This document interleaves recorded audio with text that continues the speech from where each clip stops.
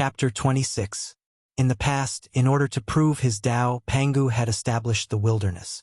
As a result, the primordial chaos had been shattered, giving birth to pure and turbid energies.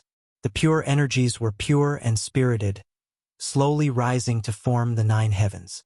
The turbid energies were heavy, slowly sinking to form the wilderness.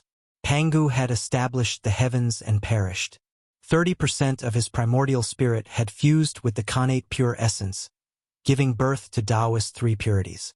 12 drops of his essence blood had fused with the connate pure essence, giving birth to the 12 ancestral shamans.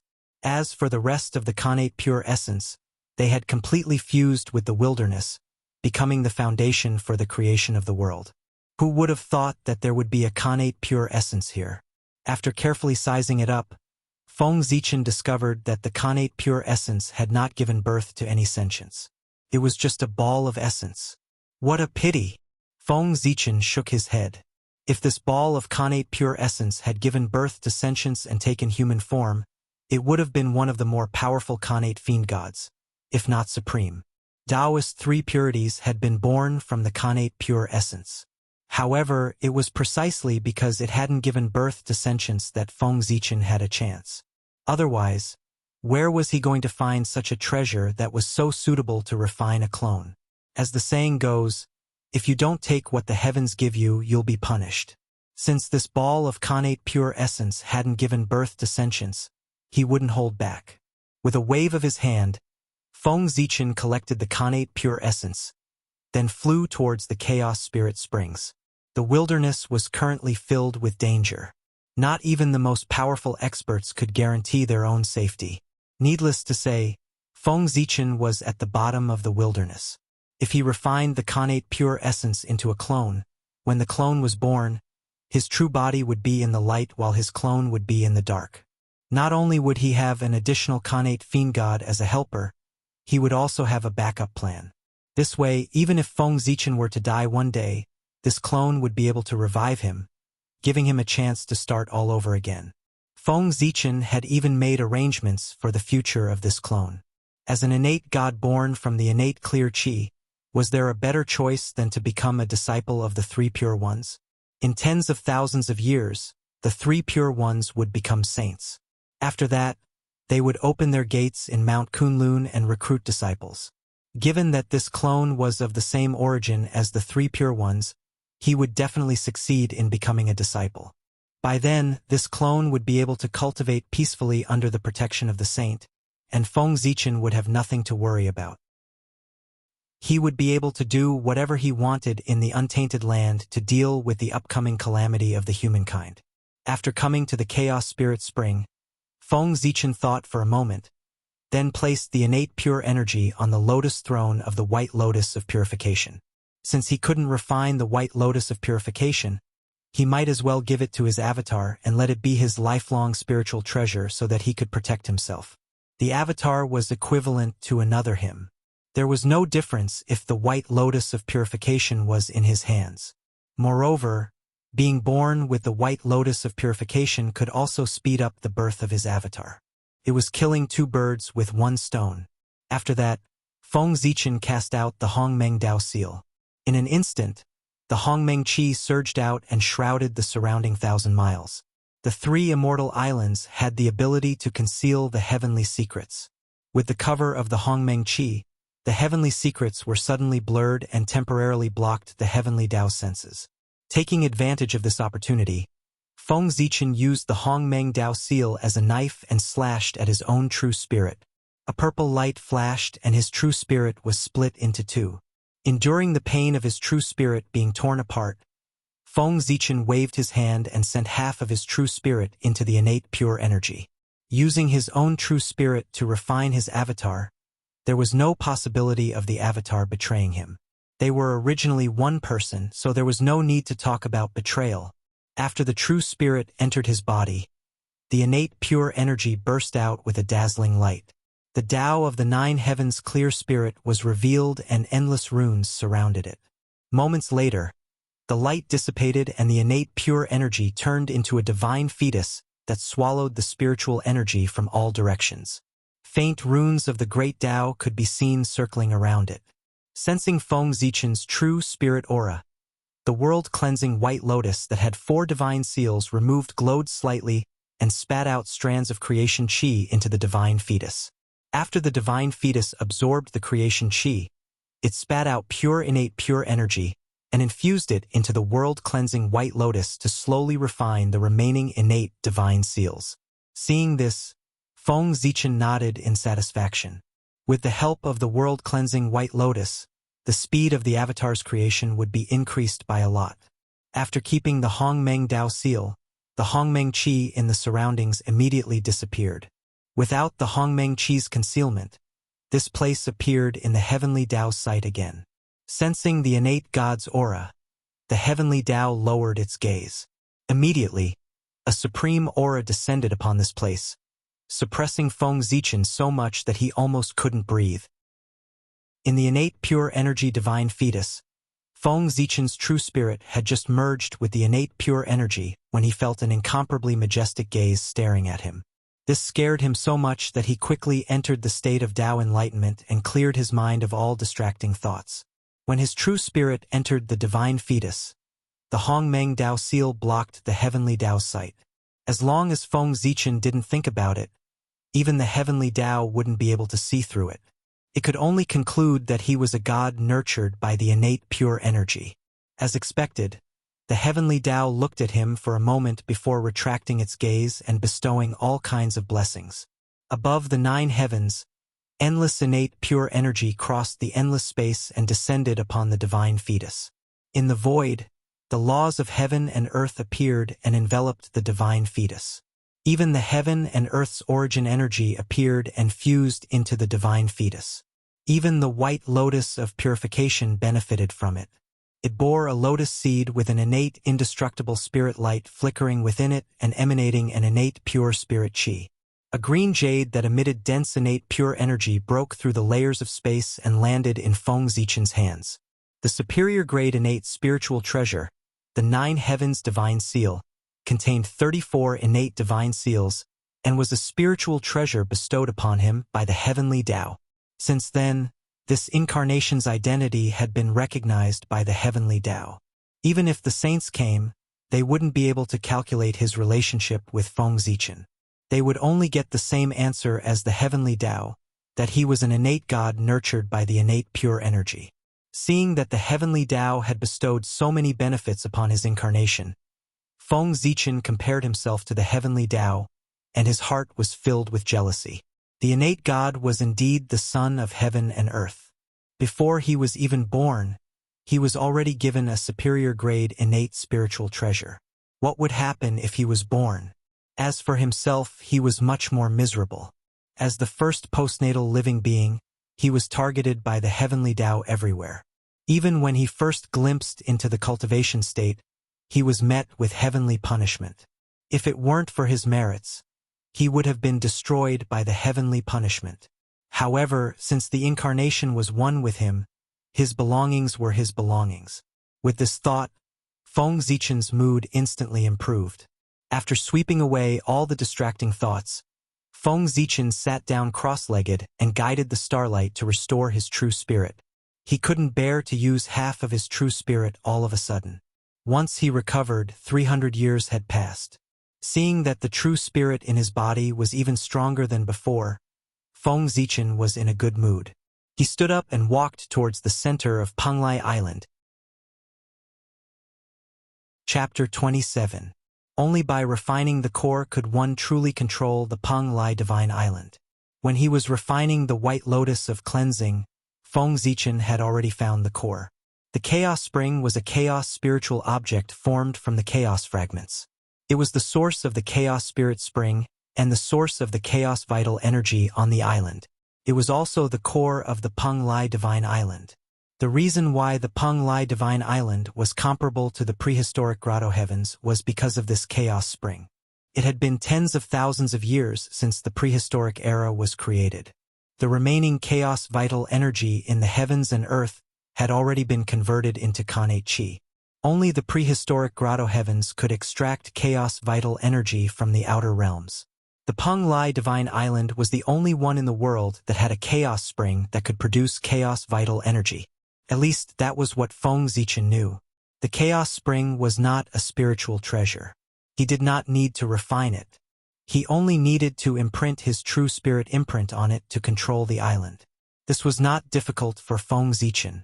After imprinting his true spirit imprint on the chaos spring, all sorts of information about the Peng Lai Divine Island appeared in Feng Zichen's mind. At the same time, two vague auras connected with the Peng Lai Divine Island and formed a connate formation. It was the connate tripartite formation that Feng Zichen experienced when he entered the island. It's the Fengzhong Divine Island and the Yingzhou Divine Island. Feng Zichen did not need to search for the source of the aura. He could guess where it came from. They were all formed from the chaos fragments and were all on the East Sea.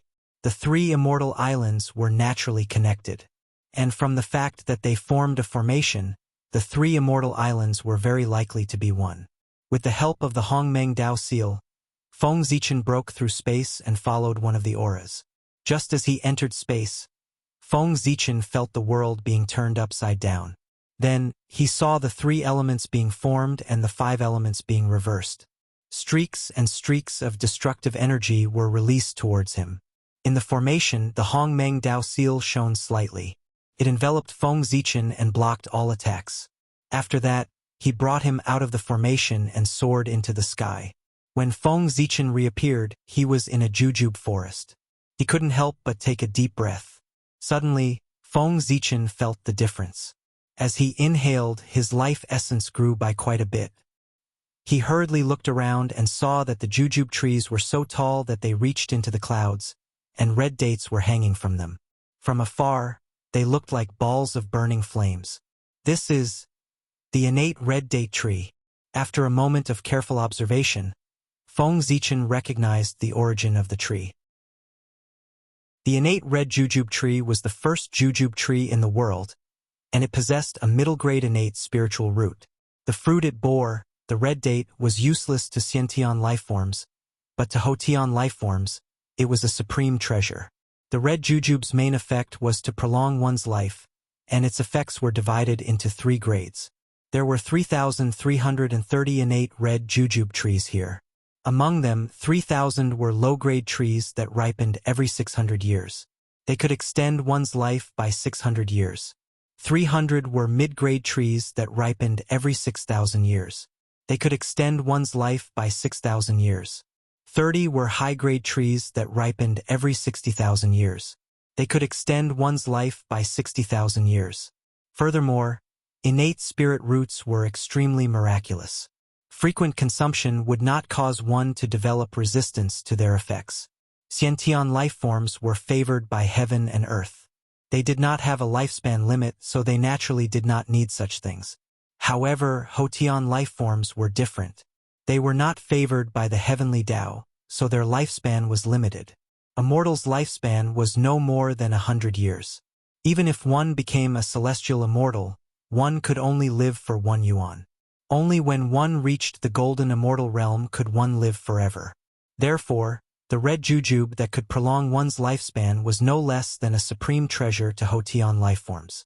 After all, no matter how precious a supreme treasure was, it was not as precious as one's life. Especially to the current human race, the red jujube was extremely important. The god-fiend lineage had just been established. Everything was still in the midst of exploration, and there were too many problems.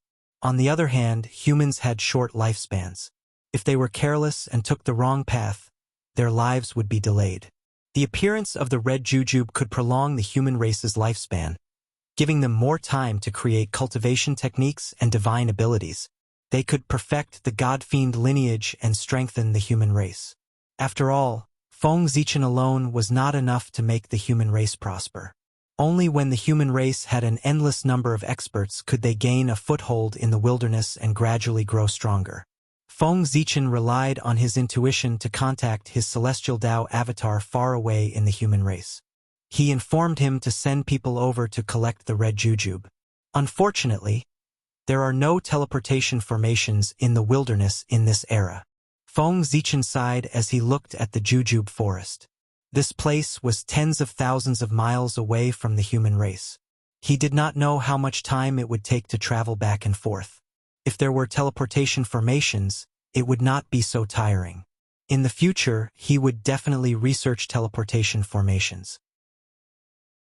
The wilderness was so huge that even a saint would have to spend a lot of time flying around. It was impossible without teleportation formations. Of course, saints had the authority of heaven and earth. They could go wherever they wanted with just a thought. There was no need for them to fly.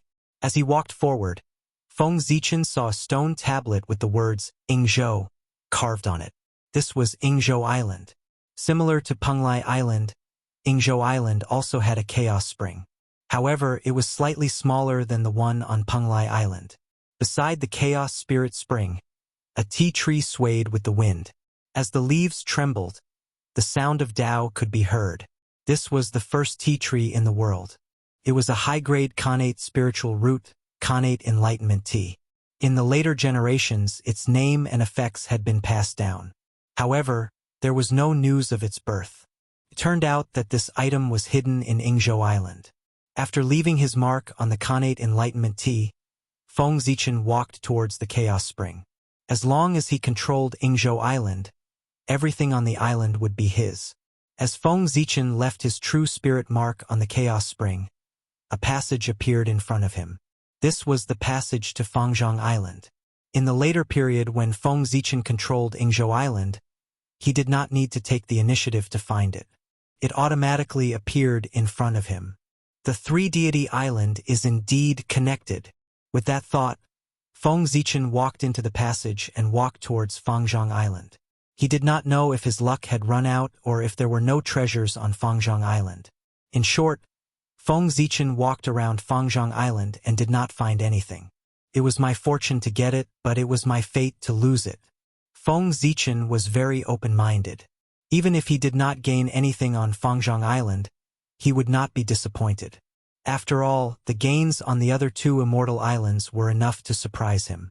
After leaving his true spirit mark on the Chaos Spring, the three-deity island was now under Feng Zichen's control. Rumble. The three-deity island shook violently. Each of them emitted a ray of light that entered Feng Zichen's sea of consciousness. After that, it returned to calm. In his sea of consciousness, the three rays of light intertwined and turned into a formation diagram. It revealed the Tao of three talents. It was the connate three talents formation. At the same time, a memory from the ancient chaos appeared in Feng Zichen's mind. In the vast chaos, a blurry giant shadow held a giant axe and hacked at the chaos. This memory was shockingly, Pangu splitting open the heavens. Chapter 28. With a swing of the axe, the chaos shattered, giving birth to a clear and turbid chi. After that, earth, fire, water, and wind appeared, forming a world with endless principles intertwined within. Seeing the chaos shattered and endless mysteries were born, Pangu was excited. He continued to swing the axe, breaking the chaos and splitting the heaven and earth. Seeing this, the 3,000 chaos demon gods rushed towards Pangu, trying to stop him from splitting open the sky. Pangu swung his axe to meet them, and a great battle broke out. At this moment, a gray pearl passed by. It was first struck by the axe, and then it endured the attacks of several chaos demon gods. In an instant, the pearl shattered, turning into thousands of flowing lights, scattering into the new world. Among them, 3 flowing lights wrapped around a piece of chaos fragment and landed on the East Sea, turning into 3 islands hidden in the void. It was the three-deity island. The scene ended there, but Feng Zichen did not wake up. Pangu's axe light was like the light of the great Tao, and its trajectory was like the path of Tao. With a swing of the axe, the chaos shattered, the yin and yang appeared, the 3 forces formed, the 4 symbols formed, the 5 elements formed, and the 6 directions formed. With just a glance, endless great Tao appeared in Feng Zichen's eyes, causing him to be completely immersed in Tao enlightenment. However, Pangu's power of splitting open the sky was so great that it was not something that Feng Zichen could withstand. Not long later, he was forced to retreat from the state of Tao enlightenment because he could not withstand the power of the great Tao. So powerful! It's just an image from billions of years ago.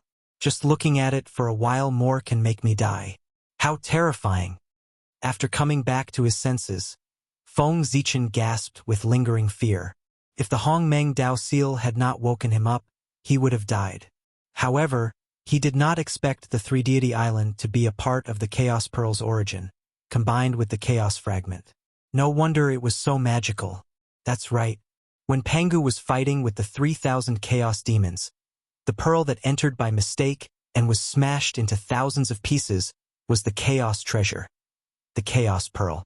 The Chaos Treasure was born with the Chaos Fate, and its power was immeasurable.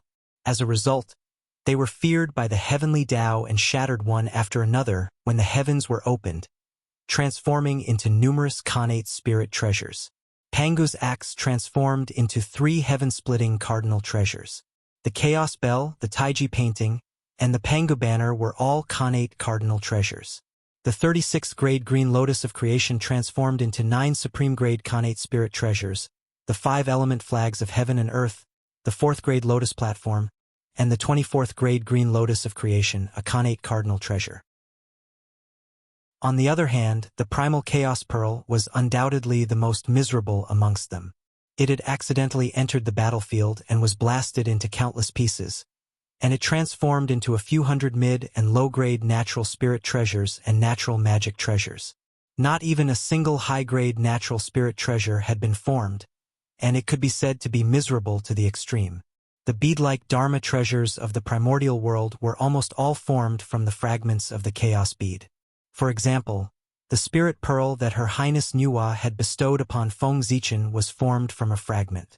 The pearl was called the innate pearl, an innate magic treasure with 4 innate divine seals, contained a boundless space filled with innate qi and could store all things. Apart from that, it had no other functions.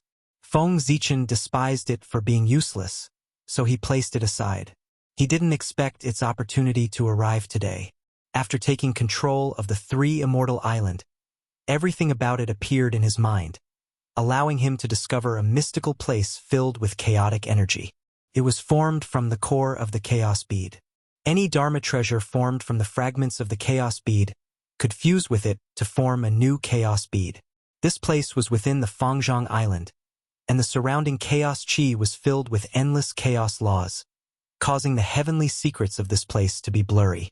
If not for the fact that the 3 immortal island was under Feng Zichen's control, he wouldn't have noticed this place. He gently threw the Khanate pearl into it, and the surrounding chaos qi seemed to have found its support and surged into the Khanate pearl. Innate divine seals were born in its body, and its color gradually turned gray. Seeing this, Feng Zichen's true spirit escaped into the Khanate pearl, and before the innate divine seals were formed, he imprinted his mark into it to refine this treasure. When he was refining the world-cleansing white lotus, it had already reminded him that if his cultivation level was too low, he wouldn't be able to refine it even if there was a Khanate spiritual treasure in front of him. Now, the chaos bead had yet to form, and the innate divine seals were still evolving, so it was the best time to refine it. Otherwise, when the chaos bead was born, it would be like the world-cleansing white lotus, and he wouldn't be able to refine it. Wouldn't that be a waste of effort? A huge vortex appeared in the Khanate pearl, devouring the surrounding innate qi, and then spitting out strands of chaos qi. Countless chaos runes danced in it, forming the innate divine seals. Feng Zichen flashed to the center of the chaos runes and imprinted his mark on the innate divine seals that had yet to form. After that, he observed the formation of the innate divine seals and comprehended the truths of the Tao. On this day, a beam of light shot into the sky on Fangzhong Island, and the sound of Tao was endless. A pearl rose into the sky, releasing a myriad of colors and rays of Tao light. A moment later, the phenomenon disappeared, and the pearl turned into a stream of light and landed in Feng Zichen's hand. The chaos bead was a superior-grade Khanate spiritual treasure with 30 innate divine seals. The chaos bead's level was not high, but it was not out of Feng Zichen's expectations. After all, the chaos bead was severely damaged and its origin was severely damaged. It was not easy for it to remain a superior-grade Khanate spiritual treasure.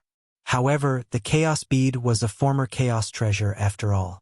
It had the indestructible attribute and could repair itself, but it would take a very long time.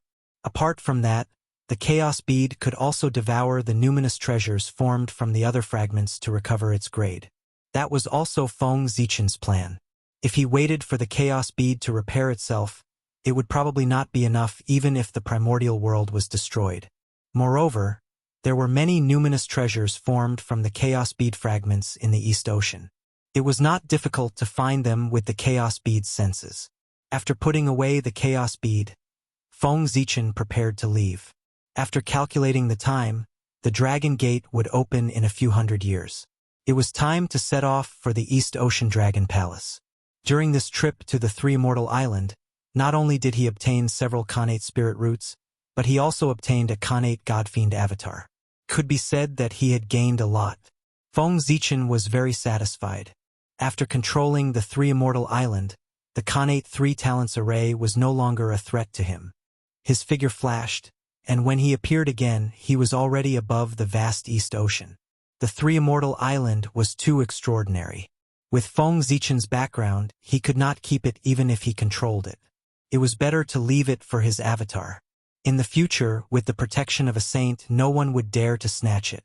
Standing above the East Ocean, Feng Zichen was about to determine the direction and rush towards the Dragon Palace, when he saw a group of Heaven Immortal Realm ferocious beasts swimming towards him. Seeing this, Feng Zichen smiled. He had just advanced to the Heaven Immortal Realm and was worried about not having anything to practice on. Now that the group of ferocious beasts had arrived, he was indeed lucky. He pointed to the sky, and starlight fell from the sky, forming green, red, white, and black sword beams that slashed towards the group of ferocious beasts. The green sword beam had endless changes, the red sword beam was extremely blazing, the white sword beam was pure and refined, and the black sword beam was unconventional. The four sword beams flickered among the ferocious beasts. In just a moment, all the ferocious beasts were killed. With a loud laugh, Feng Zichen put away the ferocious beasts' corpses and rushed towards the Dragon Palace. Chapter 29. Halfway through, the Chaos Pearl in Feng Zichen's body suddenly became restless, forcing him to stop. Sensing something, he followed the Chaos Pearl's guidance and arrived at an island. The island looked ordinary and there was nothing special about it. However, with the help of the Chaos Pearl, Feng Zichen could clearly feel the pure natural water spiritual qi hidden deep within the island. Stepping onto the island, Feng Zichen walked towards the place where the natural water spiritual qi gathered. After a few steps, the space around him changed. It was as if he had stepped into a world made of water. Endless streams of water swept towards him. Natural spiritual water, formed by natural water spiritual qi, could weaken one's cultivation. Knowing how terrifying this water was, Feng Zichen did not dare to let it get close to him. He quickly activated the Chaos Pearl. The Chaos Pearl flew into the air and shone brightly. It swallowed all the incoming natural spiritual water. At that moment, there was no more natural spiritual water coming towards him. Holding the Chaos Pearl, Feng Zichen circled around the natural spiritual water. He was sure of one thing. He was in a huge formation, the natural water formation. Realizing this, Feng Zichen was not shocked. Instead, he was overjoyed. There must be a natural item hidden in a place protected by a natural spiritual formation. Since this item could be sensed by the Chaos Pearl, it could only be a fragment of a natural spiritual treasure. After circling around for a long time, Feng Zichen realized that he could not break the formation in a short time. Worried that he would miss the opportunity to enter the U-Dragon Gate, he did not hesitate anymore. He activated the Chaos Pearl and slammed it against the formation. Boom! Boom! Boom! Violent vibrations spread for thousands of miles, attracting the experts of the water tribe who were passing by. They all rushed over to check out the situation. No one was in charge of the natural water formation, so it was no match for the Chaos Bead operated by Feng Zichen. After several collisions, the formation was broken, and a blue bead flew out and fell into his hand. Junior, put down the spiritual treasure. Suddenly, a voice rang out. At the same time, A giant claw appeared above Feng Zichen's head and clawed at him. Smiling faintly, Feng Zichen used the 5 monarchs technique. In an instant, the 5 qi inside his body soared and materialized into the silhouette of the 5 monarchs.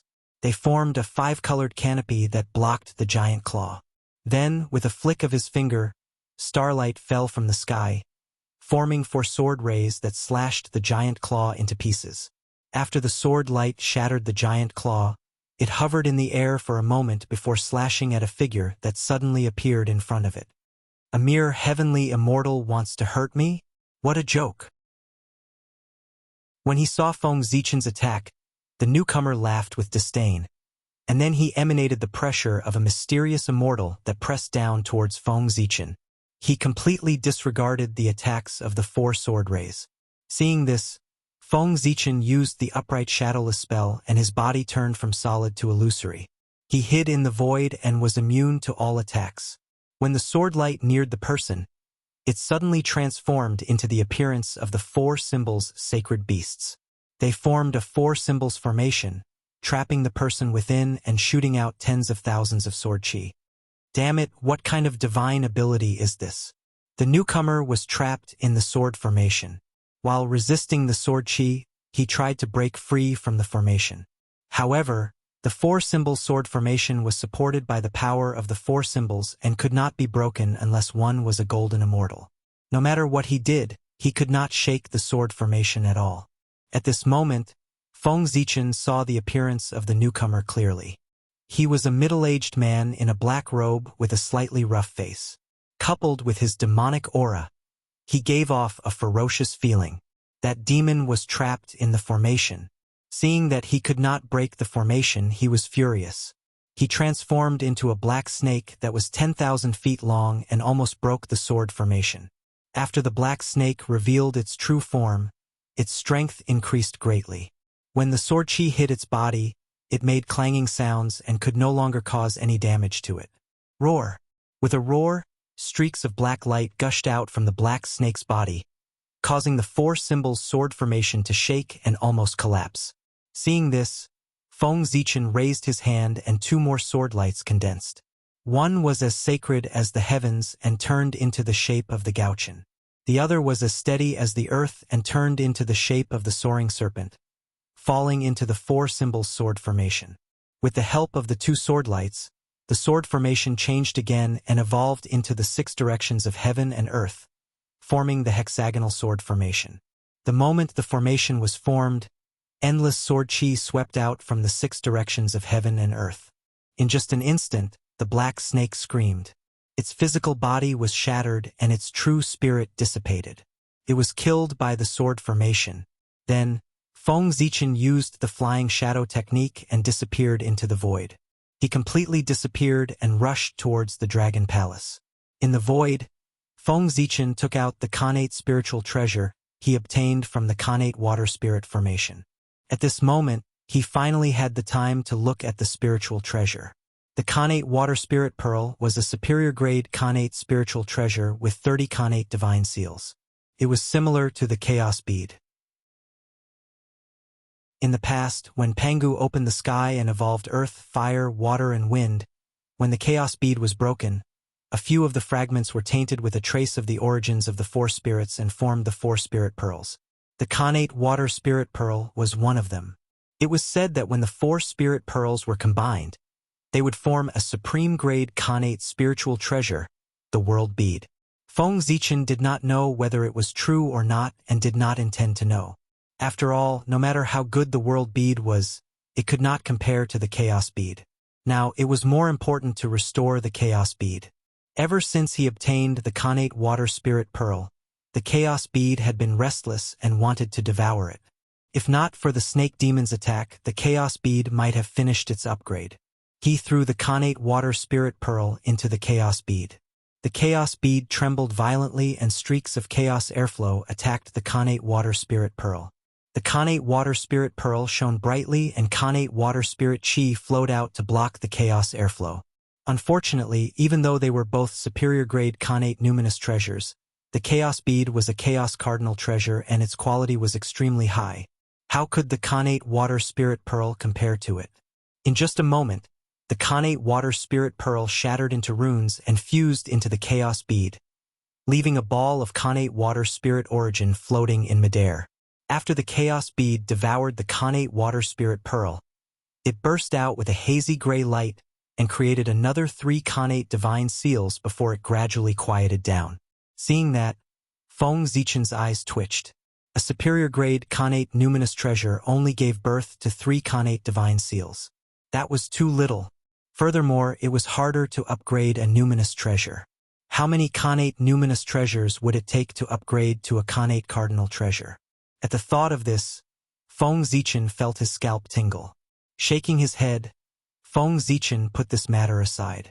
At the end of the day, he was still too weak and was restrained everywhere. If he was strong enough, he could have anything he wanted. Looking at the Khanate water spirit origin, Feng Zichen thought for a moment and took out Zichen's sword, infusing the Khanate water spirit origin into it. Then, he channeled the Zhouxing power into Zichen's sword. After that, he cast a spell and the power of the 5 elements appeared. As the 5 elements circulated, balls of creation fire appeared and burned towards Zichen's sword. A few years later, Zichen's sword burst out with a dazzling sword light that illuminated a radius of 10,000 miles. A murderous aura swept out. After this refinement, the quality of Zichen's sword increased greatly and became a middle-grade Khanate numinous treasure with 24 Khanate divine seals. It even shone with Khanate divine light.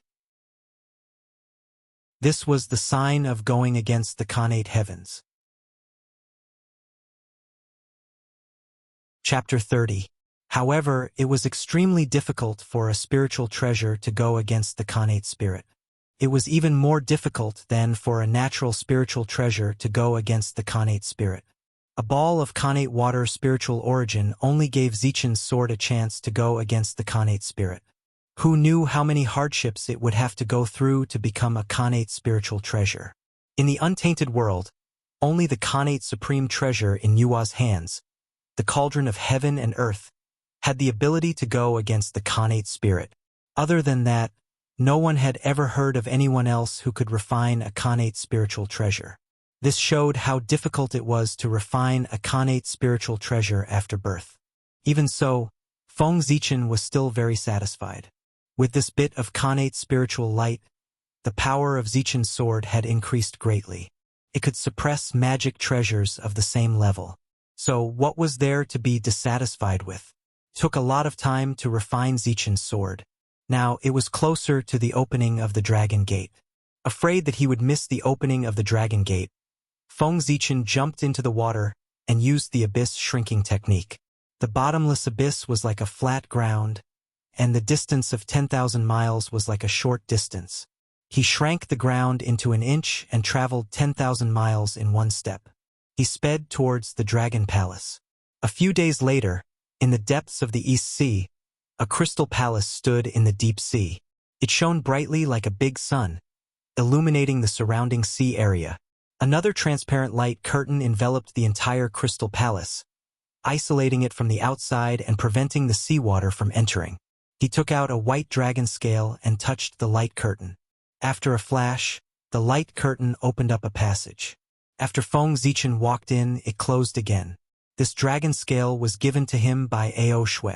Long before the Water Dragon King, Ao Shui had secretly given him a dragon scale. It was an old scale that she shed when she transformed into a 9-clawed cloud dragon. Although the Water Dragon King had given him a dragon scale, he had lived with Ao Shui for 100 years. He had only met the Water Dragon King once. How could he trouble him? After entering the territory of the Dragon Palace, Feng Zichen touched the dragon scale lightly. An invisible wave spread out, spreading towards the depths of the Dragon Palace. Then he stood there and waited silently. At this moment, he felt a little frustrated. After all, he hadn't seen Ao Shui for almost 2,000 years. He didn't know if Ao Shui still remembered him. While Feng Zichen was worrying about his gains and losses, somewhere in the Dragon Palace, Ao Shui was lying on a cloud bed with blank eyes. No one knew what he was thinking. Suddenly, a familiar wave of energy came. Ao Shui was stunned at first, then overjoyed. It turned into a 9-clawed cloud dragon and flew out. Your Highness, where are you going? Outside the palace, a gorgeous woman hurriedly asked when she saw Ao Shui rushing out. My friend is here. I'll go pick him up. Ao Shui identified the location and flew towards Feng Zichen. Sigh. Princess, wait for me. Seeing Ao Shui flying out of the dragon palace without looking back, the woman was worried about Ao Shui's safety. She turned into a ray of light and chased after Ao Shui. At the same time, a short elder with a turtle shell on his back followed quietly. The two of them seemed to have merged with the Tao. Their bodies shone with the light of the Tao. They were experts in the Tai Jinxian realm. In the past, Ao Shui received the help of the Een Nether Dragon Venerate during the war between the three races. His bloodline returned to its ancestral form and he turned into the form of the ancestral dragon. After returning to the dragon tribe, his status naturally increased. He was second only to Daluo Jinxian. To prevent Ao Shui from suddenly disappearing from the dragon palace like last time, the dragon tribe specially sent two Tai Jinxian to protect Ao Shui. After revealing his true form, Ao Shui sped up. In a short while he arrived near Feng Zichen. Zichen, why are you only here now? The dragon gate is about to open. I thought you weren't coming. Before Ao Shui arrived, his voice could be heard from afar. There was an accident on the way and I was delayed. Otherwise, I would have arrived long ago. Feeling Ao Shui's familiar tone and familiarity, Feng Zichen was very happy. He smiled and went up to him. However, just as he arrived beside Ao Shui, Feng Zichen felt two powerful divine senses sweeping towards him. They were trying to spy on him.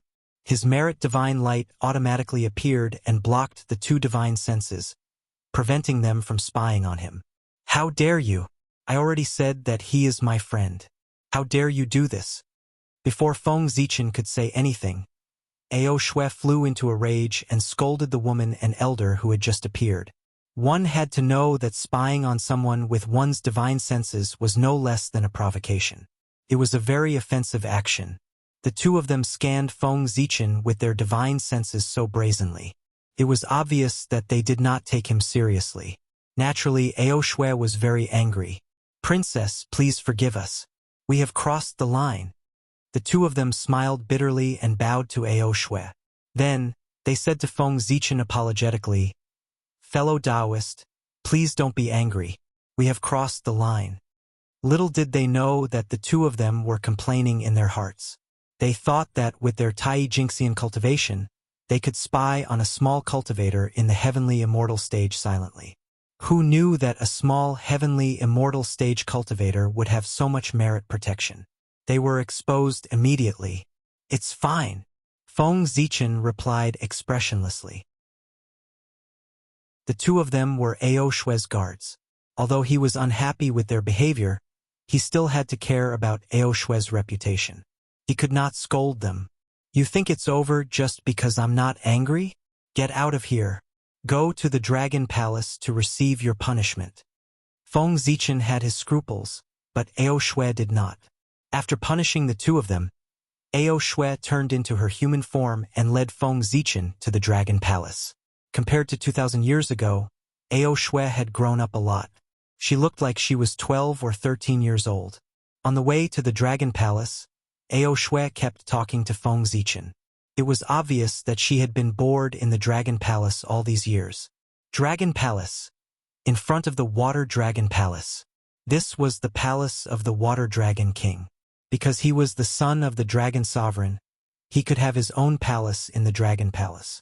Please inform your highness that an old friend has come to visit. Feng Zichen stepped forward and handed the dragon scale that the Water Dragon King had given him to the shrimp soldier guarding the door. Sensing the familiar dragon chi on the dragon scale, the shrimp soldier immediately understood that it was the dragon scale that his highness had shed. He quickly returned the dragon scale to Feng Zichen and warmly invited him into the palace. He did not show any neglect because of his sky immortal cultivation. Exalted God, please wait here for a moment. His highness will be here soon. After bringing Feng Zichen to the front hall, the shrimp soldier retreated. Not long after the shrimp soldier left, a few clam girls walked in with various spiritual fruits in their hands. They placed them in front of Feng Zichen for him to taste. Not long after, the handsome water dragon god walked in wearing a green robe. Zichen clan, long time no see. The moment he saw Feng Zichen, the water dragon king was shocked. However, he remained calm on the surface and said with a smile, "The Zichen clan of the human race was indeed a person of great fortune. The first time they met, he was still full of acquired qi. Now that they met again, the qi was gone and he had completely turned into a Xiantian lifeform. Moreover, his Xiantian spiritual light was dazzling. He was one of the best." Chapter 31. When the Water Dragon King first arrived at the human race, he felt that the human race was not simple. After meeting the three leaders of the human race and Feng Zichen, he was even more certain of this guess.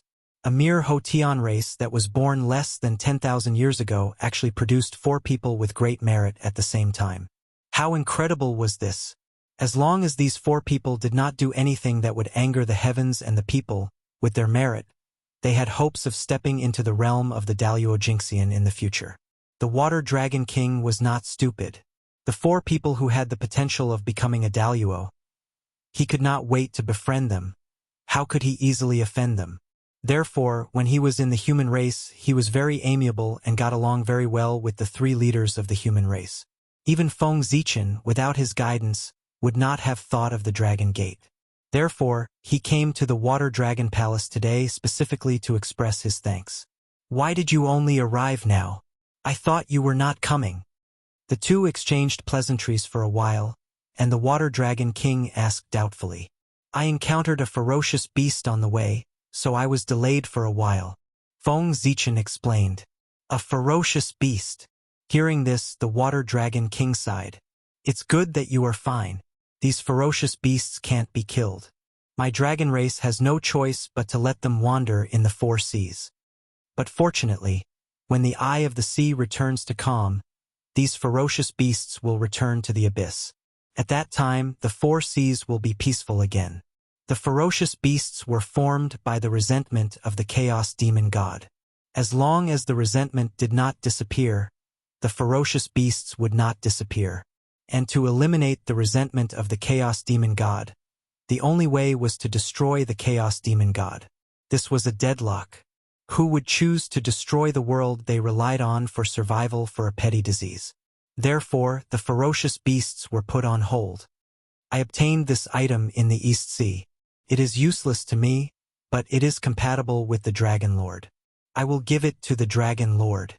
Seeing that the atmosphere was a little gloomy, Feng Zichen took out a stream of innate water spirit origin qi and handed it to the Water Dragon King.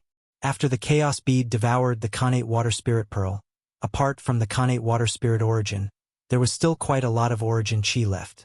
Although this item was precious, it was useless to Feng Zichen. It was better to take some out as a gift. "No, this item is too precious.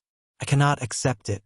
Seeing this item, Water Dragon King repeatedly refused. Natural origin energy, also known as natural ancestral energy, contained a trace of the origin energy of the Grand Tao, and it could help one comprehend the Tao. Apart from the creation of heaven and earth, a Daluo Jinxian had to spend 100 years to condense a strand of innate qi of origin. From this, one could see how precious it was. If it wasn't for Dragon Lord, how would I know about the Dragon Gate? Dragon Lord, please do not delay. Water Dragon King walked the path of the great Tao of water, and the innate water spirit qi would be of great help to him. He was not very resolute to begin with, but after Feng Zichen repeatedly sent him off, he accepted it with some reluctance. "Since that's the case, I'll accept it shamelessly. I will remember your kindness, fellow Taoist." A strand of innate water spirit qi of origin could save Water Dragon King tens of thousands of years of cultivation. A strand of innate water spirit qi of origin could even help him comprehend the great Tao of water.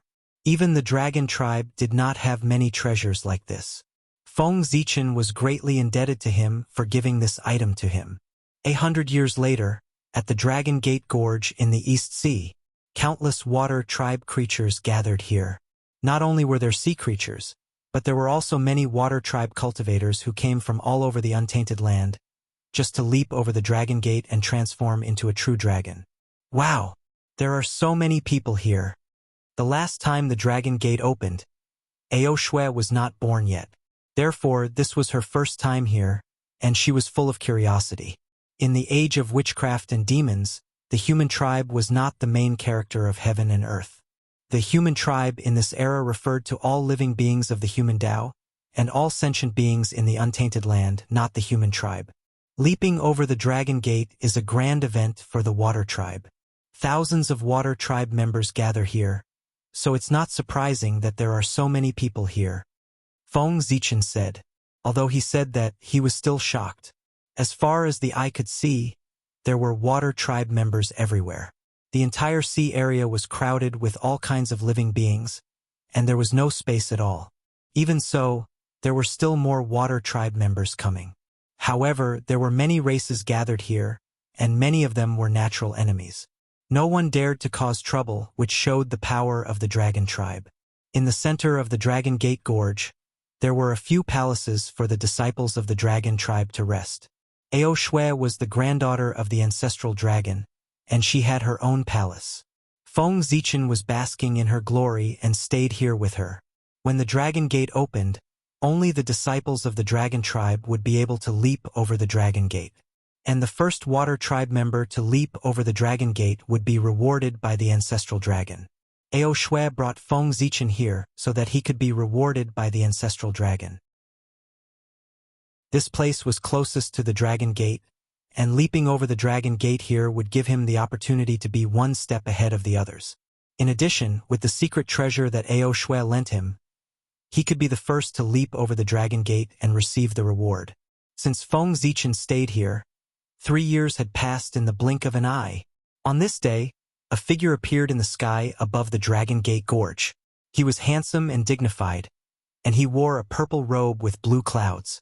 Beside him, light gathered, and purple clouds surged. The shadow of 9 dragons appeared, showing supreme majesty. This person was the eldest son of the Dragon Emperor, the grandson of the ancestral dragon, and the successor of the dragon tribe Aoe. The Dragon Emperor was suppressing the sea eye and could not leave, so he was responsible for opening the dragon gate to raise his hopes. In the early years of the ancient times, the ancestral dragon felt that it was difficult for living beings to become dragons, so he established the dragon gate. Anyone who passed through the dragon gate, regardless of whether they were from the dragon bloodline, the water tribe, or the evil dragon tribe, could ascend to the heavens and transform into a true dragon.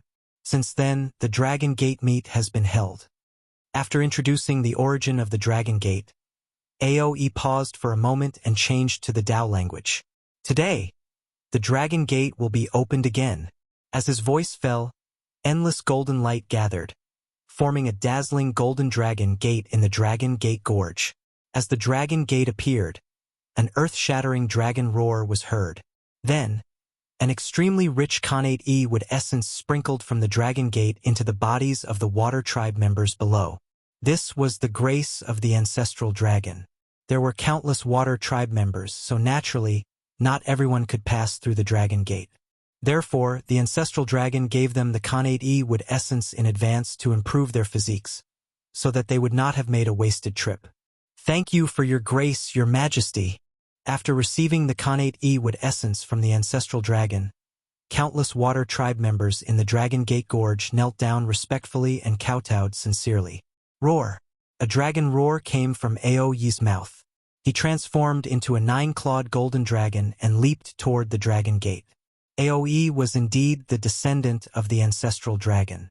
The so-called Dragon Gate test did not seem to exist to him.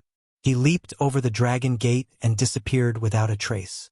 After Aoe leaped over the dragon gate, dragon roars could be heard in the Dragon Gate Gorge. Mighty dragon aura swept in all directions, and true dragons flew out one after another. Some were red, some were black, and some were green. They flew toward the dragon gate. The leader was a 9-clawed cloud dragon, Ao Shui. Chapter 32. Aoe and Ao Shui were both direct descendants of the ancestral dragon. Their bloodline was already the highest in the dragon race. Even if they leaped through the dragon gate, their bloodline couldn't be improved anymore. However, the opening of the Dragon Gate was a major event for the Dragon Clan, and it was related to the future of the Dragon Clan. Therefore, every time the Dragon Gate opened, the ancestral dragon would cast his gaze over and pay attention to this place. He wanted to see if there were any outstanding individuals among the younger generation of the water race. At the end of the ancient times, a great war broke out between the three races, causing the four poles of the untainted land to be unbalanced and almost destroyed. In order to atone for their sins, the experts of the three races transformed into the four sacred beasts to suppress the four poles of the world and stabilize the untainted land. From then on, only the great tribulation of heaven and earth could appear. The ancestral dragon was in charge of suppressing the easternmost land.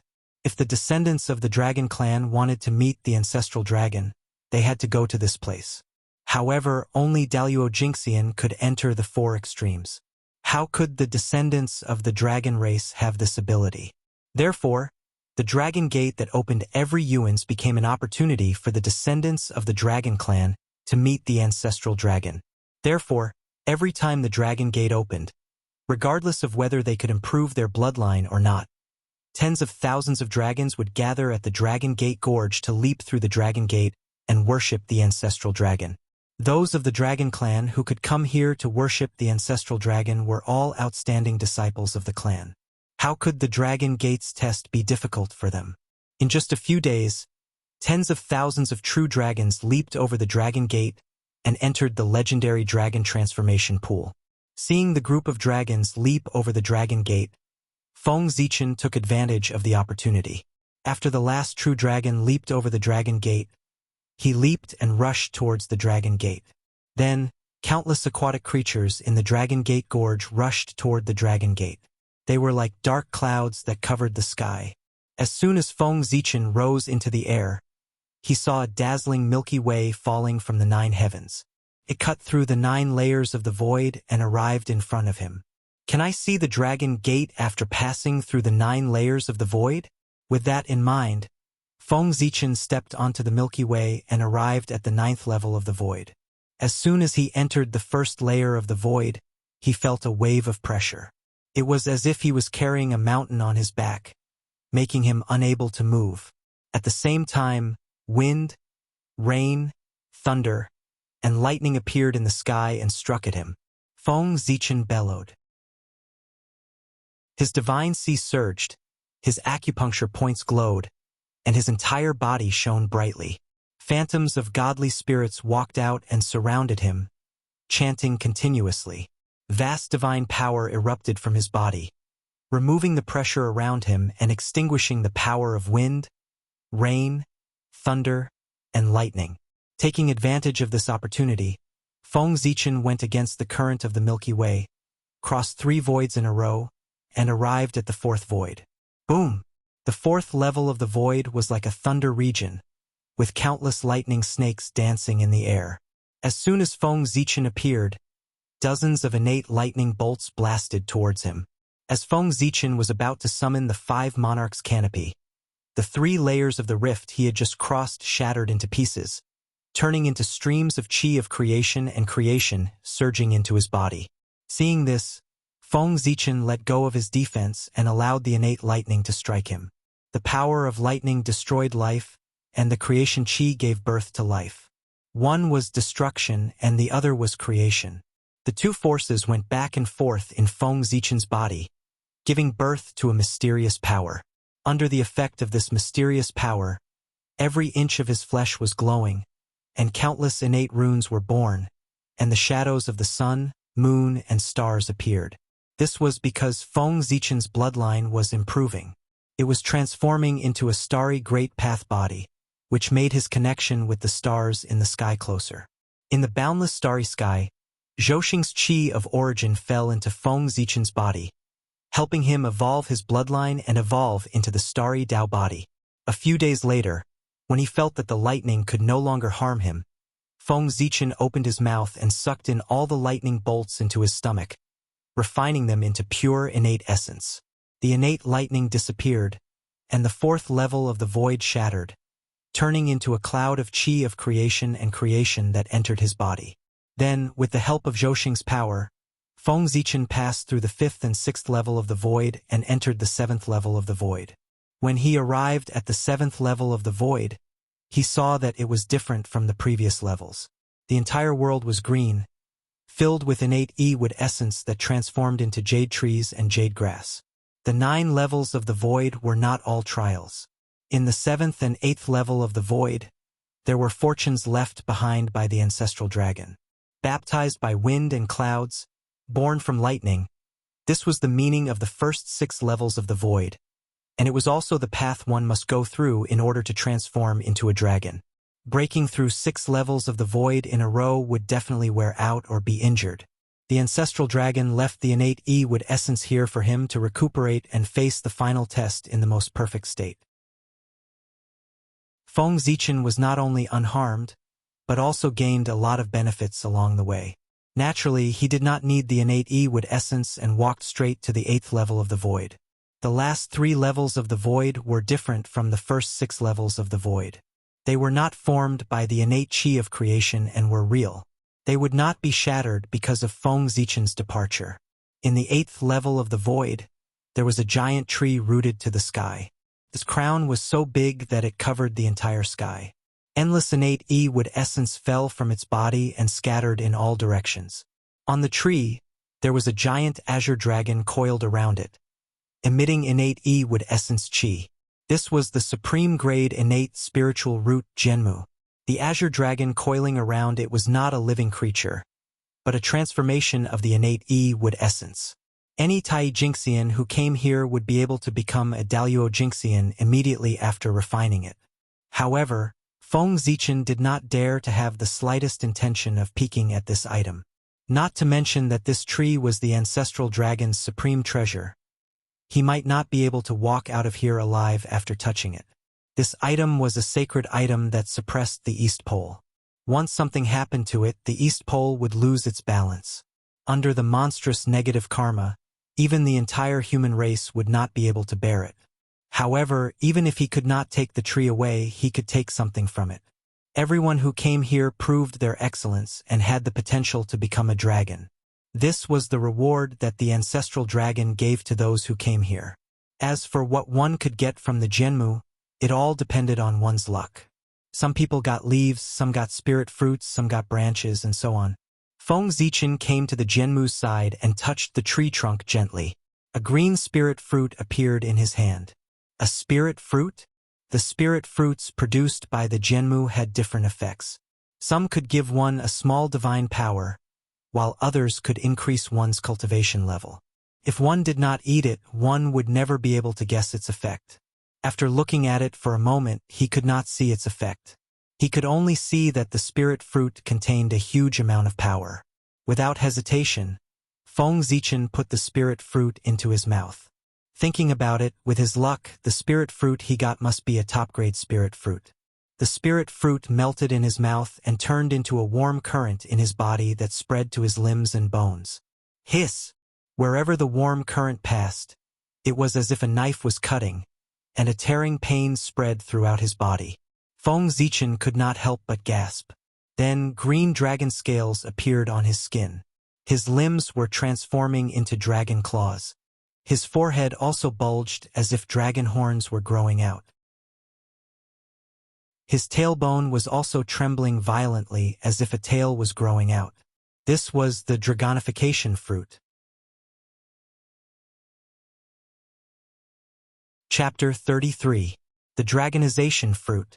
This was a sacred item that the water tribe yearned for even in their dreams. After eating it, there was no need to leap through the dragon's gate to become a real dragon. Unfortunately, what Feng Zichen wanted was the body of an innate demon, not a real dragon. The dragonization fruit was useless to him. Channeling all his spiritual energy, he suppressed the effects of the dragonization fruit.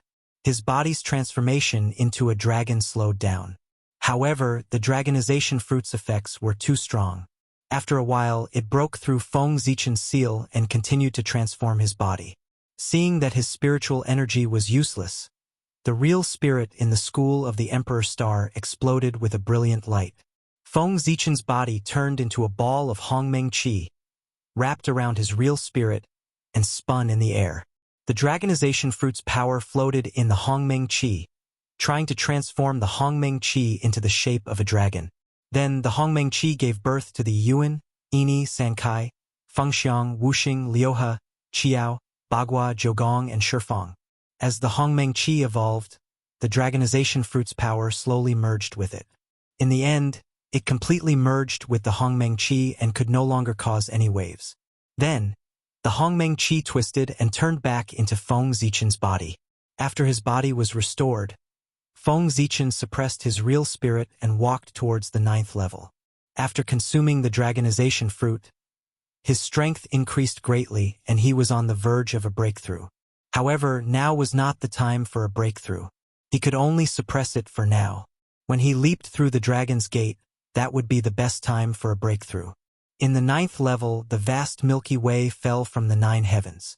With a majestic force, it crushed down on Feng Zichen, trying to knock him down from the sky. At the end of the Milky Way there was a huge door.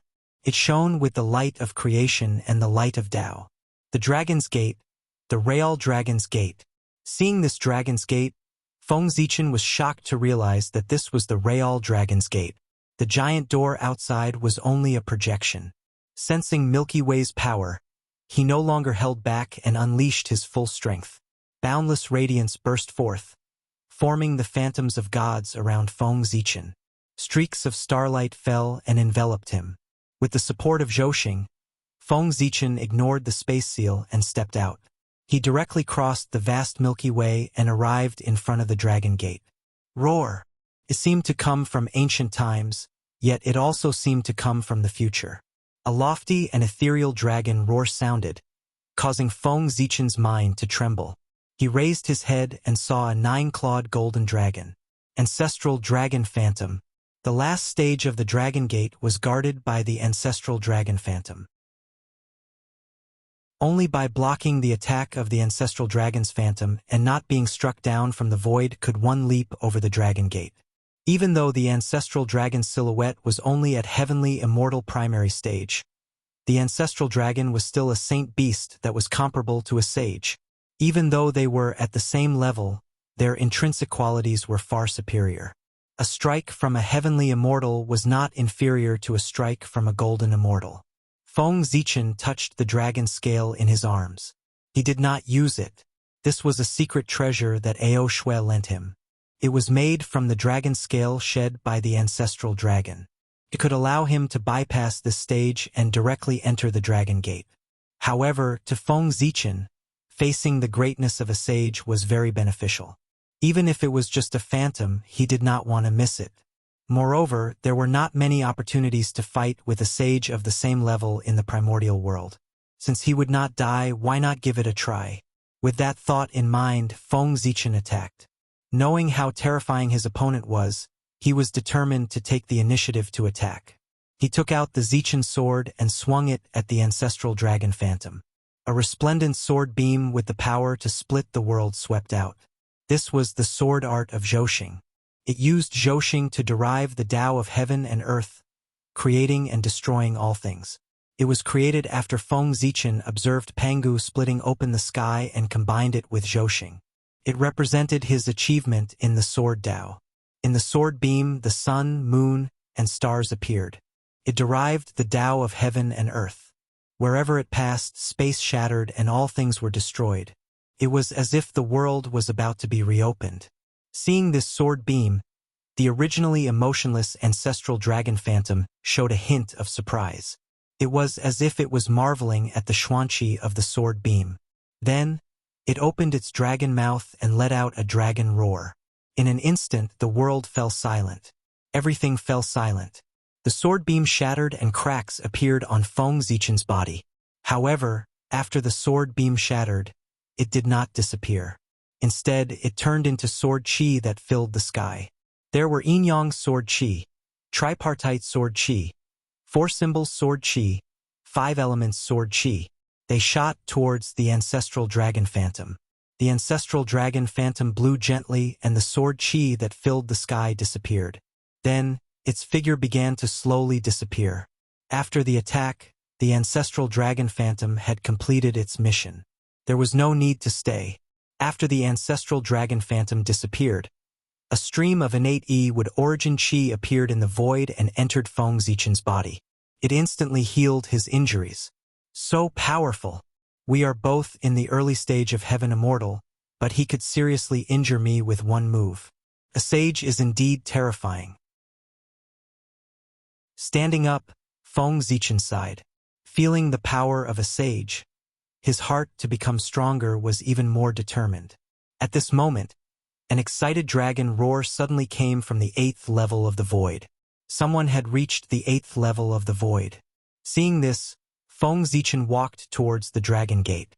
He did not forget that the first person to leap over the dragon gate would be rewarded by the ancestral dragon. After passing all 9 levels, there were no more obstacles in front of the dragon gate. He successfully walked through the dragon gate and arrived at the dragon transformation pool. After crossing the dragon gate, Feng Zichen's bloodline changed. It was boiling, shining, and releasing rays of divine light. Feeling the change in his bloodline, he quickly jumped into the dragon transformation pool. Suddenly, endless chi of creation surged and accelerated the change in his bloodline.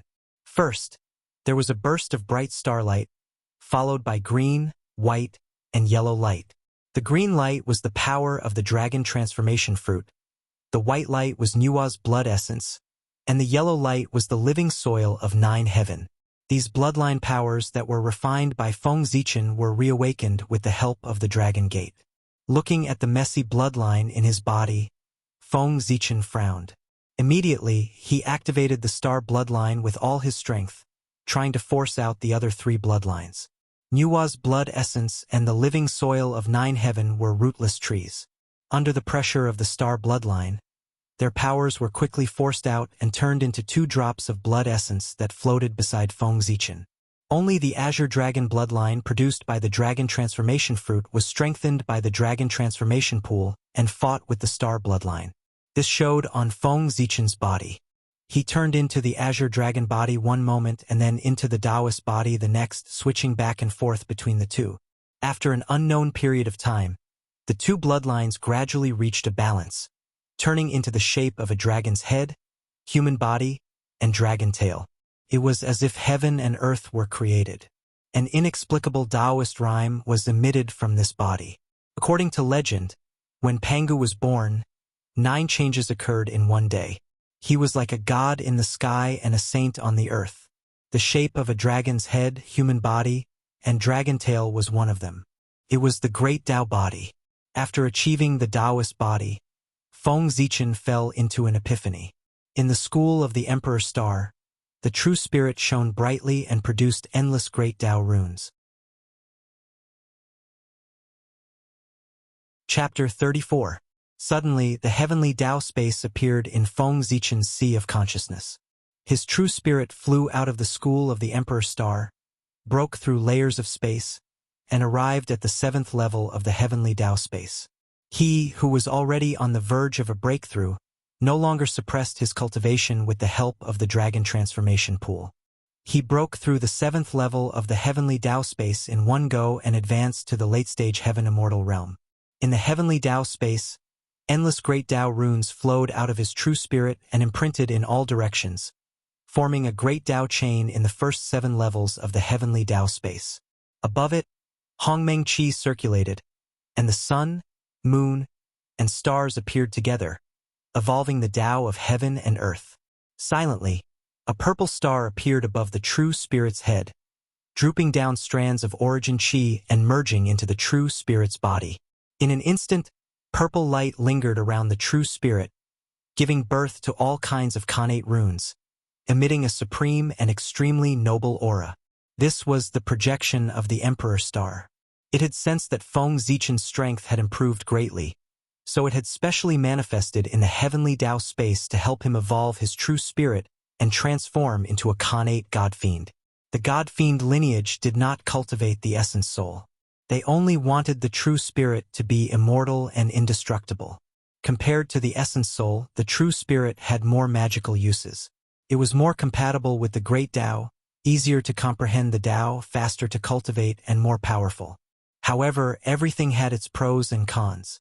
The true spirit had so many advantages, but the disadvantages were also very obvious. Before becoming a golden immortal, the true spirit was weak. When fighting with others, the slightest carelessness would cause the true spirit to be damaged and the great Tao to be severed. When Feng Zichen refined his clone, if it wasn't for the Hongmeng Dao seal, which could use the power of the great Tao to split yin and yang and split the true spirit into two, how would he have refined his clone? How would he dare to use half of his true spirit to refine a clone? Wouldn't that be severing his own great Tao? After becoming a golden immortal, the true spirit would be immortal, and there would be no danger of the Tao being severed. Even so, it was still extremely troublesome if the true spirit was damaged. Only Daluo, whose true spirit was immortal and indestructible, could unleash the power of the god-fiend lineage as he wished. After an unknown period of time, Feng Zichen had stabilized his realm and woke up from his meditation. With a flash of purple light, the body of the Great Path was refined by him, and he returned to his human form. The form of a dragon's head, a human's body, and a dragon's tail. Although it was a body of the Great Path and was infinitely mysterious, the human form was also a body of the Great Path. Moreover, it was more suitable for Feng Zichen. The body of the Great Path was neither strong nor weak, only suitable or not. However, although the Azure Dragon bloodline had been refined, it had left behind a divine ability, the Nine Heavens Dragon Roar. It was the supreme divine ability that the ancestral dragon phantom had used in front of the Dragon Gate. The great voice is silent. The great elephant is formless.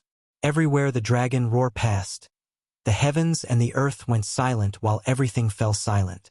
It silently annihilated everything, and it was a supreme divine ability. Like the Azure Dragon bloodline, the divine ability merged with Feng Zichen's body and turned into an innate divine ability. It saved him a lot of time for cultivation, which was a pleasant surprise. Next, it was time to wait for the ancestral dragon to bestow the reward. Feng Zichen did not have to wait for long. Accompanied by a vast and boundless aura, 12 pearls appeared in the void. They were sparkling and radiating five-colored light.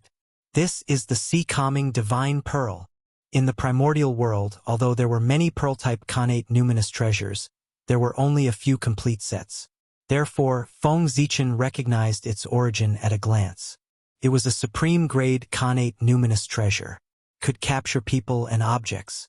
It could emit five-colored light and dazzle the five senses of the enemy.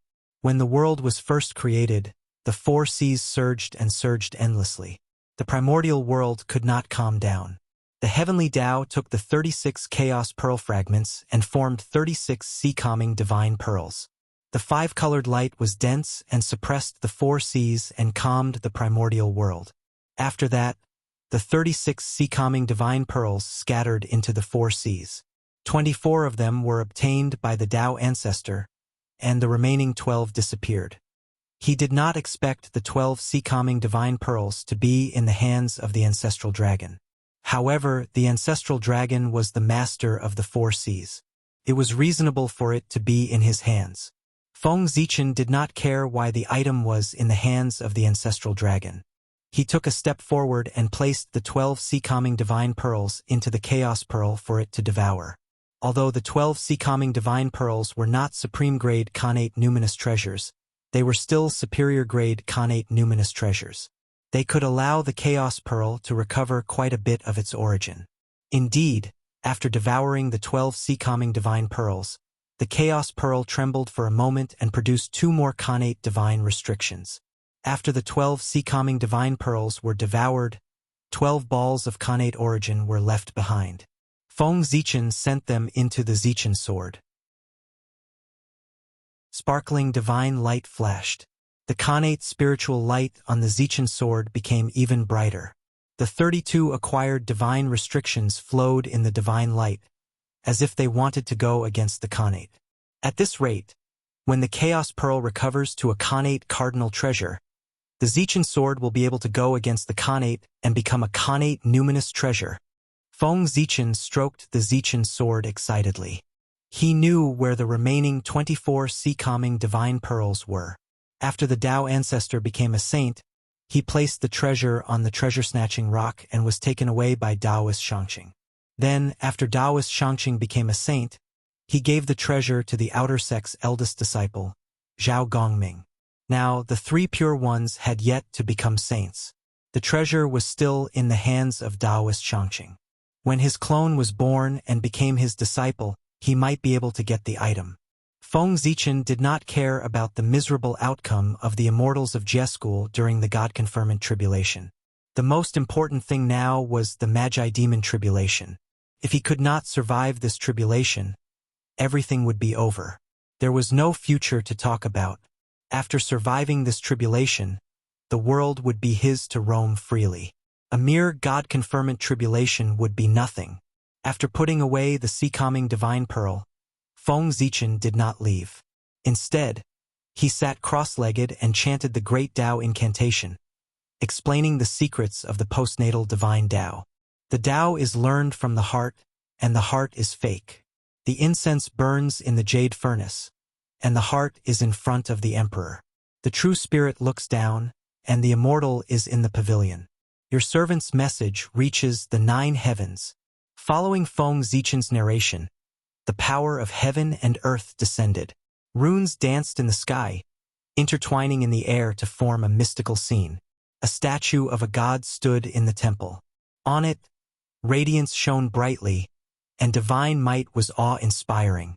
Around it, green light lingered, forming all the phenomena of the mortal world.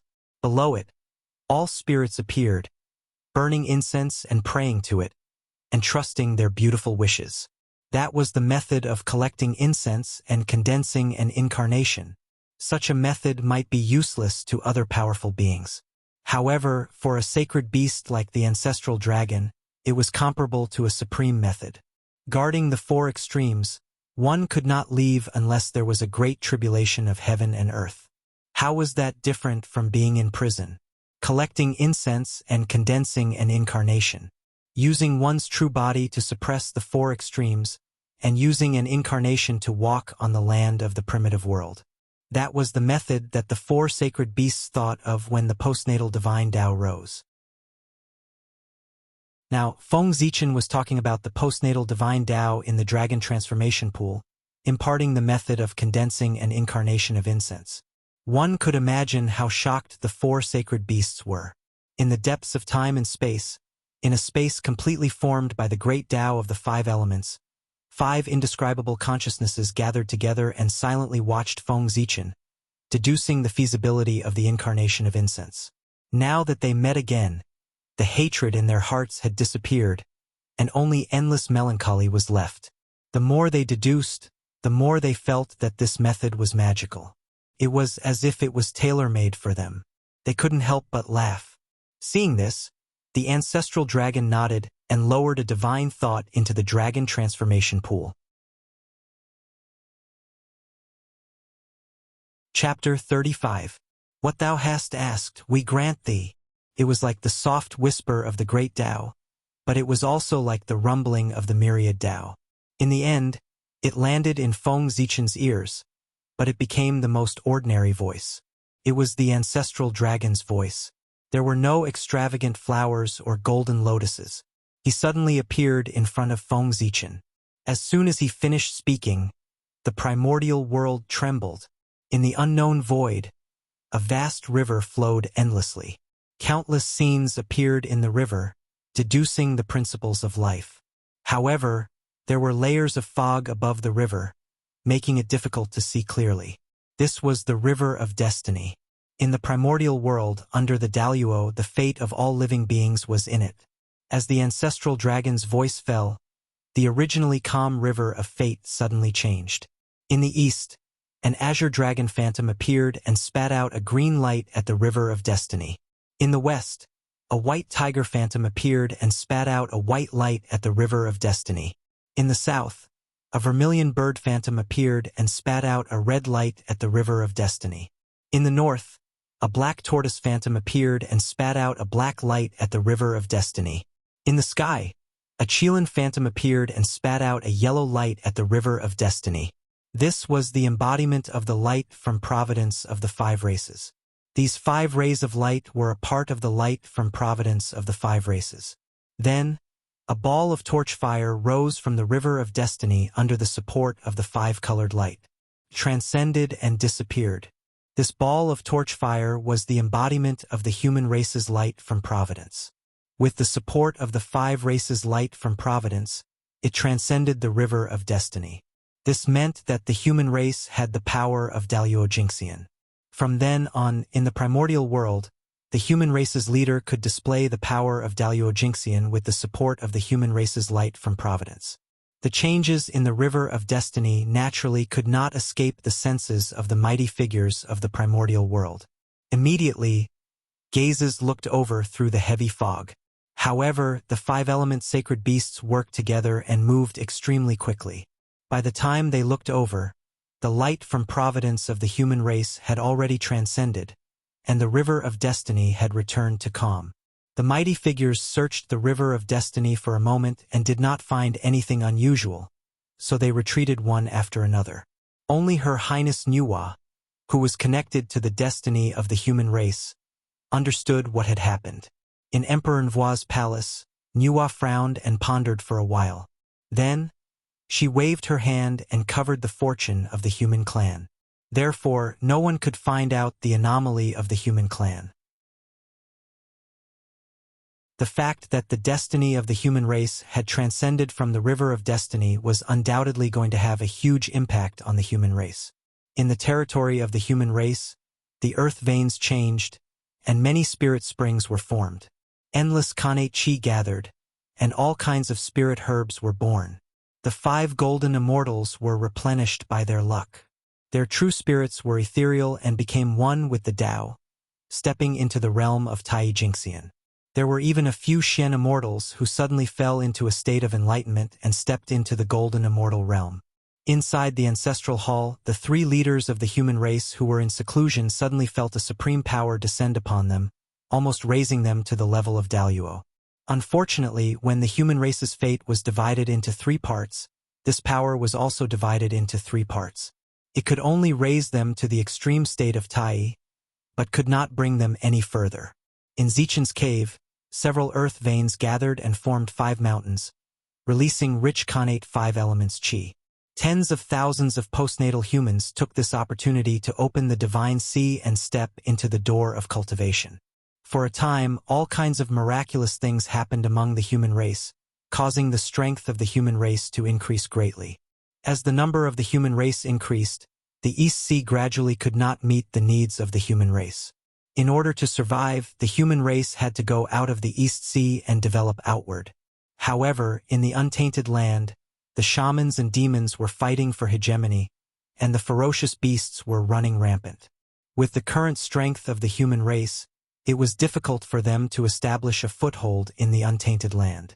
Therefore, Feng Zichen taught the 5 elements sacred beasts the method of condensing the incense incarnation, asking them to protect the human race and strengthen the strength of the human race.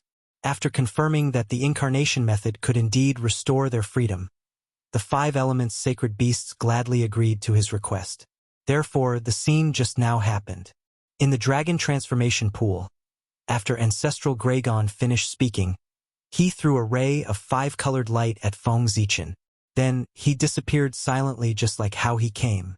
The 5-colored light fell into Feng Zichen's hand and turned into a 5-colored jade stone. Khanate 5 elements origin? When the jade stone was in his hand, Feng Zichen felt the Khanate 5 elements origin Qi rushing towards him. He suddenly realized that this was not a jade stone, but a small ball of Khanate 5 elements origin Qi. This ball of 5 elements origin Qi was a supreme treasure to the Tai Jingxian who cultivated the Tao of 5 elements. After refining this item, he only needed to cultivate in seclusion for a few million years to prove his Tao, Daluo. Although Feng Zichen was not a Tai Jingxian, this item was still very useful to him. Back in the Purple Mansion state, he had found the Tao embryos formed by 15 Khanate godfiends. They were all Khanate spirit treasure embryos. Feng Zichen had originally planned to bring these Khanate spirit treasure embryos to Ziwei Mountain and use the chaos energy to mature them. However, plans could not keep up with changes. In the subsequent trip to the 3 Immortal Island, Feng Zichen obtained several top-grade Khanate spirit treasures. As a result, he looked down on these Khanate spirit treasure embryos. Then, he used the Chaos Bead to shatter the Khanate spirit treasure embryos, took their origin, and combined it with the Chaos energy to refine them. In the end, the 15 Khanate spirit treasure embryos were refined into 3 Chaos origin Qi embryos, which emitted the aura of Yin-Yang, Tri-Talent, and 5 Elements Tao. These 3 Chaos origin Qi embryos had powerful origins and were dazzling with Khanate indestructible spirit light. They could all nurture superior-grade Khanate spirit treasures. However, the increase in level meant that the time it took for them to be born was greatly extended. For the Tri-Talent origin Qi embryo, Feng Zichen still had the Khanate Tri-Talent formation, which could help it evolve quickly.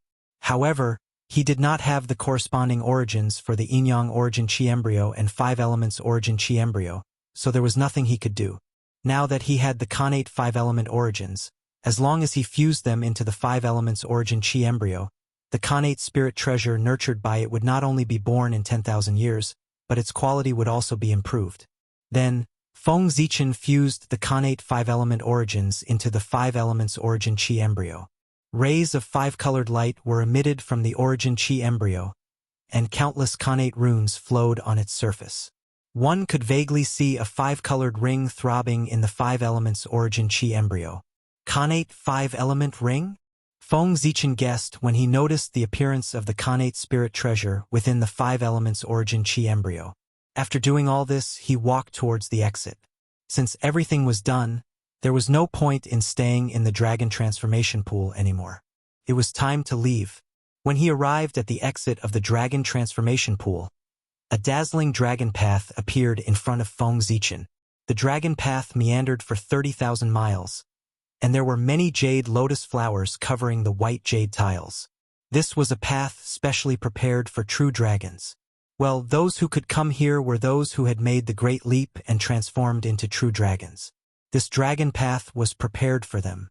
He was probably the only one who refused to transform into a true dragon. With that thought, Feng Zichen stepped onto the dragon path.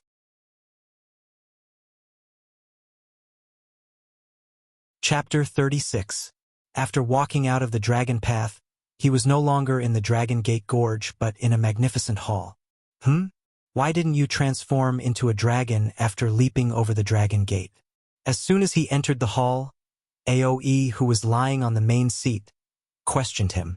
Instantly, everyone's eyes turned to look at him. Feng Zichen was a little embarrassed. He couldn't possibly say that he didn't like the true dragon's body. Wouldn't he be beaten to death on the spot? He also forgot that those who could walk out of the dragon transformation pool were all true dragons.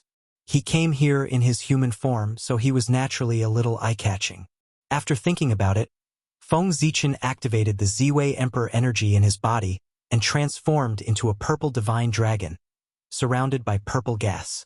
The Ziwei star was the lord of the stars, and its starlight had supreme dragon power. Feng Zichen could use this to transform into a true dragon, which was enough to pass off as a real one. Seeing this, Aoe snorted and looked away. Feng Zichen silently came to a corner and looked at the dragons in the hall. For a moment he was filled with emotions. Compared to the Dragon Clan in the future, the Dragon Clan now was really much stronger. These descendants of the Dragon Clan probably didn't expect that soon the Dragon Clan would face a great calamity and completely decline. Jun, who couldn't touch the Eldritch world, turned his attention to the 4 seas and asked the Dragon Clan to belong to the Demon Clan. As the former overlord of the world, how could the Dragon Clan be willing to submit to others? Naturally, they wouldn't agree to the Demon Clan's request. After that, Jun was furious and personally led the Demon Clan's experts to attack the Dragon Clan. Without the ancestral dragon, how could the Dragon Clan be a match for the Demon Clan? After a great battle, the Dragon Clan's experts were all killed and injured. Feng Zichen taught the incense flame incarnation technique to the 5 Elements sacred beast. In addition to obtaining its protection, he also wanted to see how Jun would attack the Dragon Clan with the ancestral dragon's incarnation.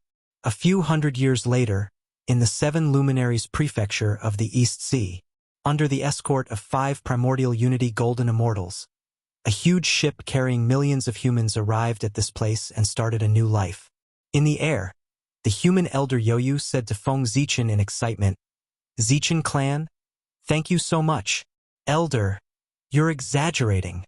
Feng Zichen waved his hand and hurriedly said, "I'll have to trouble you to take care of these humans in the future. Compared to that, I'm just talking. It's nothing." The 7 Luminaries province was made up of 7 islands with a radius of tens of thousands of miles. They were given to Feng Zichen by the Dragon Clan after the Dragon Gate ceremony. After obtaining the 7 Luminaries province, the human population pressure was immediately alleviated. Moreover, this place could be used as an escape route for the human race. After all, the calamities of the primordial world all happened inland. On the other side, Feng Zichen and Yuyu clan were discussing the future of the humankind. On the other side, there was a huge change in the primordial world.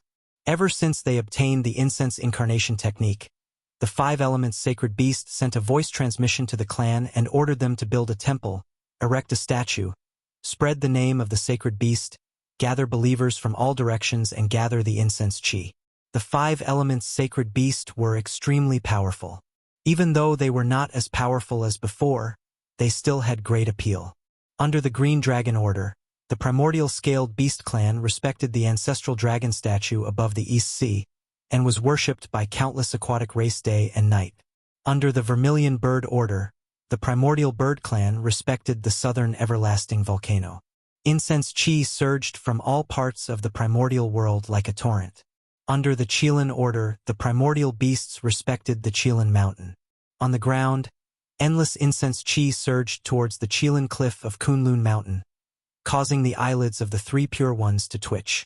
In less than 100 years, the ancestral dragon gathered endless incense chi and condensed an incarnation to return to the primordial world. In an instant, the mighty Emperor Chi swept across the primordial world and the image of thousands of beasts bowing appeared in the world. Countless mighty figures of the primordial world woke up from their seclusion and looked at the East Sea in shock. In the heavenly court, Di Jun's face darkened when he sensed the mighty Emperor Qi. Then, a cry that shook the primordial world was heard and the vermilion bird reappeared. Before the image of thousands of beasts bowing to the heavens disappeared, the image of hundreds of birds bowing to the phoenix appeared. Before the mighty figures of the primordial world recovered from the shock of the ancestral dragon's return, they felt the vermilion bird's aura filling the primordial world. They could not help but look towards the southern everlasting volcano. At the Qilin Cliff of Kunlun Mountain, the incense chi changed and turned into the appearance of the Qilin ancestor. When the Qilin ancestor appeared, the primordial world shook and a primordial 10,000 beasts picture appeared in the world. The 3 phenomena in the world complemented each other as if they had returned to the ancient times. At this moment, the mighty figures of the primordial world did not look at Kunlun Mountain. Instead, they looked towards the North Sea and the extreme west. The ancestral dragon, the phoenix, and the Qilin appeared one after another. Would the white tiger and the black tortoise, who were also 5 elements sacred beasts, be far away from appearing? Congratulations on returning to the primordial world. Under the Qilin Cliff, the 3 pure ones looked at each other and said, "The 3 of you are too polite." The 3 pure ones were transformed from Pangu's primordial spirit and were destined saints. The Qilin ancestor did not dare to be arrogant and quickly replied. The return of the 3 clan leaders had a huge impact on the situation of the primordial world. Their attitude would affect the future of the primordial world. Therefore, many mighty figures were thinking about the purpose of their return at this time, including the 3 pure ones.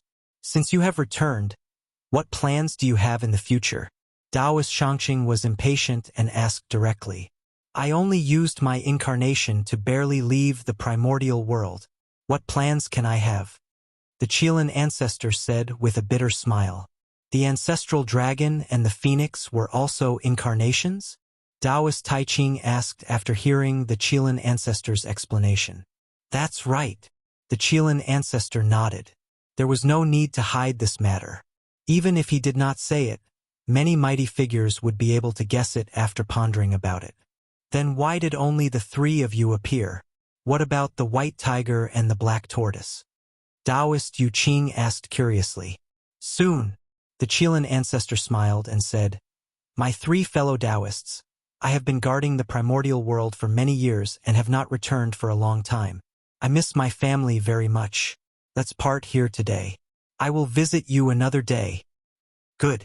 Since the Qilan ancestor had said so, even though the three pure ones had many questions, they could not persuade him to stay and could only nod. In the blink of an eye, hundreds of years had passed.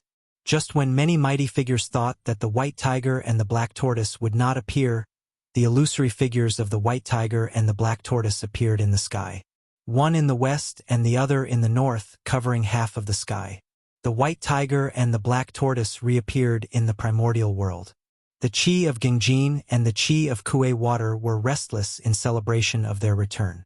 In the early ancient times, the black tortoise and the white tiger were few in number.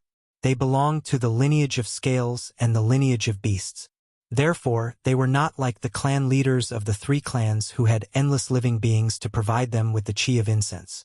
They were unable to condense their incarnations in a short period of time. Fortunately, the ancestral dragon and the Qilan ancestor did not forget their past friendship and shared their Qi of incense with them to help them condense their incarnations. The return of the five elements sacred beasts awakened the ambitions of many schemers. At that moment, there were undercurrents in the primordial world. In the heavenly court, Di Jun gathered thousands of demons.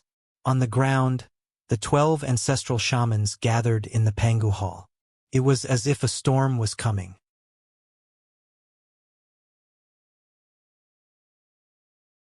Chapter 37. In the Lingshao Hall, Di Jun sat on the emperor's throne. The 2 rows of demon gods below him looked majestic and solemn.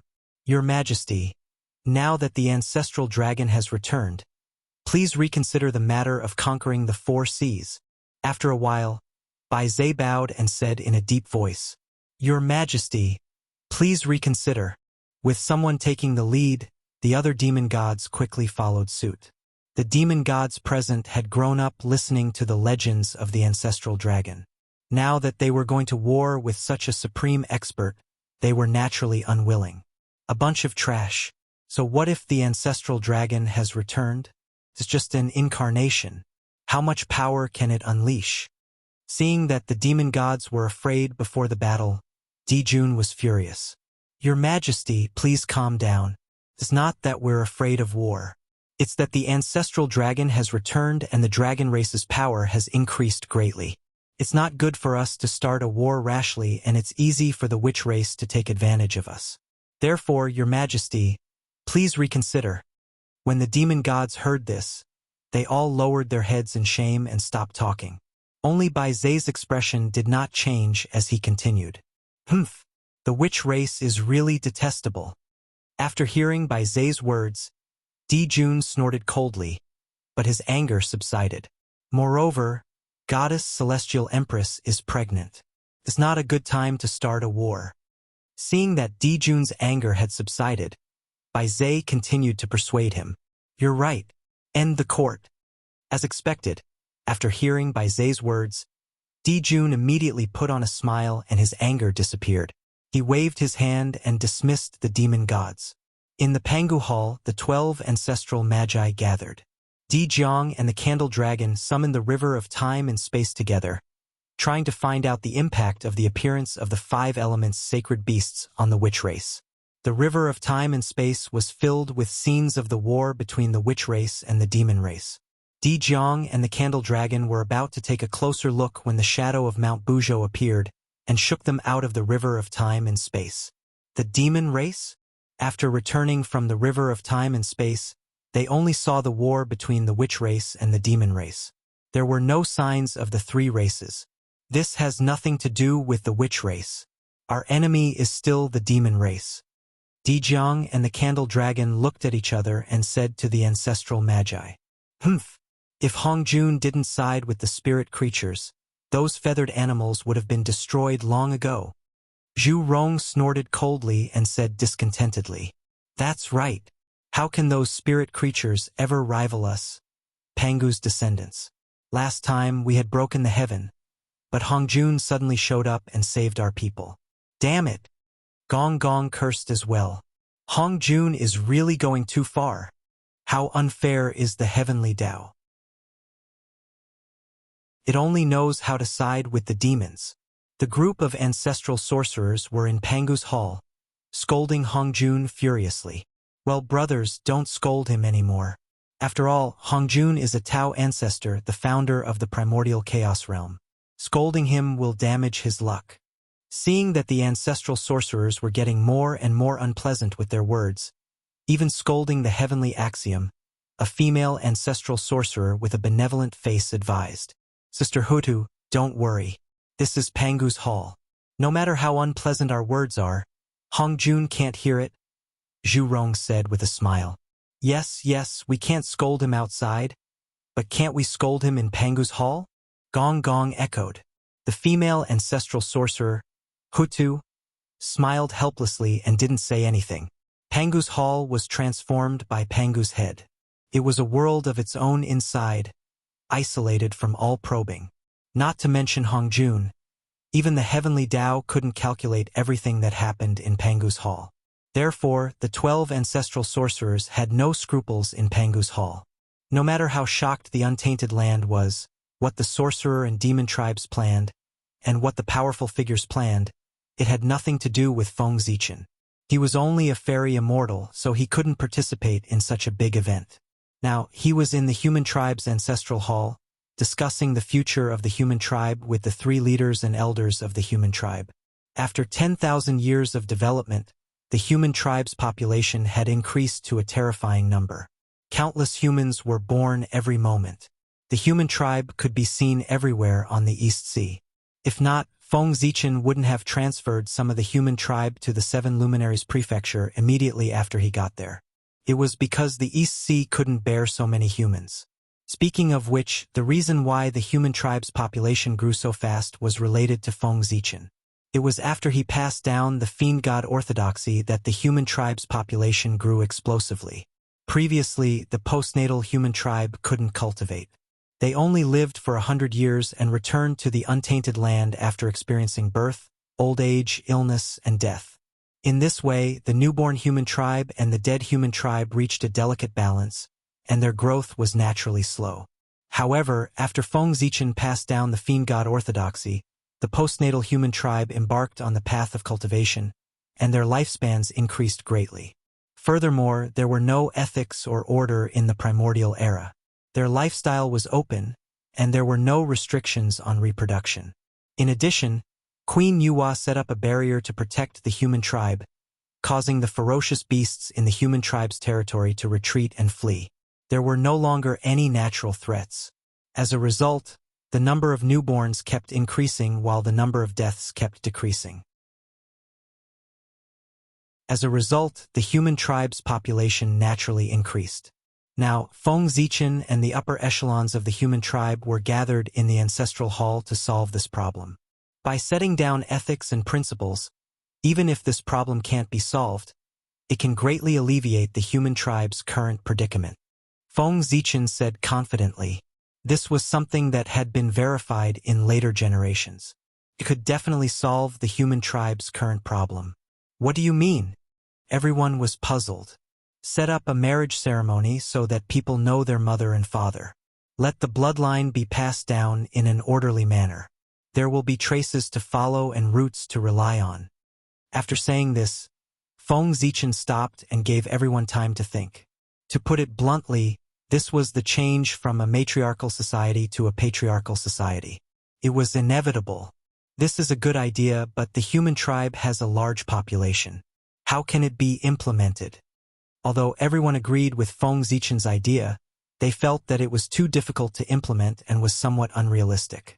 With surnames as tribes, clans as bloodlines, and names as homes, the entire human tribe will be divided into 3 levels. This way, it will be much easier to manage. Feng Zichen had long expected this problem and also thought of a solution. According to his idea, the human tribe would be divided into 9 tribes, which would be ruled by 9 Tai Jingxian. Each tribe would set up a large branch, which would be ruled by human golden immortals. Each branch would set up a large family, which would be ruled by human mystic immortals. Such a division would be like a country, and it would be much more convenient to manage the human tribe. In later generations, these things were all done by Fuxi. It was his contribution to becoming the heavenly emperor of the human tribe. Now, Feng Zichen had said it in advance. As for whether the heavenly Tao would find trouble with him, Feng Zichen was very sure that it would not. Before Fuxi, the human tribe had lived in the primordial world for hundreds of thousands of years. How could it not give birth to an advanced civilization?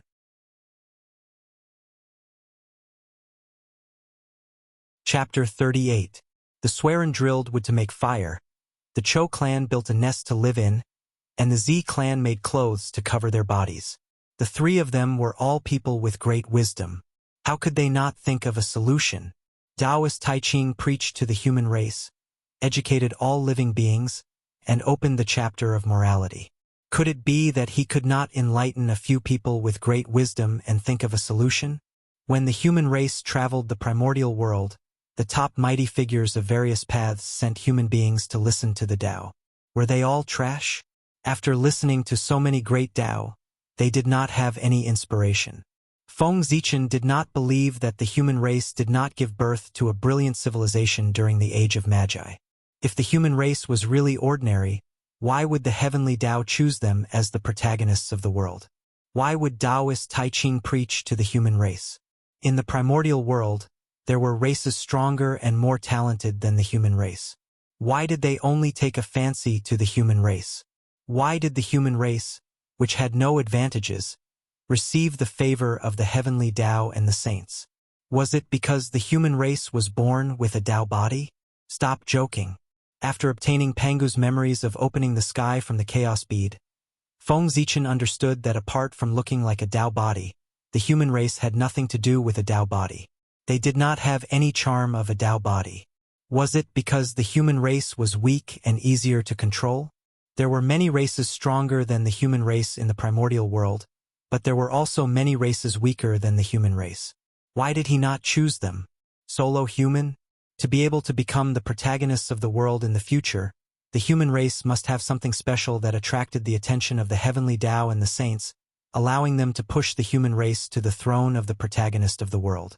It was creativity, the harsh living environment, the worries of birth, old age, illness, and death, and the pain of hunger and cold.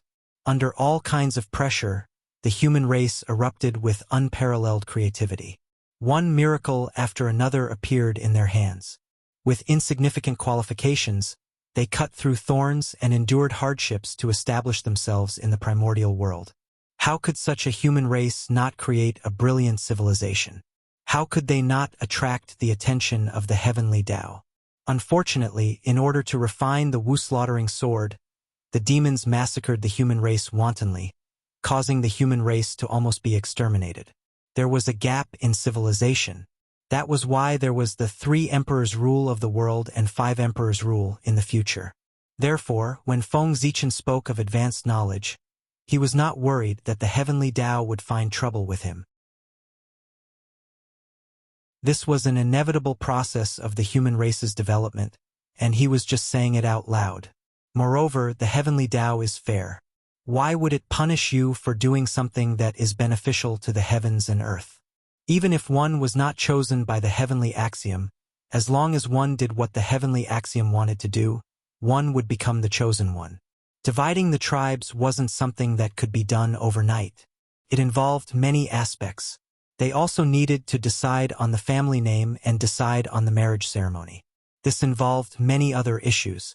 As a result, the experts of the human race became abnormally busy, and they were overwhelmed with work all day long. In comparison, Feng Zichen was much more relaxed. He was in closed-door cultivation in order to attain the mysterious immortal realm as soon as possible. As All-Mouthy King, his words were clear and logical, but his actions were. Therefore, after deciding on the general direction, he handed these things over to Swearen and asked them to adjust themselves, while he found an excuse to go into seclusion. In the blink of an eye, 3,000 years had passed. East Sea, Penglai Island. A sudden change occurred. A a strange fragrance suddenly bloomed from the depths of Penglai Island, and an extremely strong spiritual light shot into the sky. The sky within 1,000,000 miles of Penglai Island changed color, and auspicious clouds shrouded it. Streaks of immortal light fell from the 9 heavens and turned into rain. Endless creation chi spread out and covered the entire Penglai Island. The flowers, trees, insects, fishes, birds, and beasts on the island were all enlightened by the spiritual rain and bowed towards the depths of Penglai Island. At the same time, an extremely majestic voice sounded in the sky above Penglai Island. "Thy name is Xian Qing." As soon as the voice finished speaking, a figure surrounded by immortal light walked out from the depths of Penglai Island. He wore a crown of yin and yang, and was wearing a robe of 9 heavens clear air. He held an immortal seal in his hand and stepped on a 12th-grade white lotus. The birth of the Khanate Godfiend was celebrated by the Tao of the heavens and earth. In an instant, the Tao of the heavens and earth appeared, and countless innate talismans danced in the air. Flowers fell from the sky, and golden lotuses bloomed on the ground. Innate formation patterns appeared in the sky above Penglai Island, blocking all kinds of phenomena and isolating it from the outside world. No one in the Eldritch world noticed the abnormality. "It's been thousands of years. He's finally born today." Xian Qing no Feng Zichen mumbled. This person was Feng Zichen's divine fiend avatar. After thousands of years, Feng Zichen's divine fiend avatar was finally born. He was born with the cultivation of a golden deity and was even given the name Xian Qing by the heavenly axiom. When the divine fiend avatar was born, Feng Zichen's original body sensed it.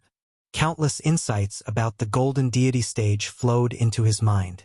His true spirit trembled and let out a dazzling light.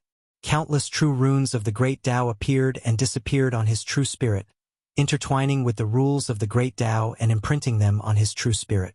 A mysterious Tao light rose from his true spirit and shone in all directions. Under the illumination of the mysterious Tao light, his true spirit was transforming and growing, resonating with the Tao in the void. A mysterious and ethereal Tao rune was emitted from Feng Zichen's body. Suddenly, his true spirit moved and entered the 9 layers of the heavenly axiom, merging with the Xian deity Tao fruit. Feng Zichen had stepped into the Xian deity stage with the help of his divine fiend avatar. After merging with the Xian deity Tao fruit, his true spirit's momentum did not decrease. It crossed the 3 layers of the heavenly axiom and entered the 12th layer of the heavenly axiom. Only then did his true spirit stop. It deduced the Hongmeng stars and the Tao of heaven and earth and imprinted them in the void. Xian, the heavens. Xian deities could keep their promises and communicate with the heavens. After stepping into the Xian deity stage, they could communicate with the heavens and earth. Their every move would be supported by the power of heaven and earth, and their power would multiply. It was very different from the heavenly immortal stage. In the boundless starry sky, the Emperor Star dropped even more chi of origin into the 12th layer of the heavenly axiom. It condensed around Feng Zichen's true spirit and turned into a palace of the Emperor Star that was filled with the true meaning of the great Tao. This palace of the Emperor Star was different from the one in Feng Zichen's Sea of Consciousness. It seemed to have a real body and emitted rich power of the great Tao. It was not like the palace of the Emperor Star in his Sea of Consciousness.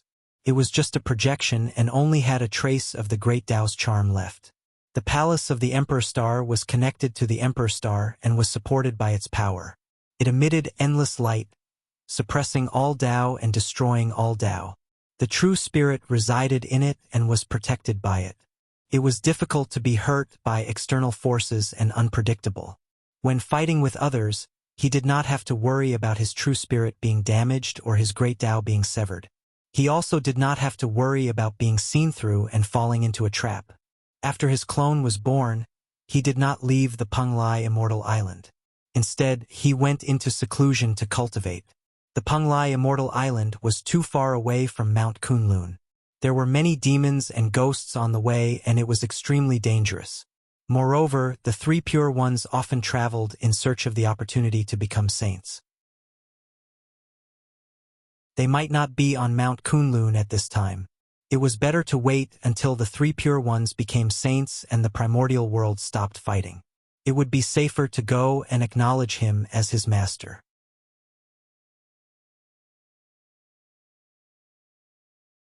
Chapter 39. After making the arrangements for his clone, Feng Zichen did not come out of seclusion. Instead, he took out the supreme treasure of the human race, the flint fire. He planned to use it as a foundation to forge an inherited treasure for the human race. The flint fire, also known as the torch fire, was created by Swerin drilling wood.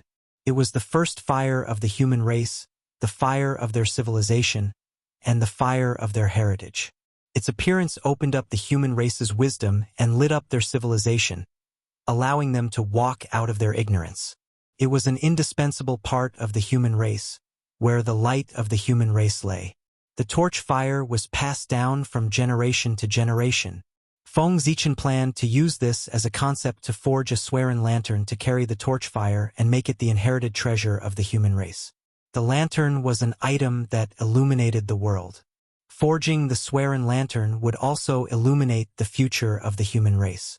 Then, Feng Zichen took out 2 flints, planning to use them as materials to forge the body of the lantern. These were the 2 merit flints that were created after he invented the method of obtaining fire from flints. They were the most compatible with the flint fire attribute. Throwing the merit flints into the air, Feng Zichen activated the power of heaven and earth. Runes of the Great Tao appeared and danced around the merit flints. Then, he took out a streak of Hongmeng origin chi from the Hongmeng Tao seal, a streak of Chaos origin chi from the Chaos bead, and a streak of Khanate star origin chi from the School of the Emperor star. The 3 streaks of origin chi turned into a raging fire.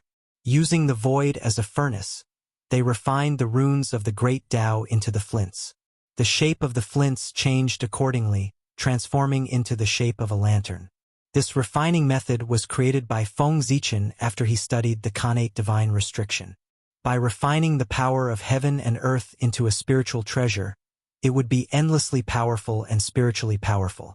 The power of heaven and earth was vast and boundless. It was not easy to refine it into a spiritual treasure. If it could be done so easily, this refining method would have been spread throughout the Eldritch wilderness and become the mainstream of the refining lineage. Feng Zichen would not have to discover it. The origin chi of Hongmeng was the source of all Daos. The origin chi of chaos was the beginning of all chi. The origin chi of the innate stars was the essence of heaven and earth. It was with the power of these 3 that Feng Zichen was able to refine the power of heaven and earth into Feng Zichen and create a spiritual treasure. Otherwise, he would be powerless in the face of the powerful power of heaven and earth. Unfortunately, these 3 chis were too rare. Only one could be born every tens of thousands of years.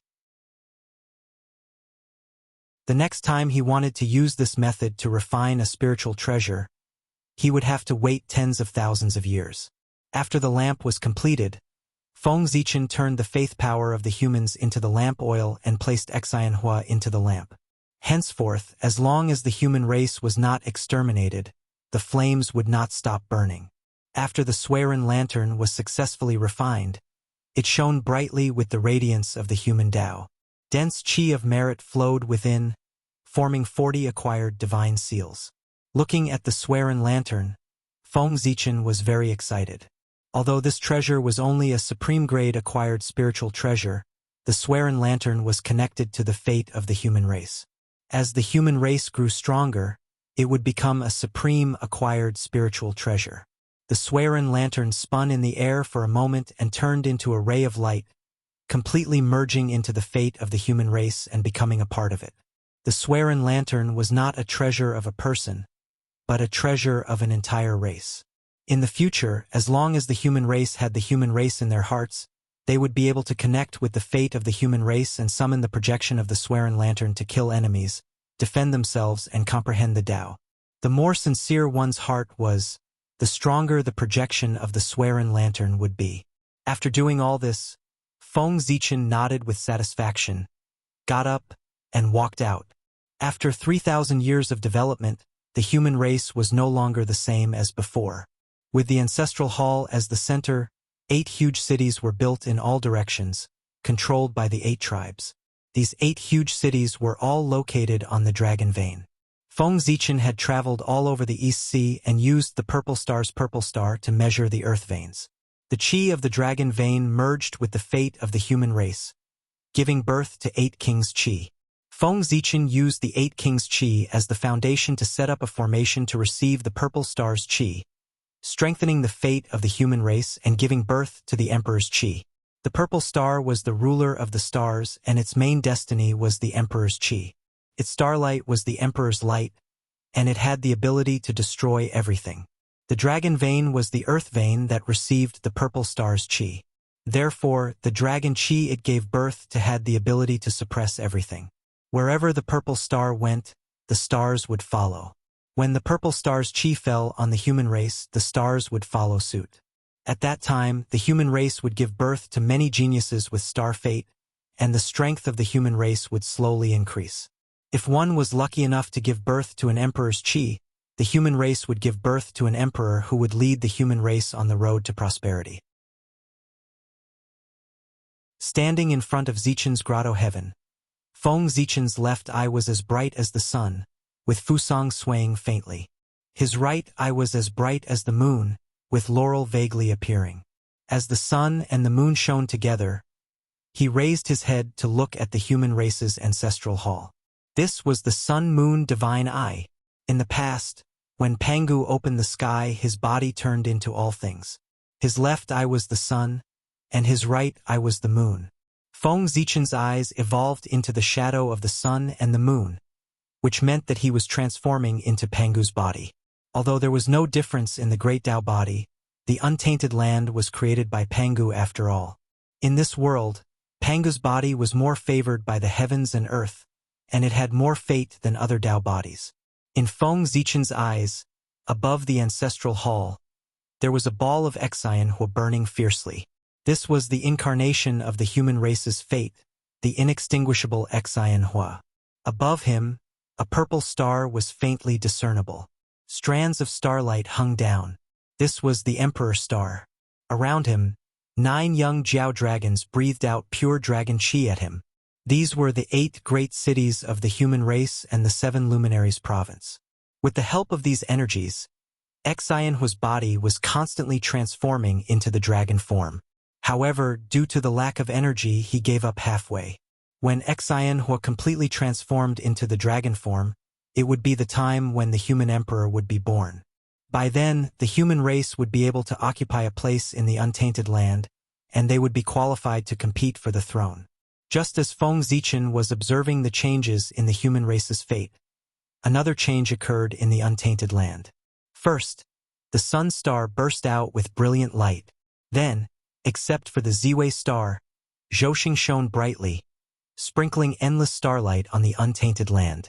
The sky was filled with starlight, and the heaven and earth were filled with the rich power of the stars. Countless living beings were enlightened and embarked on the path of cultivation. Some of them were greatly improved in their cultivation and transformed into human form. Such a phenomenon attracted the attention of many mighty figures in the untainted land. They all cast their eyes on the heaven court to see what was happening in the monster race. It caused them to release the restrictions on Zhouxing and let the starlight fall.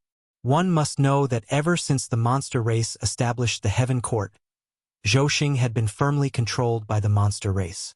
Even the innate star gods that were born in the stars were either killed or expelled if they dared to resist the monster race. After the monster race took control of Zhouxing, they immediately intercepted the starlight.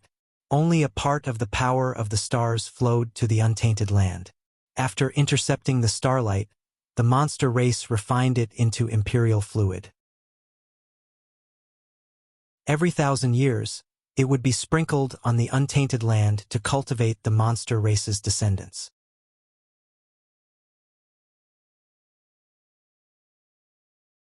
Chapter 40. In ancient times, the sun, moon, and stars were extremely resplendent, and endless starlight shone down. At that moment, the power of the stars was like rain on the primordial world, as if it was covered in a layer of blurry starlight. Bathed in endless starlight, in such a unique environment, all living beings in the primordial world gained intelligence. Their cultivation advanced rapidly, and countless immortals were born. However, after the demons grasped Zhouxing, they sealed the starlight and intercepted the power of the stars, causing the power of the stars that filled the entire primordial world to decrease sharply. The ancient cultivation environment was not reversed. Such actions had severed the path of the great Tao of countless living beings. The demons were powerful. The living beings of the primordial world did not dare to say anything. They could only hide their resentment in their hearts. However, the heavenly Tao was fair. The demons did not care about the living beings of the primordial world and secretly intercepted the power of the stars, cutting off the cultivation path of all living beings. They naturally had endless negative karma. The heavenly Tao recorded all of that and left it for future settlement. The karma with the living beings of the primordial world was huge. When the demons were strong, they had endless luck and could be fearless. However, if the demons declined, how could they repay such karma? After the great Magi-demon tribulation, the demons had been unable to recover from the setback. It was also related to that. The heavenly courts were decorated with lanterns and streamers. Dijun walked around happily in his bedroom. The Donghuang Tai, who was at the side, was also smiling. Outside the bedroom, countless demon gods had gathered. They were all smiling and congratulating him. "Congratulations, Your Majesty! The Crown Prince has descended into the world. The sun and stars have moved. This is the sign of the heavens protecting the demons. We congratulate Your Majesty." In the hall, Emperor Jun was even happier after hearing this. He immediately said, "Don't worry about it. Today I have a descendant. This is a joy for the heavenly courts and the demons. I should congratulate the world." At that point he paused and ordered, "From today onwards, remove the restrictions of Zhouxing and let it shine on the primordial world for 1,000 years. I will pray for my son." As soon as he finished speaking, the demon gods bowed in unison. "Your Majesty is wise." Seeing how happy Dijun was, the Donghuang Tai shook his head and smiled. He did not look like a heavenly emperor at all. He took a step forward and said, "Big brother, now that your nephew has been born, why don't you let me teach him?" Compared to Dijun, although Tai's status was lower, his strength was the strongest among the demon clan. Even in the entire untainted world, other than the saints, no one dared to say that they were stronger than Donghuang. Moreover, Tai had always been in charge of training heavenly soldiers in the celestial court. Many of the new generation of demon gods in the celestial court had been taught by him. From this, one could see Tai's ability to nurture his disciples. However, upon hearing Donghuang Tai's words, Dijun, who was in a state of extreme excitement, suddenly froze. After a long while, he said hesitantly, "The child is still young. Let's talk about the future in the future." Tai's ability to teach his subordinates was unquestionable. However, his methods were too cruel. Having seen how Tai trained his subordinates, Dijun naturally did not want his newborn child to suffer. Seeing that Tai still wanted to say something, Dijun quickly interrupted. "Second brother, since you like children so much, why don't you have one yourself? Which goddess do you fancy? I'll get your sister-in-law to act as a matchmaker. With your status and strength, I don't think anyone can refuse you." However, Donghuang Tai did not buy it. He said with a cold face, "Big brother, don't change the topic. I'm discussing my nephew with you." Without waiting for Dijun to reply, a cold female voice sounded. "In that case, I'll leave it to you, little uncle." It was Shiha who had heard the conversation between the two brothers and walked out of the inner room.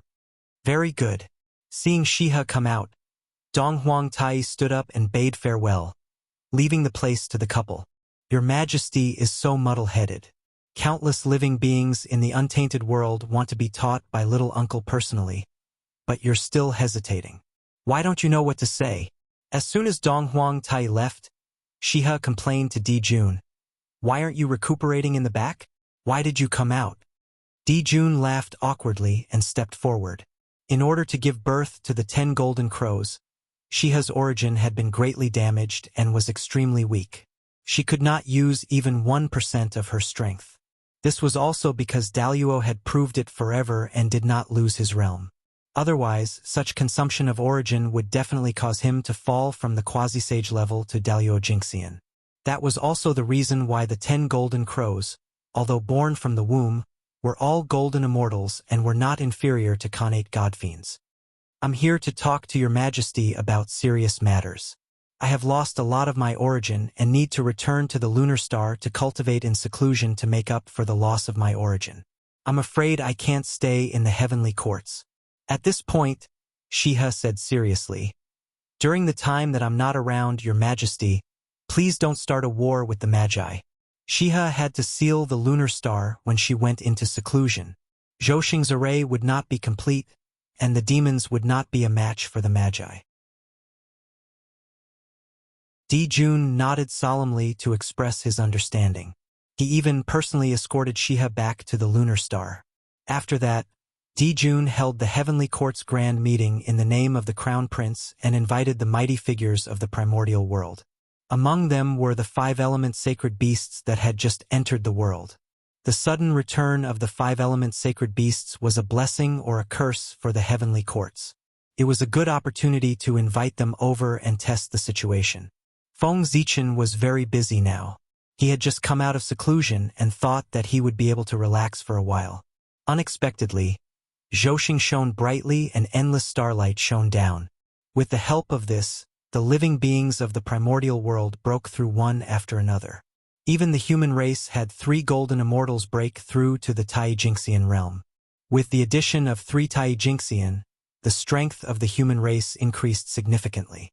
This was originally a joyous occasion, but the East Ocean was too small. There was no place for them to establish a tribe. Therefore, the 3 of them decided to lead a portion of the human race to migrate out and develop outwards. After all, if they stayed on the East Ocean, when would the human race become stronger? This plan was unanimously agreed to by the human race. They also set up a rule. In the future, if a Tai-Jinxian was born, if they wanted to establish a tribe, they had to leave the ancestral land and develop outwards. Now, Feng Zichen was busy with the migration of the human race. While searching for the dragon vein to build a city for the 3 of them, he taught them the purple star divinity. If he did not pass down the purple star divinity, if a Tai-Jinxian broke through in the future, he would be exhausted to death by searching for the dragon vein alone. After 100 years, Feng Zichen finally found 3 dragon veins and set the location of the 3 tribes. It's my incompetence that made you risk your lives to open up a path for the human race. You are all heroes of the human race. Looking at the 3 people in front of him, Suiren blamed himself. Emperor Sui, don't blame yourself. You have already done enough for the human race. This is our own choice. For the human race, we are willing to die 100 times without regrets. As he spoke, under the worried gazes of the elders of the human race, the Lei, Yun, and Yu families each led a portion of the human race away from the East Ocean and walked towards the unknown primordial world.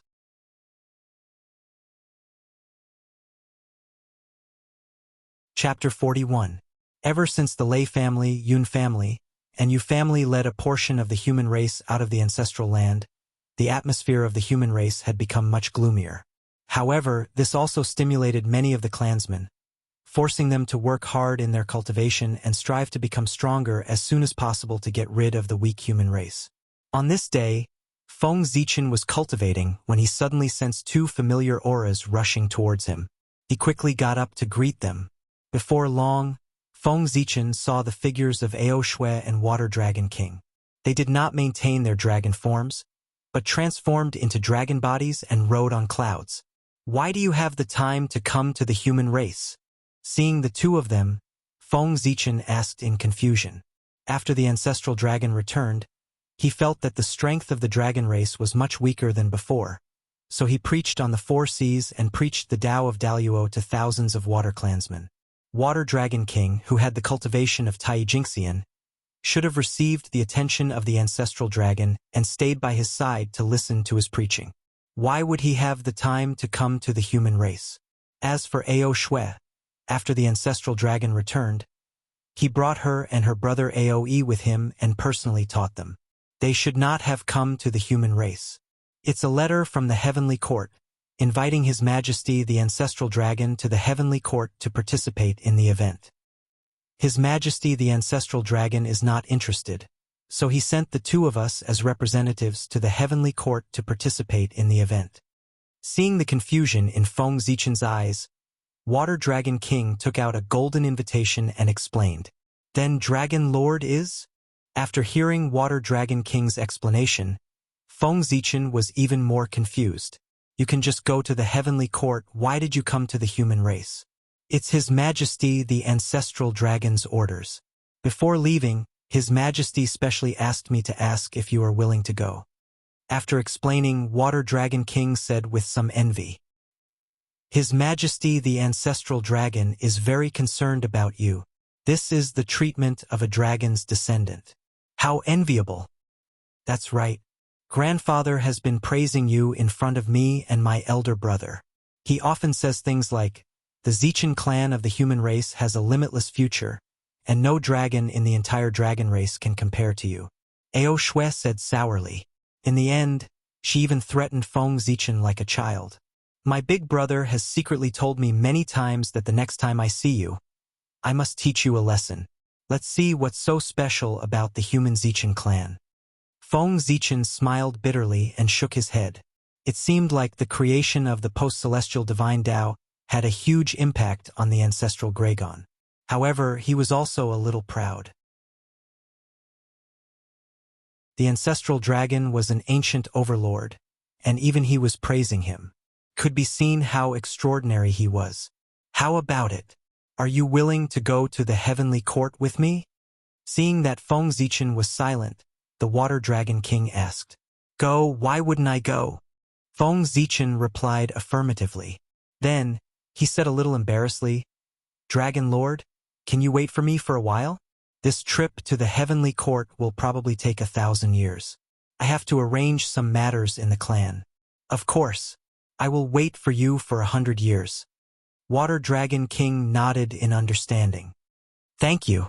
After thanking him, Feng Zichen led the two dragons into the guest hall and ran to Zichen's grotto heaven. There was nothing for him to deal with in the human race. This was just an excuse for him to delay time.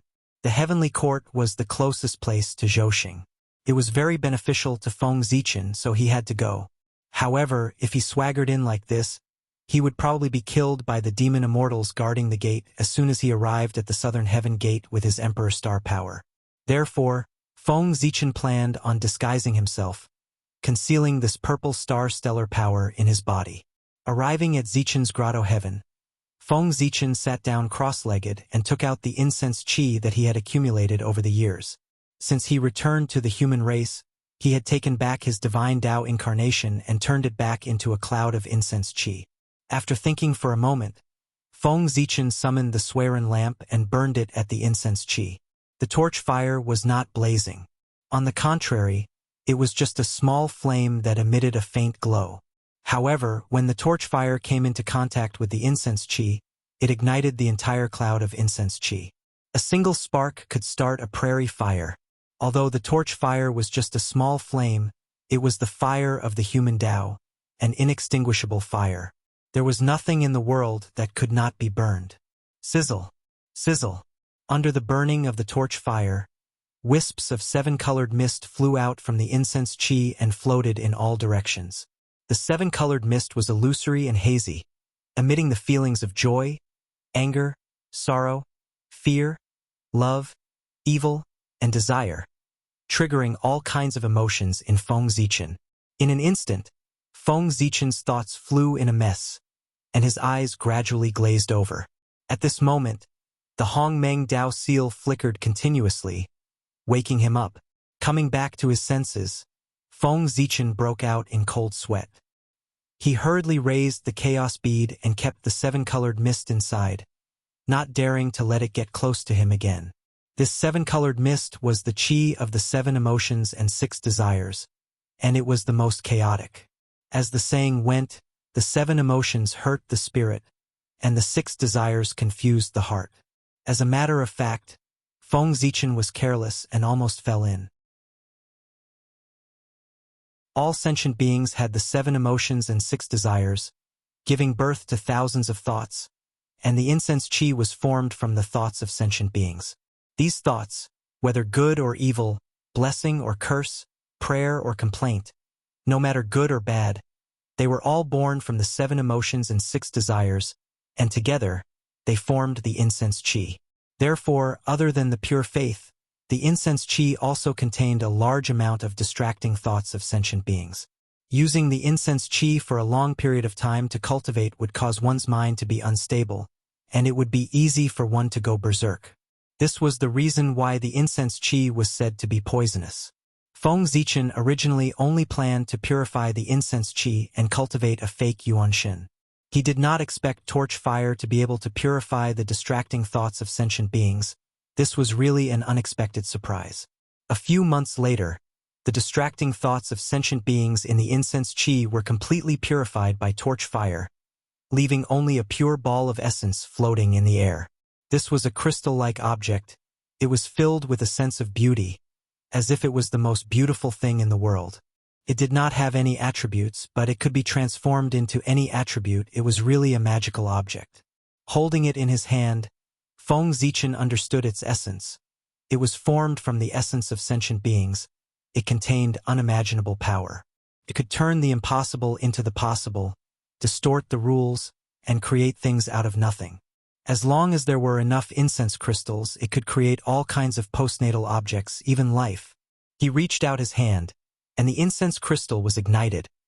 Rays of light were emitted from its body, surging into Feng Zichen's psyche ocean, forming an illusory human figure. When the incense crystal was completely burned, the human figure in his psyche ocean had completely solidified. This was the yuanshin that Feng Zichen created with the incense crystals. It had the same aura as him, as if it was cultivated by him. Feng Zichen took out the Nuwa's blood essence that was forced out from the dragon transformation pool and injected it into the Yuan Shun.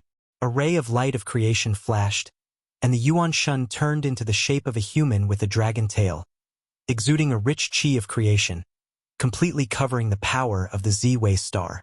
After thinking for a moment, Feng Zichen sealed the heavenly Tao dimension, leaving only a surge of chi of true spirit outside to control the Yuan Shin.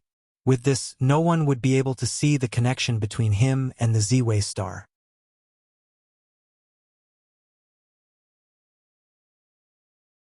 Chapter 42. After doing all this, Feng Zichen calculated the time. He realized that only 20 years had passed, and there were still 80 years left before the 100-year deadline. There was still a lot of time left. He was not in a hurry to come out of seclusion. Instead, he started to familiarize himself with his primordial spirit. After all, Feng Zichen had never had a primordial spirit before, and controlling it was not as easy as controlling a true spirit. Moreover, the primordial spirit was new, and it was not very compatible with the body. It still needed some time to get used to it. 70 years later, Feng Zichen woke up from his meditation. He waved his sleeves, and the incense chi in the void gathered, forming an earth deity clone. This was the new incense chi that had been produced in the past 70 years. Soon, Feng Zichen would be heading to the heavenly court. This trip would take at least 1,000 years, and at most 10,000 years. Leaving behind a clone could not only keep an eye on the human race, but also use it to communicate with the human race, which saved him a lot of trouble. After refining the clone, Feng Zichen did not stay any longer. He got up and walked out. Fellow Taoist, is everything settled? In the guest hall, Water Dragon King asked with a smile as Feng Zichen walked in. Dragon Lord, I've kept you waiting. Now that everything is settled, we can go. Feng Zichen replied apologetically. It's fine. Water Dragon King smiled and did not mind. He woke up Ao Shui, who was sleeping soundly, and prepared to leave. After leaving the guest hall, Water Dragon King raised his hand, and a flying boat appeared. The flying boat was about 300 feet long, and it was completely white as if it was made of white jade. On the boat, spiritual light shone brightly, and dense Khanate chi lingered around it. There were even Khanate runes on it. One could tell at a glance that it was not an ordinary item. This is the Cloud Soaring Boat. a superior-grade Khanate spirit treasure. Seeing the surprise in Feng Zichen's eyes, Water Dragon King explained proudly. The East Sea was extremely far from the Heavenly Court. Even if Water Dragon King had the cultivation of Tai Jingxian, it would take him thousands of years to reach the Heavenly Court. Moreover, he had to bring along Feng Zichen and Ao Shui. With this in mind, the ancestral Gragon specially took out the cloud-soaring boat. On the one hand, it was for them to use as a means of transportation. On the other hand, it was to show the prestige of the Dragon Clan. After the three of them boarded the Cloud Ascension vessel, the Water Dragon Monarch activated the Cloud Ascension vessel. Buzz! The Cloud Wave boat swayed for a moment and emitted a green light. The runes on the boat seemed to come alive, and they danced around the boat. Immediately, the cloud-soaring boat turned into a stream of light flying to the center of the wilderness. The boat, the dragon, and the dragon lord, the dragon ancient dragon, the dragon king, ancestral dragon. After the end of the ancient times, Pangu's power that shrouded Mount Buzhou weakened for some reason. Originally, only Daluo Jingxian could reach the top of Mount Buzhou, but gradually the restrictions were relaxed. First, Tai Jingxian could travel freely. As time passed, even Golden Immortals, Mystic Immortals, and Sky Immortals could enter. After Pangu's power weakened to a certain extent, a vast world appeared in the sky above Mount Buzhou. The demon race used this world as the foundation to establish the Heavenly Court and dominate the wilderness. When they arrived at the top of Mount Buzhou, they looked up and saw auspicious clouds and thousands of rays of light. A grand gate was faintly discernible. That was the southern heavenly gate. Beams of divine light could be seen coming and going. It was very lively. Obviously, many people had already arrived. Speaking of which, Dijun was the celestial the arch. He commanded Zhouxing and all living things in the wilderness. He invited many mighty figures of the wilderness to attend the gathering. Who dared to refuse? Even those top-notch sage-to-be would send disciples to present gifts even if they did not come themselves. They did not want to offend Dijun and cause trouble. The Heavenly Court is on Mount Buzhou. Let's go to the Heavenly Court to participate in the gathering and see how the demon race is like. Water Dragon King took the lead to walk down the cloud-soaring ship and said with a sour tone. The dragon race was the former overlord of the wilderness, and the demon race was the current overlord of the wilderness. When they arrived here, the Water Dragon King could not help but compare in his heart. In the end, he realized that the demon race was more powerful than the dragon race in the past. Being provoked, he couldn't help but feel sour in his heart. On the other hand, Ao Shui did not experience the prosperity of the dragon race. He did not feel anything and looked at everything on Mount Buzhou curiously. Feng Zichen smiled and understood. He followed him down the cloud-soaring ship. However, as soon as he stepped on Mount Buzhou, he felt the Hongmeng Dao seal tremble like never before. It wanted to fly out of his sea of consciousness and rush to the depths of Mount Buzhou. At the same time, a sense of urgency came from the Hongmeng Dao seal. It kept urging Feng Zichen to walk towards the depths of Mount Buzhou. It was as if something was attracting it. This change caused Feng Zichen's expression to change. He hurriedly stopped and mobilized his spiritual power to suppress the abnormal movement of the primordial seal. No matter what was in the depths of Mount Buzhou, he could not go and take it now. There were many experts here. The slightest abnormality would attract the attention of many people. At that time, it would be hard to say whether it was a blessing or a curse. Zichen, are you okay? Why is your face so ugly? Feng Zichen's abnormality attracted Ao Shui's attention. She asked with concern. I'm fine. This place contains Pangu's aura. I can't get used to it now. I'll be fine in a while. The Hongmeng Dao seal was Feng Zichen's biggest secret. Of course, he could not tell her the truth. Oh, then you should be careful. This aura is really uncomfortable. Ao Shui did not suspect anything. She already felt uncomfortable on Mount Buzhou, let alone Feng Zichen, who was weaker than her. Water Dragon King, who was walking in front, turned back to look at Feng Zichen. He was not as naive as Ao Shui. He was not so easily fooled. However, he did not say anything. Which cultivator did not have secrets? Those who did not have secrets were destined to die in this dangerous eldritch age. The three of them shone with divine light and flew into the sky. When they arrived at the southern heavenly gate, it was as if they had stepped into another world. The void was filled with dense innate light spirit chi. Countless starlight shone down, wrapping the palaces within. It could be said that one had endless opportunities and was blessed with good fortune. This connate clear spirit chi was the immortal chi of the later generations. After the Great Witch Demon War, the connate chi dissipated and turned into postnatal chi. Only in the heavenly realm, the connate clear spirit chi was endless. Therefore, gathering the connate clear spirit chi for cultivation became the mainstream of cultivation in the later generations. This was also the reason why the later generations of immortals yearned for the heavenly realm. After passing through the southern heavenly gate, the magnificence of the heavenly court was beyond doubt. The pavilions and palaces were stacked on top of each other, surrounded by immortal chi. Thousands of golden lights, thousands of auspicious chi. Purple chi filled the air, and stars shone brightly. The thousands of palaces in the heavenly court were not built by the demons. They were formed by the heavenly Tao. Therefore, they exuded a myriad of auras. Under the lead of a demon general, the three of them came to a side hall to rest. This was specially prepared for the ancestral Gragon. Unfortunately, the ancestral Gragon did not come. Feng Zichen and the other two benefited. The Magi are the descendants of the Pangu. They enjoy the legacy of the Pangu and are extraordinary.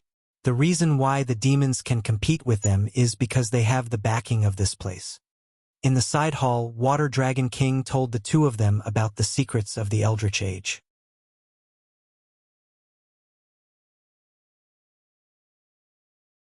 Chapter 43. The Heavenly Court is located in the center of the primordial world. It is the place where all living things operate and manage all living things. Zhouxing's luck is on the top, and the luck of the 8 directions is gathered below. It is also favored by Mount Buzhou. It is the number 1 sacred ground in the primordial world. It is because the demons occupy this place that they are able to obtain the support of the boundless luck. That is why dozens of demon gods are born one after another to contend against the Magi. Hearing Water Dragon King's words, Feng Zichen's mind was filled with thoughts. Zhouxing was extremely important to the demons. It was simply their foundation. Therefore, as long as Di Jun did not die, Feng Zichen would not be able to attain the Tao of the stars. After all, as long as the Polaris star did not appear, Di Jun could continue to command the stars in the sky as the Lord of the Sun and receive boundless fortune. If Feng Zichen attained the Tao, it would cause the Emperor Star to appear.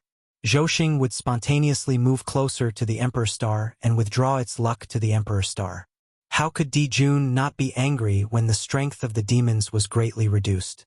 At this point, the demons would definitely kill the Emperor Star at all costs. Even if the saints came, they would not be able to save Feng Zichen in the face of the furious demons. However, after the Magi and demons' calamity, the top experts of the Magi and demons would perish together and fall into a deep sleep. Although top experts like Di Jun should have left behind countless backup plans to ensure that they could return in a short period of time. However, it was not easy to eliminate the top experts of the primordial world. How could the saints let them return so easily? They would definitely set up layers of obstacles to delay their return. It would be best if they never returned.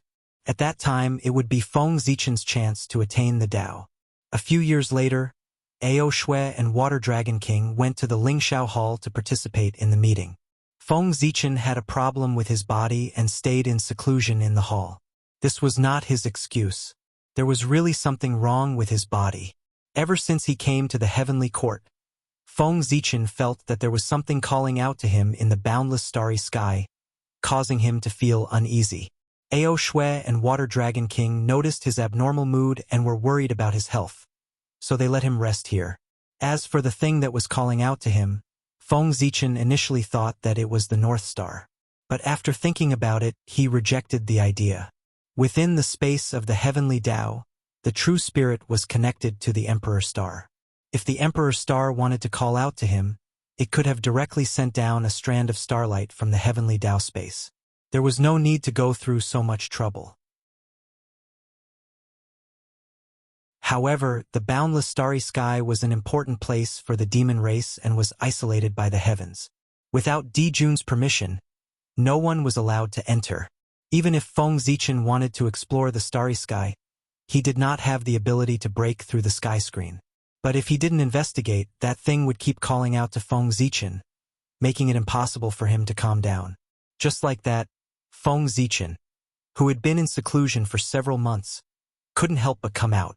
He planned to relax in the heaven realm and get rid of his depression.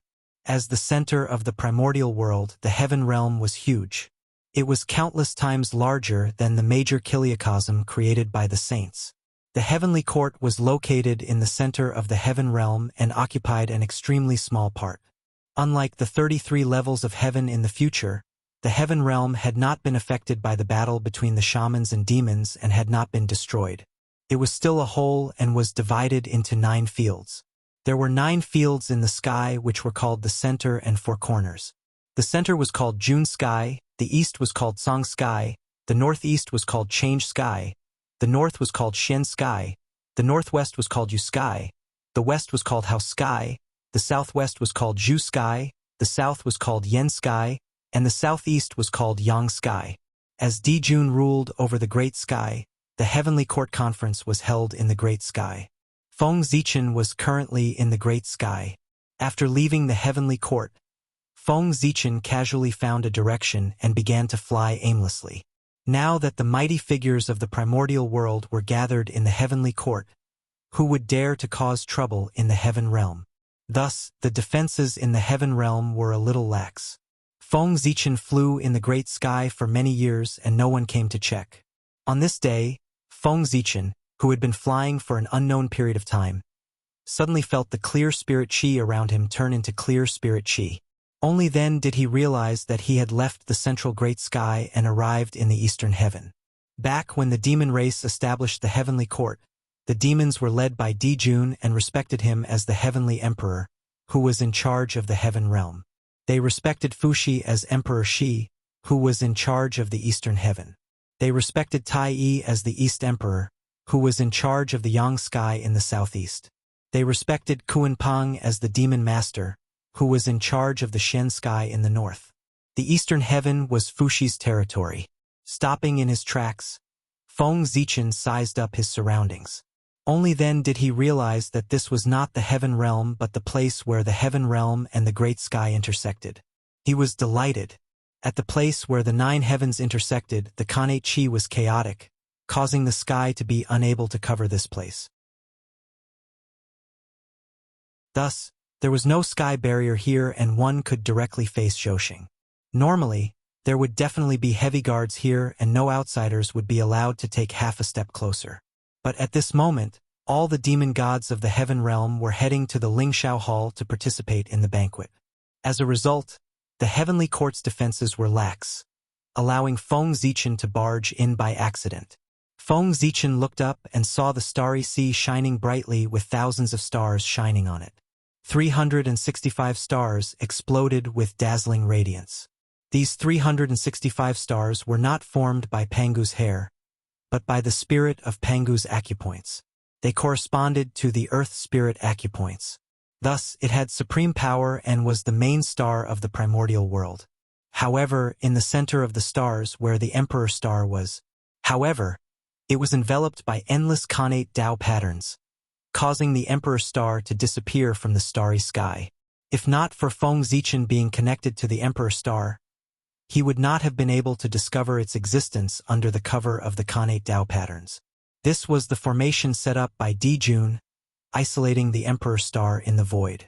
It made it impossible for others to sense the existence of the Emperor star, cutting off the possibility of the Emperor Star Lord being born. In such close contact with Zhousing, the divine apertures in Feng Zichen's body glowed and corresponded to Zhousing. Gods walked out of the divine apertures and bathed in the starlight, producing all kinds of great Tao runes. The call from the starry sky became even stronger. It was like a voice that kept echoing in his mind, urging him to go into the starry sky. Feng Zichen was a little hesitant. The defense of this place was lax. It was not like there was no one guarding it. If he stepped into the starry sky, the demon generals guarding this place would be able to sense that someone had intruded even if they were blind. At that time, it would be difficult for him to escape even if he got the treasure.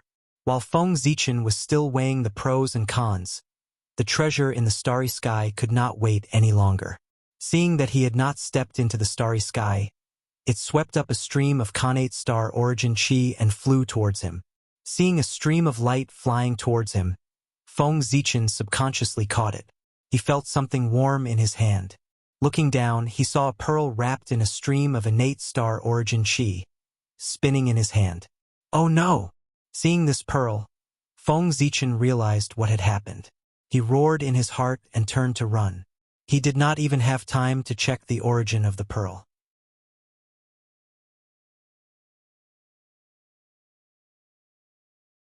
Chapter 44. How dare you! You're courting death. Before Feng Zichen could move, he heard several shouts. At the same time, several beast claws appeared in the void and clawed at him. Sensing the Tai Jinxian aura from the beast claws, Feng Zichen heaved a sigh of relief. Fortunately, all the demon immortals at the level of Dalio Jinxian had gone to the Lingxiao Hall to participate in the banquet. There were only a few Tai Jinxian standing guard here. Feng Zichen hurriedly raised his merit spirit light and turned it into a cauldron to protect himself. Then he fled toward the sky. Making a move against the demon race in the demon race's base camp was truly courting death. Did he really think that the 5 demisages, 10 demon immortals, and dozens of Dalio Jinxian were easy to bully? Feng Zichen was fast, but the demon generals were even faster. Several beast claws flashed with sharp light, creating pitch-black cracks in the void. They carried the power of the great Tao and struck the merit spirit light heavily. The merit spirit light was formed by Feng Zichen's merit. It was extremely powerful, could even block a Dalio Jinxian's attack. How could a mere Tai Jinxian's attack break through it? After the beast claws hit the merit spirit light, strands of Shenhuang Qi fell from the cauldron and flew toward the beast claws, shattering them into pieces.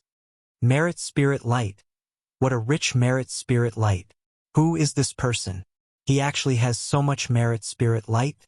Demon General Wu Meng said in shock when he saw the cauldron formed by the merit spirit light. That's not important. Not only did he barge into the intersection of the 9 heavens, he even dared to steal the Khanate star origin energy. Does he think that he can do whatever he wants with the protection of merit? Demon General Li Li said angrily when he saw Feng Zichen keep the Khanate star origin energy. That's right. How can an outsider be so presumptuous in the heavenly court? Demon General Zhu Fu sneered. He turned into a black light and appeared in front of Feng Zichen. Tai Jinxian was already in the realm of becoming one with Tao. He possessed the ability to mobilize the power of the great Tao. Every move he made was accompanied by the power of the great Tao, making him extremely powerful. The 3 demon generals guarding this place were all primordial unity golden immortals. On the other hand, even though Feng Zichen had a spirit treasure to protect him, his cultivation was only at the profound immortal realm. On the path of cultivation, the further one progressed, the greater the difference in strength between each realm. Moreover, there was a golden immortal between them. Therefore, no matter how fast Feng Zichen was, in the eyes of the 3 demon generals, he was no different from a tortoise crawling. In just a short moment, he was surrounded by 3 demon generals. Being trapped here, Feng Zichen was not worried at all. His entire body was enveloped by the golden light of virtue, making it impossible to see his face clearly. He stood there quietly. No matter how the 3 demon generals tried, they were unable to break through his defense. Where did this ant get so much merit aura? The 3 demon gods surrounded Feng Zichen for a long time and used all kinds of divine abilities, but they did not cause any ripples on the merit aura at all. They could not help but feel stifled. Damn it! The 3 of us Tai Jinxian joined forces, but we can't do anything to a profound immortal. If news of this gets out, how can we still stand in the heavenly court? A few more great divine abilities were used, but the merit aura did not even shake and blocked them. The more Wu Meng thought about it, the more aggrieved he became. He completely exploded. His body swayed, and he transformed into a fiery red monkey that was 100,000 feet tall. Roar! With a roar, Wu Meng took out a mace that was surrounded by flames. It emitted thousands of rays of light and smashed towards Feng Zichen. Immediately, the space began to tremble as if it could not withstand the power of the mace and was about to shatter. On the mace, the fire was unknown. It emitted an aura that could burn everything. It distorted the void and ignited the laws. Unfortunately, the defense of the merit aura was Daluo's level. No matter how strong Wu Meng's power was, it was only Tai Jingxian, far from Daluo's realm, could not break through the defense of the merit aura. Tai Jingxian and Daluo Jingxian were only one realm apart, but the difference was like heaven and earth. Tai Jingxian could only borrow the power of the Great Tao, while Daluo Jingxian was the embodiment of the Great Tao. Tai Jingxian's true spirit was immortal and had an endless lifespan, while Daluo Jingxian was immortal and indestructible. The difference between Tai Jingxian and Daluo Jingxian could not be described with words. No matter how strong Tai Jingxian was, they were like ants in Daluo's eyes. Daluo Jingxian's attack could mobilize the power of the past, present, future, and countless space-time that belonged to him. It was equivalent to countless copies of himself attacking together. How could a primordial unity golden immortal resist such power? After his attack failed, Wu Meng fell into a rage. He fiercely raised his mace and smashed it at Feng Zichen again and again. Wu Meng, calm down. Seeing Wu Meng go crazy, Zhu Fu tried to persuade him. This person has the protection of merit. Ordinary methods will not be able to hurt him. Why don't we join forces and banish him to the void? Let's see how he can escape then. Hearing this, Wu Meng calmed down and panted heavily. Okay. Lily, who had been silent all this time, could not help but praise. This is a wonderful idea. At this moment, Feng Zichen could no longer remain calm. If they really banished him to the void, it would be troublesome if he wanted to come out again. Making up his mind, Feng Zichen planned to use the 5 elements divine light to keep them in the 5 elements realm. After he escaped, he would first remove the 5 qi in their chests. After venting his anger, he would release them. The cultivation of Tai Jingxian was to refine the 5 qi in one's chest and perfect it, reaching the realm of 5 qi unification. Removing the 5 qi in one's chest was equivalent to knocking them down to the Tai Jingxian realm. Just as the 4 of them were accumulating their Dharma powers and about to use their respective methods, suddenly, a change occurred. Countless connate Tao patterns appeared and intersected in the void, forming the shape of the connate 8 trigrams and enveloping the 4 of them. The connate 8 trigrams were mysterious and unfathomable. As it circulated, it brought along the power of wind, thunder, water, fire, mountain, and swamp. Facing such power, the 4 of them could not resist at all and were easily suppressed.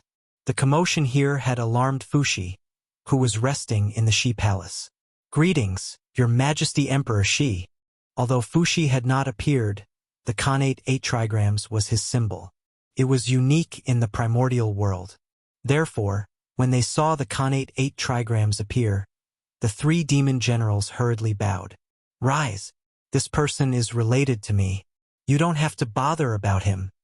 Accompanied by a lofty voice, a suction force came from the void and took Feng Zichen away. The 3 demons looked at each other and could not help but smile bitterly. This person was related to Emperor Shi. Why didn't he say so earlier? He had caused so much trouble for no reason. Under the guidance of this suction force, Feng Zichen entered an ancient palace, Emperor Shi's palace. "You human, you are really bold. You actually dare to come here to steal the connate star source energy. Do you want to die?" As soon as he landed, Feng Zichen heard Emperor Shi's teasing laughter and could not help but be stunned. In addition to obtaining the connate star source energy, he also obtained a pearl. Emperor Shi did not mention a word about this. Could it be that he did not notice? Thinking of this, Feng Zichen was a little excited.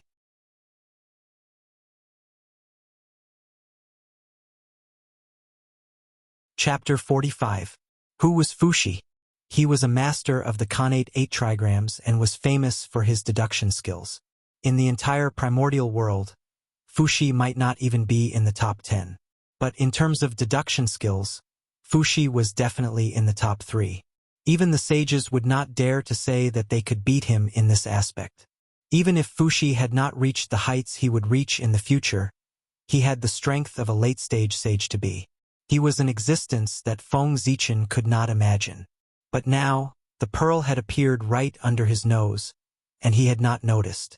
Of course, it was partly because Fuxi did not notice it, but to be able to hide it from such an existence, it also showed how extraordinary the pearl was. Feng Zichen of the human race greets Your Majesty Emperor Shi. Although his mind was in a mess, Feng Zichen still maintained a calm expression and bowed respectfully to Fuxi. At ease, a breeze blew past and lifted Feng Zichen's bent waist, indicating that he had accepted his bow. Looking up, Feng Zichen felt that the light of the great Tao was shining in front of him. It was so bright that he could not look directly at it. Amidst the radiance of the great Tao, a pair of indifferent and distant heavenly eyes appeared. The scene of the birth and death of all things and the change of the great Tao appeared as it quietly looked down at him. Feng Zichen hurriedly lowered his head, not daring to look at it again. This was the light of the great Tao. If one fell into it, they would have the nightmare of Tao dissolving. Since my sister created the human race, this is the first time I've seen a human. Today, I see that the human race is indeed extraordinary. If you completely refine this light of merit, even if you can't become a Daluo, I'm afraid you won't be far away.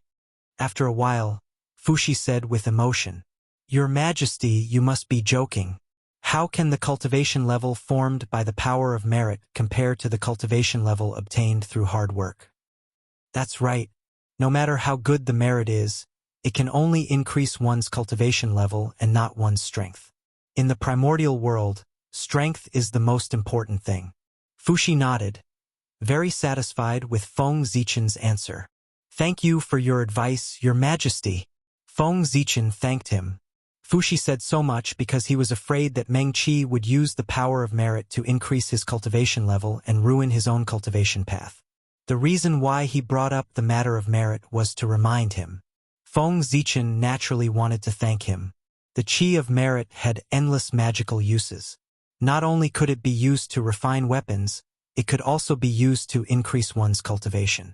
However, if one used the qi of virtue to raise their cultivation, they would only have a cultivation realm but not the corresponding strength. Among those in the same cultivation realm, they would be at the bottom. Such a cultivator would be able to defeat someone with a lower cultivation than him, but once he encountered a cultivator of the same cultivation level or a higher cultivation level, he would be powerless to resist. However, there were pros and cons and vice versa. Cultivators who used the land of virtue to increase their cultivation were also known as true immortals of fortune. His entire life would be free from calamities and disasters, never falling into calamities, not easily killed. Alright, the human race and I can be considered to be fated. Since you're here, I'll teach you the innate 8 trigrams Tao, and you'll teach it to the human race, saving me the trouble of having to travel all the way to the human race. Fuxi chuckled and said to Feng Zichen, On behalf of the human race, Feng Zichen thanks Emperor Shi. When Feng Zichen heard that Fuxi was going to teach him the innate 8 trigrams, he was extremely excited. The innate 8 trigrams Tao was the Tao of heaven and earth. It explained the principles behind the operation of heaven and earth and contained the wonders of the universe's changes. If the humans were to obtain the innate 8 trigrams inheritance, they would be able to strengthen their foundations and produce a large number of experts. Fuxi did not react to Feng Zichen's gratitude.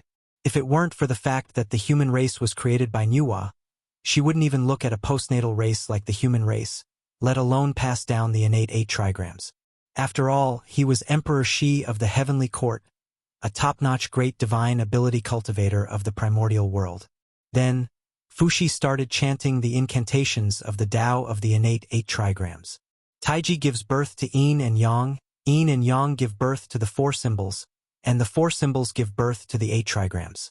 The 8 trigrams are Qian, Kuan, Zhen, Sun, Can, Li, Zhen, and Dui. Heaven, earth, wind, thunder, water, volcano, and pond. Qian 1, Dui 2, Li 3, Zhen 4, Sun 5, Can 6, Zhen 7, Kuan 8. Heaven and earth are fixed, mountains and lakes are connected, thunder and wind are weak, water and fire do not shoot. The 8 diagrams are wrong. Those who count the past go smoothly, those who know the future go against it. Therefore, it is easy to count in reverse. Following Fuxi's preaching, thousands of Tao patterns appeared in Feng Zichen's sea of consciousness, forming the shape of the 2 elements. As the yin and yang revolved, the power of Tai Yin, Shao Yin, Tai Yang, and Shao Yang were born, forming the 4 symbols. In the end, the 4 symbols changed again, forming the power of heaven, earth, wind, lightning, water, fire, mountains, and lakes, forming the innate 8 trigrams. After the birth of the innate 8 trigrams, it explained the principles of the operation of heaven and earth, deduced the wonders of the changes of the universe, and created the scene of the birth and death of all things. In an instant, endless principles of the great Tao surged into Feng Zichen's mind, causing his primordial spirit to undergo all kinds of changes and emit a mysterious light. Now, Feng Zichen's true spirit was locked in the space of the heavenly Tao. Therefore, all the understanding of the great Tao was reflected on his primordial spirit. After obtaining the understanding of the innate 8 trigrams, his primordial spirit with a human body and a dragon tail suddenly twisted and jumped into the innate 8 trigrams. It received the baptism of the wind and thunder of heaven and earth, water and fire, mountain and lake. Within the innate 8 trigrams, it was as if chaos had yet to be divided. Suddenly, a ray of light appeared, cutting through the chaos, giving birth to all kinds of power between heaven and earth, and swept towards Feng Zichen's primordial spirit. Under the tempering of this power, the primordial spirit with a human body and a dragon tail was on the verge of shattering. At this moment, Nua's bloodline in the depths of his primordial spirit sensed the danger of his primordial spirit and trembled. It turned into a ball of creation chi, enveloping his primordial spirit and stabilizing his primordial spirit. Under the influence of the 2 forces, his primordial spirit gradually shed its acquired chi and transformed into an innate primordial spirit. Strands of innate light rose from his primordial spirit, and all kinds of mysterious runes appeared on his dragon scales. Just like that, an unknown amount of time passed. The primordial spirit with a human body and a dragon tail had completely transformed into an innate body. Feng Zichen also woke up from his enlightenment. The human race will never forget Emperor Shi's kindness in teaching me the Tao. As soon as he woke up, Feng Zichen bowed to Fuxi. Feng Zichen had gained a lot from listening to Fuxi's preaching in the palace. His acquired primordial spirit had completely transformed into an innate primordial spirit.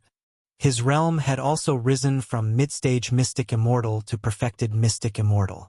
However, his primordial spirit had been sealed, and he still needed to leave the heavenly court to transform.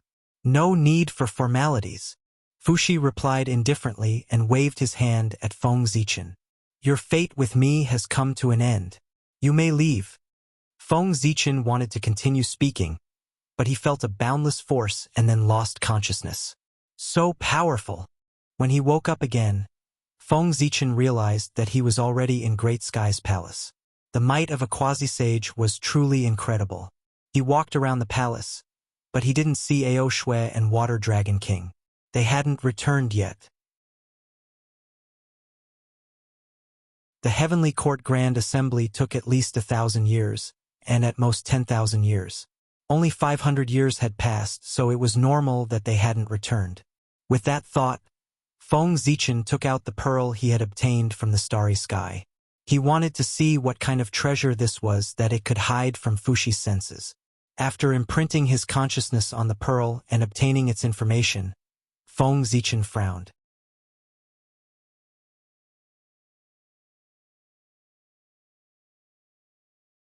Chapter 46. The Star Pearl was a middle-grade connate spiritual treasure. It was made by combining the chaos bead fragments with the heavenly cycle starlight and had 20 connate divine seals. It contained a miniature starry sky that could produce a stream of connate star origin energy every 1,000 years. It could also release the heavenly cycle starlight to weaken one's dermic powers. However, although the star pearl was good, as a middle-grade connate spiritual treasure, it was not enough to hide from Fushi's senses. Confused, Feng Zichen probed the star pearl with his divine perception.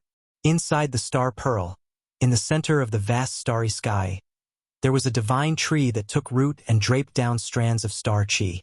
The divine tree was not tall, only about 10,000 feet tall. However, in Feng Zichen's eyes, it was extremely majestic, as if it filled the entire void. The divine tree's roots were extremely developed, taking root in the void as if it was connected to the endless space. One could see streams of pure star chi flowing through the roots to the tree, providing it with nutrients.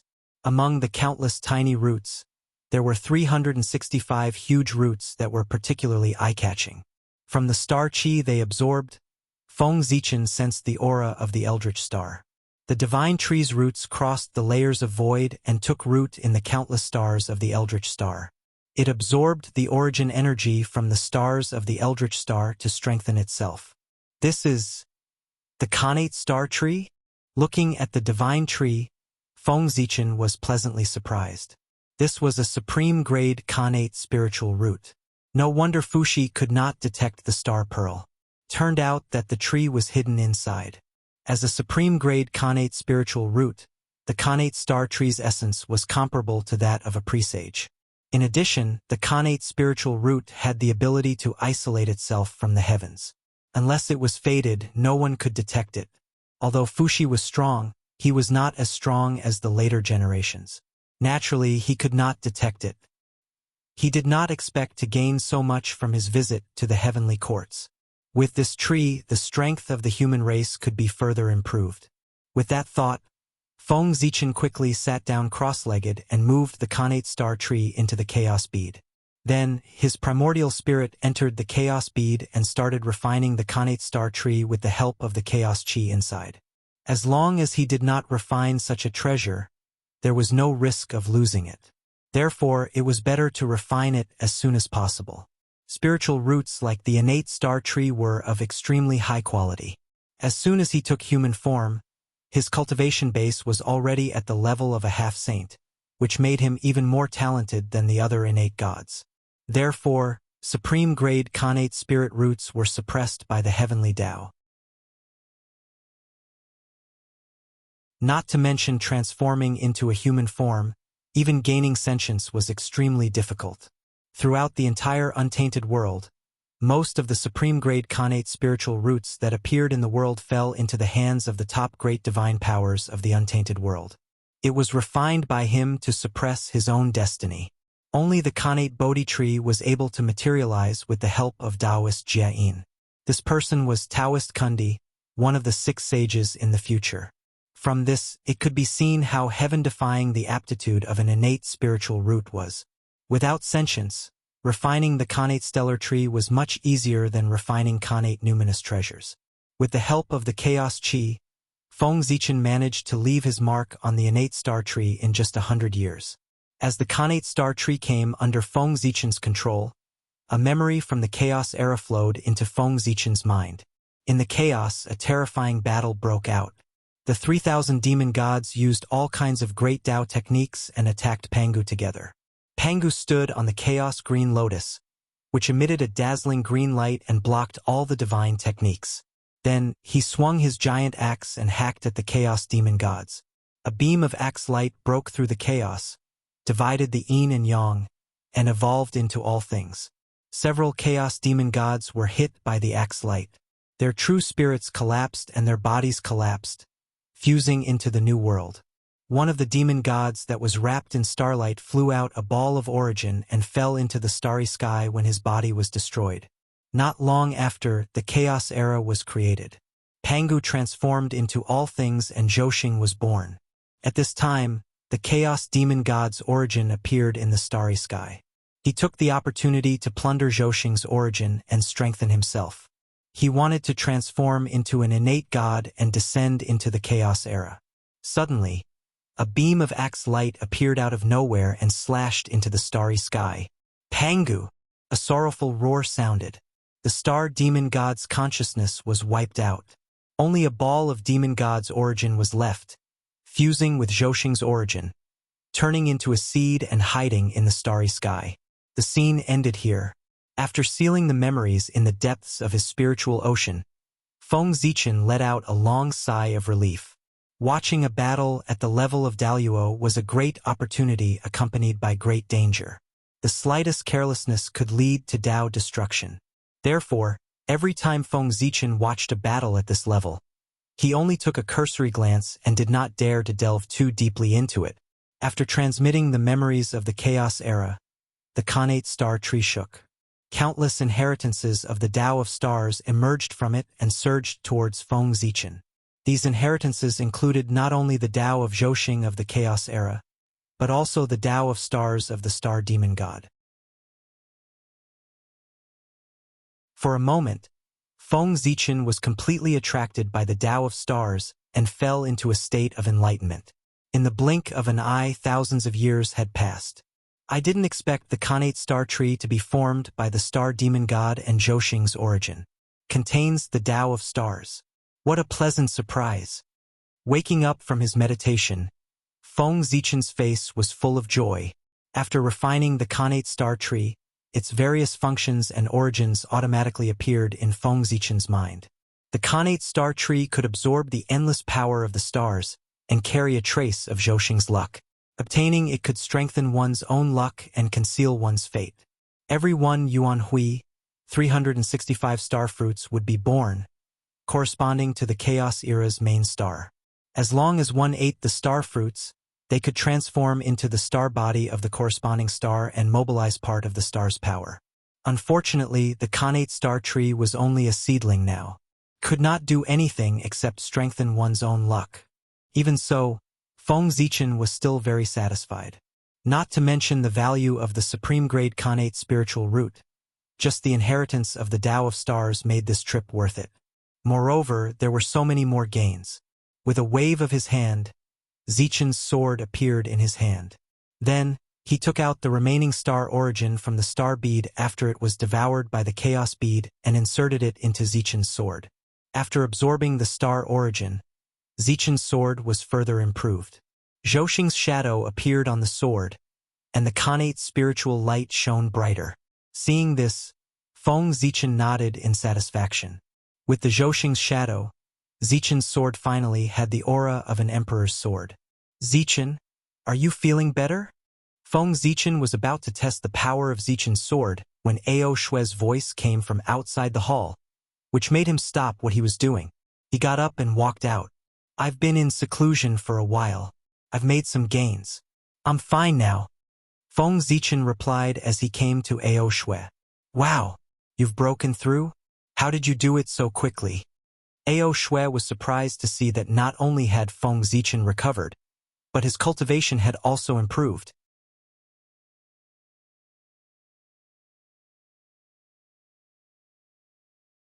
Chapter 47. Hearing Ao Shue's words, the Water Dragon King behind her also looked at Feng Zichen curiously. When they went to the Heavenly Court Conference, Feng Zichen was only at the mid-stage of the mystic immortal realm. He had only left for 1,000 years, and he had reached the mystic immortal realm. Such a cultivation speed was truly astonishing. No wonder Ao Shue and the others were shocked. It was a coincidence. Feng Zichen smiled and briefly recounted what had happened when he was listening to the sermon in the imperial palace of Shi. Fuxi had taken the initiative to teach him the Khanate 8 trigrams. He didn't learn it secretly, so there was no need to hide it. Moreover, if he said this appropriately, he could find himself a big backer. Why not? An existence like Fuxi could calculate 1,000 miles with a single step. If he passed the Khanate 8 trigrams to Feng Zichen, how could he not calculate the consequences of this action? However, since Fuxi didn't ask Feng Zichen to keep it a secret, it meant that he tacitly agreed that Feng Zichen was borrowing his name. As long as Feng Zichen didn't go overboard, Fuxi probably wouldn't care. Your luck is too good. You can run into Emperor Shi just by going out. That's the top great divine ability of the primordial world, one of the rulers of the heavenly court. Ao Shui was shocked, but she was also happy for Feng Zichen. After being in the heavenly court for so long, even if Ao Shui didn't know anything, under the influence of what she saw and heard, she also understood the division of power in the heavenly court. Naturally, she knew how powerful Emperor Shi was. Congratulations, fellow Taoist. You have gained the favor of Emperor Shi. Your future is limitless. Water Dragon King went forward to congratulate him. As he spoke, Water Dragon King looked at Feng Zichen with jealousy. When he was in the dragon race, he was favored by the ancestral dragon. When he came to the heavenly court, he was favored by Emperor Shi. It was really infuriating to compare oneself to others. Fortunately, he was able to cultivate to the Tai-Jinxian realm. No matter how strong one was, one's state of mind had to be like still water without ripples. Therefore, although Water Dragon King was jealous, he adjusted his emotions after a moment. He once again fell into a state of tranquility. Tai-Jinxian realm was one with the Tao, not chaotic in the heart, not trapped by emotions, not afraid of the future, not thinking of the past, not stagnant in material things, not perplexed by the heart, thinking and perplexed, acting and unruly. If a Tai-Jinxian master was easily irritable and easily suddenly happy and suddenly, it was difficult to control state of mind. That meant that he had been bewitched by the tribulation aura and had fallen deep into the tribulation. He was not far from death. Dragon Lord, you must be joking. Emperor Shi was only able to pass down the way of the innate 8 trigrams because of the Holy Mother. I just happened to be there. I can't be considered Emperor Shi's favor. Emperor Shi's Emperor, SSSS Emperor. S Emperor's Emperor's Emperor Emperor God. Taoist fellow is. Water Dragon King chuckled. He didn't believe it. If it was really for the sake of Nuwa, the human race had been born for so many years. Why didn't they pass it earlier or later? Why did they only pass it down now? However, since Feng Zichen had said so, Water Dragon King naturally couldn't say anything. Zichen, what do you think this is? Ao Shui took out a hairpin surrounded by starlight and waved it in front of Feng Zichen. This is a Khanate spirit treasure? Feng Zichen was a little confused. He didn't remember Ao Shui having such a spirit treasure. That's right, this is the flowing light hairpin. It was born in the boundless starry sky and is a mid-grade Khanate spirit treasure. As it is waved, the flowing light follows. How is it? Does it look good? With that, Ao Shui waved the flowing light hairpin, and thousands of stars appeared. Like shooting stars, they dragged their tails and circled around the flowing light hairpin. It looks good. Feng Zichen replied speechlessly. A rich family was indeed a rich family. They were different from the poor. For a poor person like Feng Zichen, when he obtained a Khanate spirit treasure, he would pay attention to the function and power of the spirit treasure.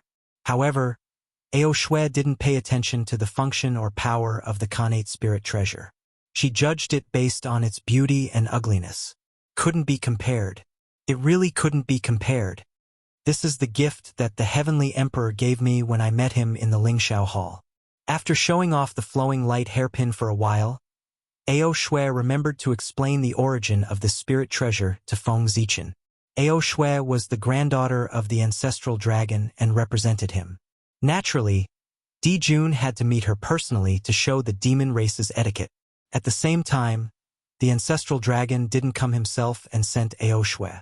It was to show that he had no intention of participating in the battle between the Magi and the demons. He was only willing to guard the 4 seas and let Di Jun be at ease. Di Jun naturally understood this. Although he had lost the 4 seas, he had also ensured that the dragon race wouldn't side with the Magi. While he was in a good mood, he casually gave Ao Shui some small toys. That's right, small toys. Khanate spirit treasures like the flowing light hairpin could only be considered small toys to the demons who controlled the entire heaven realm and the boundless starry sky. As the center of the primordial universe, the heaven realm gathered the luck of the 8 directions and boundless creation. Even though it couldn't be compared to the entire primordial world, there were countless rare treasures in it. The boundless starry sky was where Zhousing gathered. Under the illumination of Zhousing, the number of creation could be imagined. Needless to say, the 365 main stars of the primordial world all had connate spirit treasures. Think about it, Dijun, who had such a treasure land, wouldn't care about a middle-grade connate spirit treasure. Fellow Taoist, today's heavenly court meeting has ended. We should leave. After Ao Shui and Feng Zichen played for a while, the Water Dragon King spoke up. Ah, we're leaving now. I haven't had enough fun? Ao Shui had been in the Dragon Palace since she was young, apart from living in the human race for a period of time. It was not easy for her to come out. Of course, she did not want to go back so early. Princess, don't mess around. I still have to report what I saw in the heavenly courts to the Dragon Emperor. I can't delay. Oh, all right then. Hearing that her father was involved, Ao Shui did not dare to say anything else. On the other hand, Feng Zichen thought of the change in the Hongmeng Dao seal when he stepped onto Mount Buzhou. He decided to stay here and investigate Mount Buzhou. In that case, Dragon Lord and Ao Shui can go back first. I want to go to Mount Buzhou to pay my respects to God Pangu. Feng Zichen smiled and said to the Water Dragon King, Fellow Taoist, are you not going back with us? This place is far away from the human race. With your speed, I'm afraid it will take you more than 10,000 years to return to the human race. The Water Dragon King looked at Feng Zichen in confusion. No, since I've come to the heavenly courts, I'll regret it for the rest of my life if I don't go to Mount Buzhou. As for returning to the human race, I can take this opportunity to travel the primordial world and increase my experience. Feng Zichen thought for a while and replied, Since fellow Taoist insists, I won't persuade you anymore. Although he did not understand Feng Zichen's thoughts, Water Dragon King knew that it was useless to persuade him, so he did not say anything else. Zichen, the primordial world is so dangerous. It's too dangerous for you to go back alone. It's better to go back with us. Anyway, Mount Buzhou is there. It won't run away. It won't be too late to come back when your realm is higher. Ao Shui persuaded with a worried expression.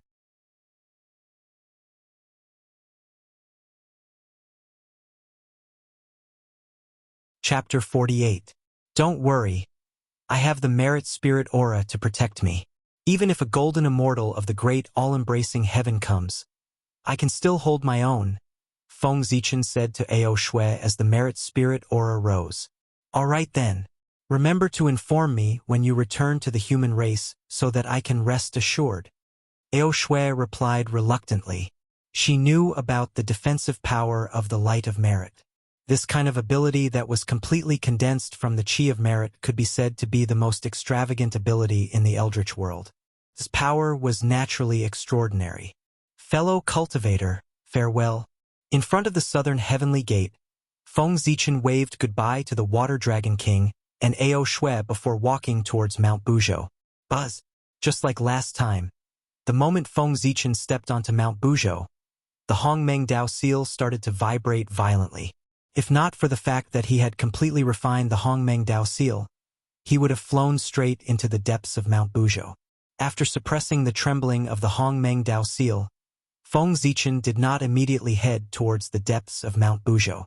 Instead, he walked around the periphery of Mount Buzhou. The Heavenly Court Conference had just ended, and people were coming and going at the southern heavenly gate. As a mystic immortal, he could not guarantee that he would not attract attention if he rushed into the depths of Mount Buzhou. It was better for him to wander around the periphery for a few decades. After all, it was always better to be careful. Mount Buzhou was known as the Eldritch Pillar of the Eldritch world. It was formed from the spine of the Pangu. From afar, its vastness and height could not be seen. It was indeed the number one sacred ground in the Eldritch world. Divine light flashed in the mountain, and there were endless creations and spiritual herbs. It could be said that there were fortuitous opportunities everywhere. The mountain exuded an ancient aura and a faint divine aura. This was the divine aura of the Pangu. Since the creation of the Eldritch world, the Pangu's divine aura on Mount Buzhou had become thinner and thinner. Now there was only a trace of it left. Otherwise, How could Mount Buzhou be broken by Gong Gong during the Great War of the Great Magi Demon Dynasty? In ancient times, only Daluo Jingxian could approach Mount Buzhou, and only quasi-saints could climb Mount Buzhou. Such a great power, how could Gong Gong ever break it? Walking on Mount Buzhou, he could feel Pangu's aura permeating the air. Feng Zichen only felt that the impetuousness in his heart had disappeared, and he became calm and steady. This was not his first time sensing Pangu's aura, but his third time. When he was on the Three Immortal Island, he had obtained part of Pangu's memories of splitting open the heavens. The original 12 heaven-splitting axes were still hidden deep within his sea of consciousness. Then, not long ago, from the innate star tree, he once again saw Pangu's axe light. Now, on Mount Buzhou, he sensed Pangu's aura for the third time. However, this time was different from the previous two. In the previous two memories, what Feng Zichen sensed from Pangu was the spirit of seeking the Tao. At that time, Pangu was a devout Tao seeker. He did not create the world to create all living beings, but to pry into the true meaning of the great Tao and prove the Tao eternal. Pangu's aura on Mount Buzhou was different. It was a majestic aura that contained the love for all living beings. It was magnanimous. Immersed in Pangu's aura, Feng Zichen seemed to have merged with Mount Buzhou. An inexplicable Tao rune appeared in his perception. In his sea of consciousness, the Hongmeng Tao seal bloomed with a bright light. It increased Feng Zichen's comprehension, deepened his connection with Mount Buzhou, and helped him comprehend the Tao rune. In that Tao rune, Feng Zichen felt a power that could suppress everything. The primordial world of the universe, the past, the future, the known, the unknown, were all suppressed without exception. As Feng Zichen's connection with Mount Buzhou deepened, in his sea of consciousness, a phantom of Mount Buzhou slowly appeared, emitting an aura that could suppress everything. It echoed with Mount Buzhou from afar. At that moment, Feng Zichen understood the true role of Mount Buzhou and the truth behind the collapse of Mount Buzhou in the future. Mount Buzhou stood in the center of the primordial world. It did not just support the sky and suppress the earth. It also suppressed the space-time of the entire primordial world, causing the primordial world to be the only one.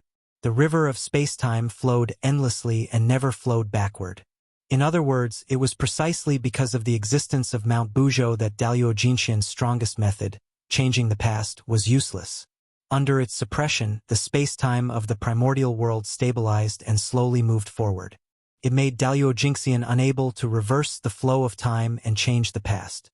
The Daluo meant that all space-time was eternal.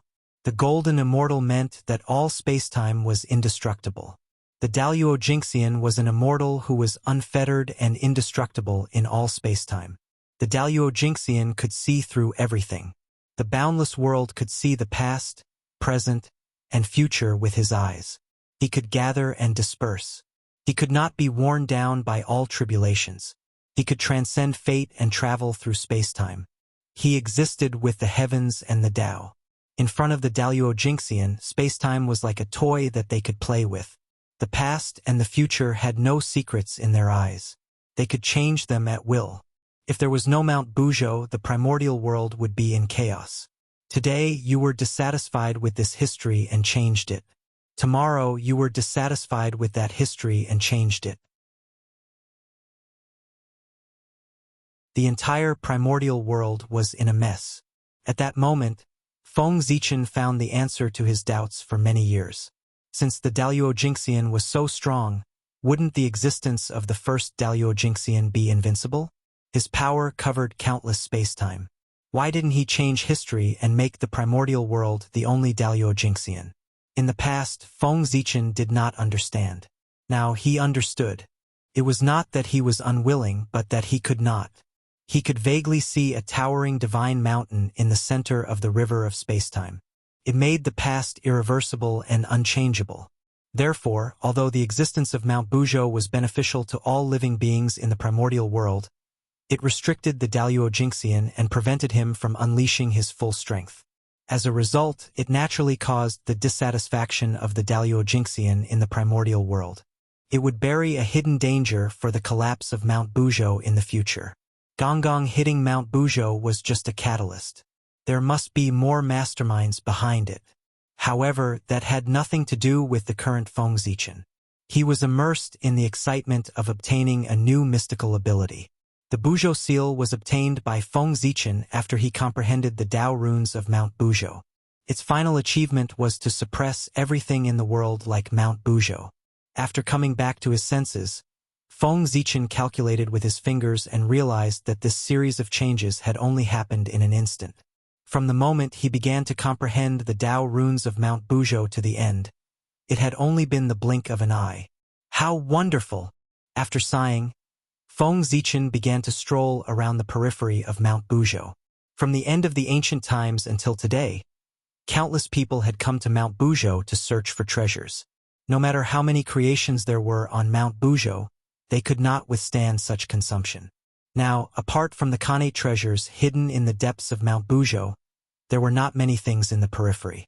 With Feng Zichen's powerful luck, he had wandered around the periphery of Mount Buzhou for decades. He had only found some Khanate spirit herbs and Khanate spirit materials. There was nothing else. That day, after Feng Zichen plucked a Khanate jade Ganoderma, he felt that it was about time. His figure flashed and he used his mystical ability to fly and hide. He hid in the void and hid his figure. Then, he followed the guidance of the Hongmeng Dao seal and walked towards the depths of Mount Buzhou.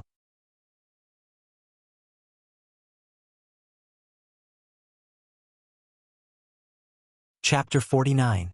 According to the guidance of the Hongmeng Dao seal, Feng Zichen circled around Mount Buzhou. After a few years, he arrived at a place shrouded in fog.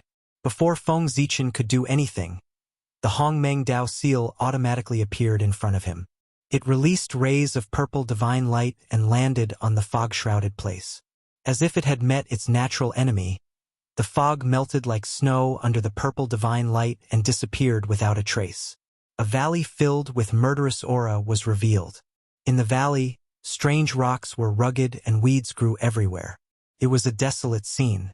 Wisps of Khanate murderous aura emerged from the ground and floated in the valley. Looking at the desolate valley in front of him, Feng Zichen was puzzled. He couldn't help but stop in his tracks.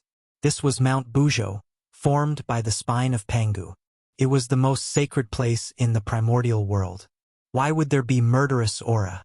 And it was the Khanate murderous aura that the Chaos Fiend God carried?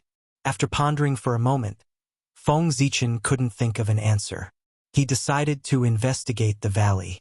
Then he raised his merit spiritual light and walked into the valley with the Hongmeng Dao seal. As if sensing an unfamiliar aura, Feng Zichen stepped into the valley. The Khanate murderous aura that permeated the valley suddenly became restless and swept towards him. With a slight tremble, the Hongmeng Dao seal lowered a hazy purple light and enveloped Feng Zichen. This was the Hongmeng Dao light. It was the light of origin and the light of the great Dao. Could derive and destroy all Dharma. Before the Khanate murderous aura could reach Feng Zichen, it was blocked by the Hongmeng Dao light. As the two of them were entangled, a sizzling sound was heard. The Khanate murderous aura was destroyed by the Hongmeng Dao light. As Feng Zichen continued to go deeper, the Khanate murderous aura in the valley continued to attack him. More and more of it gathered as if there was no end to it. Under such circumstances, even though Feng Zichen had the protection of Hongmeng's Dao light, he still found it difficult to move. It was like a small boat in the ocean, in danger of capsizing at any moment, being overturned by the huge waves and sinking into the sea. Feng Zichen's heart trembled as he watched the Hongmeng's Dao light tremble under the attack of the Khanate baleful aura. He immediately took a few steps back, intending to leave this place first. Once he thought of a foolproof plan, he would return to this place to investigate. However, just as Feng Zichen retreated, a rock under his feet suddenly exploded. It turned into a thick stream of innate murderous qi and attacked him from the ground. Then, the explosion of the stones seemed to have set off a chain reaction. The pebbles and weeds in the valley exploded one by one, turning into thick Khanate malice qi that attacked Feng Zichen from all directions. As it turned out, these stones and weeds had been infected by the innate baleful qi day and night and had long since merged with it. Today, after being stimulated by external forces, they exploded one by one, resulting in the current situation that Feng Zichen was facing. Again, the Hongming's Dao light flashed and destroyed the Khanate Malice Qi that came from the ground. However, before Feng Zichen could heave a sigh of relief, he saw countless streams of Khanate Malice Qi attacking him from all directions, and he couldn't help but groan in his heart. At this moment, the Hongmeng Dao seal seemed to have been angered by the Khanate Malice Qi and exploded with unprecedented light. Hongming's Qi spewed out, creating countless Dao runes that covered the entire valley. It formed a scene that looked like before heaven and earth were created and before Hongmeng was formed. Under the shroud of Hongming's Qi, the Khanate Malice Qi that was extremely arrogant a moment ago was now completely powerless to fight back. In just a moment, it was devoured and assimilated by the Hongming's Qi. After the Khanate Malice Qi was completely devoured, the Hongmeng Dao seal spun, and the Hongming's Qi that enveloped the entire valley began to shrink. In the blink of an eye, it shrank into a ball and returned to the Hongmeng Dao seal's body. As the Khanate Malice Qi disappeared, the true appearance of the valley was finally revealed. Empty. A vast expanse of emptiness. The gravel and weeds were all gone, and even the Khanate Malice Qi did not exist. Only the pitch-black mountain was left exposed. This valley had been completely corroded by the Khanate Malice Qi. Its black color was exactly the same as the Khanate Malice Qi. On top of the mountain, new Khanate Malice Qi was born. Reaching out to touch the ground, Feng Zichen felt a wisp of Khanate Malice Qi rising from the ground and flowing through his index finger into his sea of consciousness, trying to destroy his rationality. Quickly retracting his finger, Feng Zichen activated the Hongming's Qi in his body to refine the Khanate Malice Qi that had entered his body. Oh my god! This Khanate Malice Qi is so strong that it can even corrode Mount Buzhou. Just now, Feng Zichen was certain that Mount Buzhou had been completely transformed into a malice stone and had become the carrier of the Khanate Malice Qi. Mount Buzhou was the backbone of the Pangu. Even if it was not as powerful as before, its great Tao was still there, and it was not something that a golden immortal could destroy. Only the Tai Jingxian could leave traces on Mount Buzhou. Even if the Daluo Jingxian came, it would take a lot of effort to destroy such a large mountain like this valley. The fact that the Khanate Malice Qi could corrode it to such an extent showed how powerful it was. Just as Feng Zichen was lamenting, the Hongmeng Dao seal paused and glowed slightly, urging him to rush into the depths of the valley. What kind of treasure is there in the depths of Mount Buzhou that attracted the Hongmeng Dao seal so much? Ever since he stepped onto Mount Buzhou, the Hongmeng Dao seal had been unusually active, constantly urging him to go into the depths of Mount Buzhou. Its eagerness was completely different from its cold attitude in the past. Feng Zichen could not help but be curious. Immediately, Feng Zichen released the suppression on the Hongmeng Dao seal and allowed it to fly into the depths of the valley, while he followed it. He wanted to see what kind of treasure it was that made the Hongmeng Dao seal so anxious. The area of the valley was larger than Feng Zichen had imagined. He thought that after walking so far with the Khanate Malice Qi, he was already close to the depths of the valley. He did not expect that he was only at the periphery. After a few days, Feng Zichen finally arrived at the deepest part of the valley, where a cliff was. At the bottom of the cliff, there was a deep cave entrance, and thick Khanate Malice Qi spewed out from it. Huge cracks started from the cave entrance and spread in all directions, covering more than half of the valley. Wisps of Khanate Malice Qi rose from it. This was the deepest part of the valley, and it was also the source of the Khanate Malice Qi. Looking at the Khanate Malice Qi that had almost turned into liquid, Feng Zichen stood at the cave entrance and hesitated for a moment. In the end, under the constant urging of the Hongmeng Dao seal, he gritted his teeth and rushed in. The Hongmeng Dao seal was his natal Dharma treasure, and it was bound to him for good or ill. It would definitely not harm him. Since it dared to let him rush in, it could guarantee his safety. As expected, the Hongmeng Dao seal released a layer of wave-like light, turning Feng Zichen into an illusory form and passing through the Khanate Malice Qi. He flew into the depths of the cave. 1 year, 2 years, 3 years, 10 years. The length of the cave exceeded Feng Zichen's imagination. It was only after more than 100 years that he saw a ray of bright light. The moment he saw this ray of light, the 13 sky-splitting axes in the depths of Feng Zichen's memory suddenly trembled. It was as if it wanted to walk out of the past and step into the present.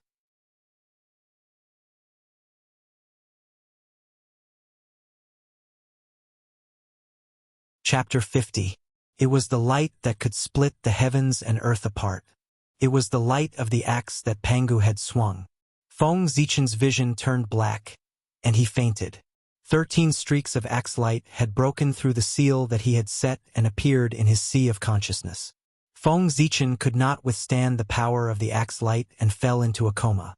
The Taoist rhymes of the axe light were extremely terrifying. Feng Zichen was only in the mystic immortal realm, and he could not even withstand one, let alone 13 streaks of axe light. If he had not fallen into a coma in time, he would have died under the Taoist rhymes of the axe light. After Feng Zichen fell into a coma, the Hongmeng Dao seal did not stop. It brought him past the axe light, through the layers of void, and arrived at a mysterious place. At this time, the axe light gradually calmed down and returned to the depths of his sea of consciousness. It was sealed by the chaos bead. My head hurts. After an unknown period of time, Feng Zichen was awakened by a sharp pain. He could not help but rub his head and complain. Where is this? After waking up, Feng Zichen realized that he was in a cave. The cave was extremely spacious. There were stalactites of different lengths hanging down from the ceiling, and water droplets were condensed. Divine light lingered below, and there were endless creations. There were also strands of chaotic vital energy in the air. The Hongmeng Dao seal shone slightly, and it reflected what he had experienced after he fell into a coma. It made Feng Zichen understand the cause and effect. This is the belly of Mount Buzhou. After looking through the images that the Hongmeng Dao seal had shown, Feng Zichen was extremely shocked. He did not know the origin of the cave in the Fiend Valley. The Hongmeng Dao seal followed the passage down and actually came to the belly of Mount Buzhou. It was really unbelievable. Then Feng Zichen was overjoyed. This was the belly of Mount Buzhou, the place where endless creations gathered. There must be treasures that were born here. With this in mind, Feng Zichen hurriedly looked around. After a few steps, he saw a jade pool made of white jade, filled with a milky white liquid.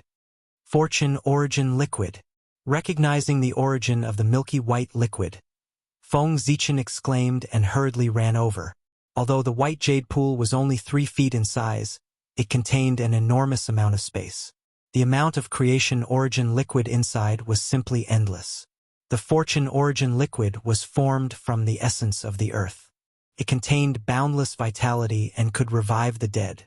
If a postnatal living being consumed the fortune origin liquid for a long period of time, they would be able to transform into a sentient living being without the need to cultivate.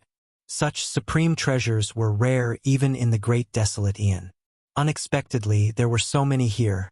Drip, drip. Drops of milky white liquid dripped from the stalactites and gathered at the jade pool. That's right. Mount Buzhou is the #1 divine mountain in the primeval age, where the ancestral veins of the primeval age are located. It's not surprising that the creation origin liquid was born. Seeing this scene, Feng Zichen shook his head, as if lamenting that he was making a fuss over nothing. Then, he took out the chaos bead and kept the pool of creation origin liquid. The white jade pool was formed by the chi of the earth vein and was specially used to hold the creation origin liquid. Unless the entire earth vein was extracted, it could not be taken away. He did not have that ability. After putting away the creation origin liquid, Feng Zichen began to search around the underground cavern again.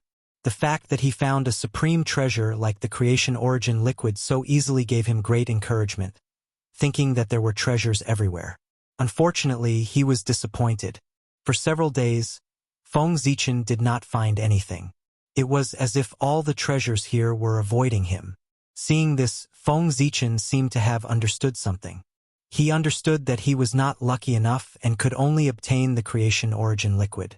The rest of the numinous treasures were not fated with him. After understanding this, Feng Zichen stopped searching for treasures and found an empty space to sit down cross-legged.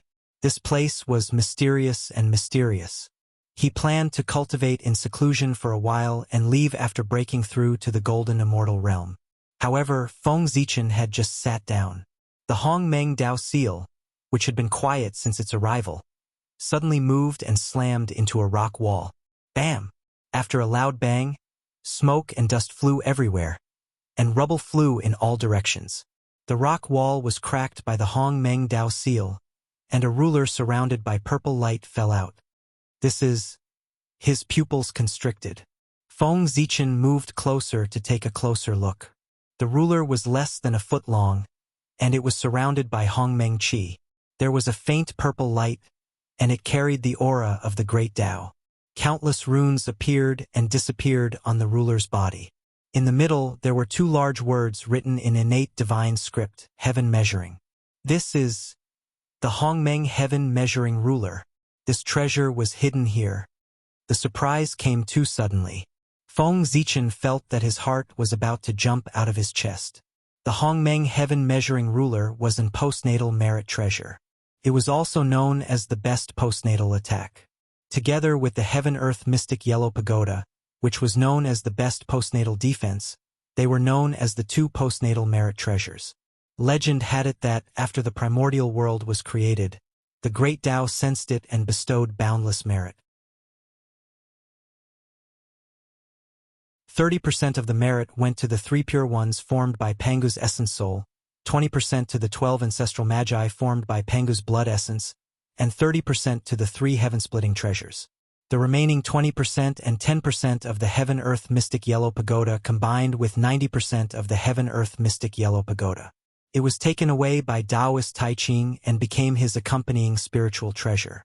The last 10% of the merit combined with the 9 layers of Hongmeng Qi and turned into the postnatal merit treasure, the Hongmeng heaven measuring ruler.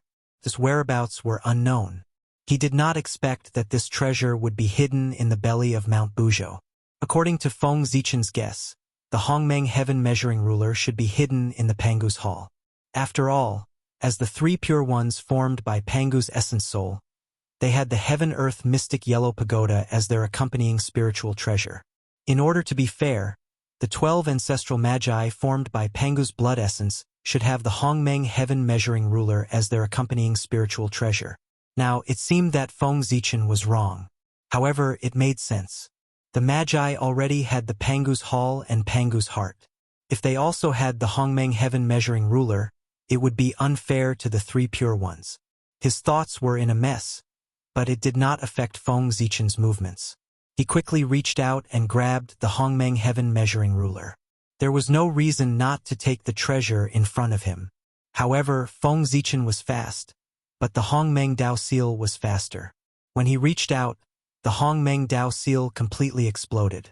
Bright purple light was emitted from its body, like a purple sun. Then, under Feng Zichen's incredulous gaze, the Hongmeng Dao seal crashed into the Hongmeng heaven measuring ruler. There was no sound of explosion, nor any strange phenomenon. After the Hongmeng Dao seal crashed into the Hongmeng heaven measuring ruler, time seemed to stop for a moment. Then, the Hongmeng heaven measuring ruler silently split into 2 balls of purple light, one big and one small. The Hongmeng Dao seal turned slightly and rushed toward the big ball of purple light. These 2 balls of purple light were formed by the origin of the Hongmeng heaven measuring ruler. The big ball of purple light was the Qi of Hongmeng, which was of the same origin as the Hongmeng Dao seal. The Hongmeng Dao seal's attitude was attracted by this item. The small ball of purple light was the merit of creation. This merit was different from the heaven-earth merit. It was given by the great Tao and had nothing to do with the heavenly Tao. Therefore, its color was purple, not gold.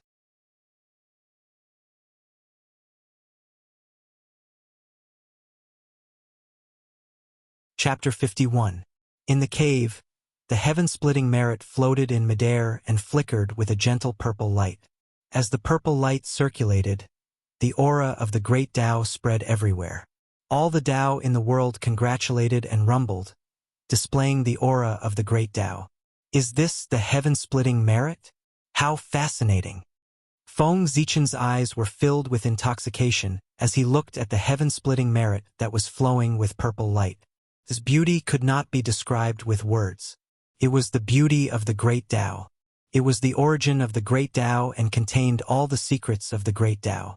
It was a shortcut to the Great Tao. The heaven-splitting merit was the #1 treasure of the primordial world. The reason why the 3 pure ones were the saints of heaven was that the 3 of them each had 10% of the heaven-splitting merit.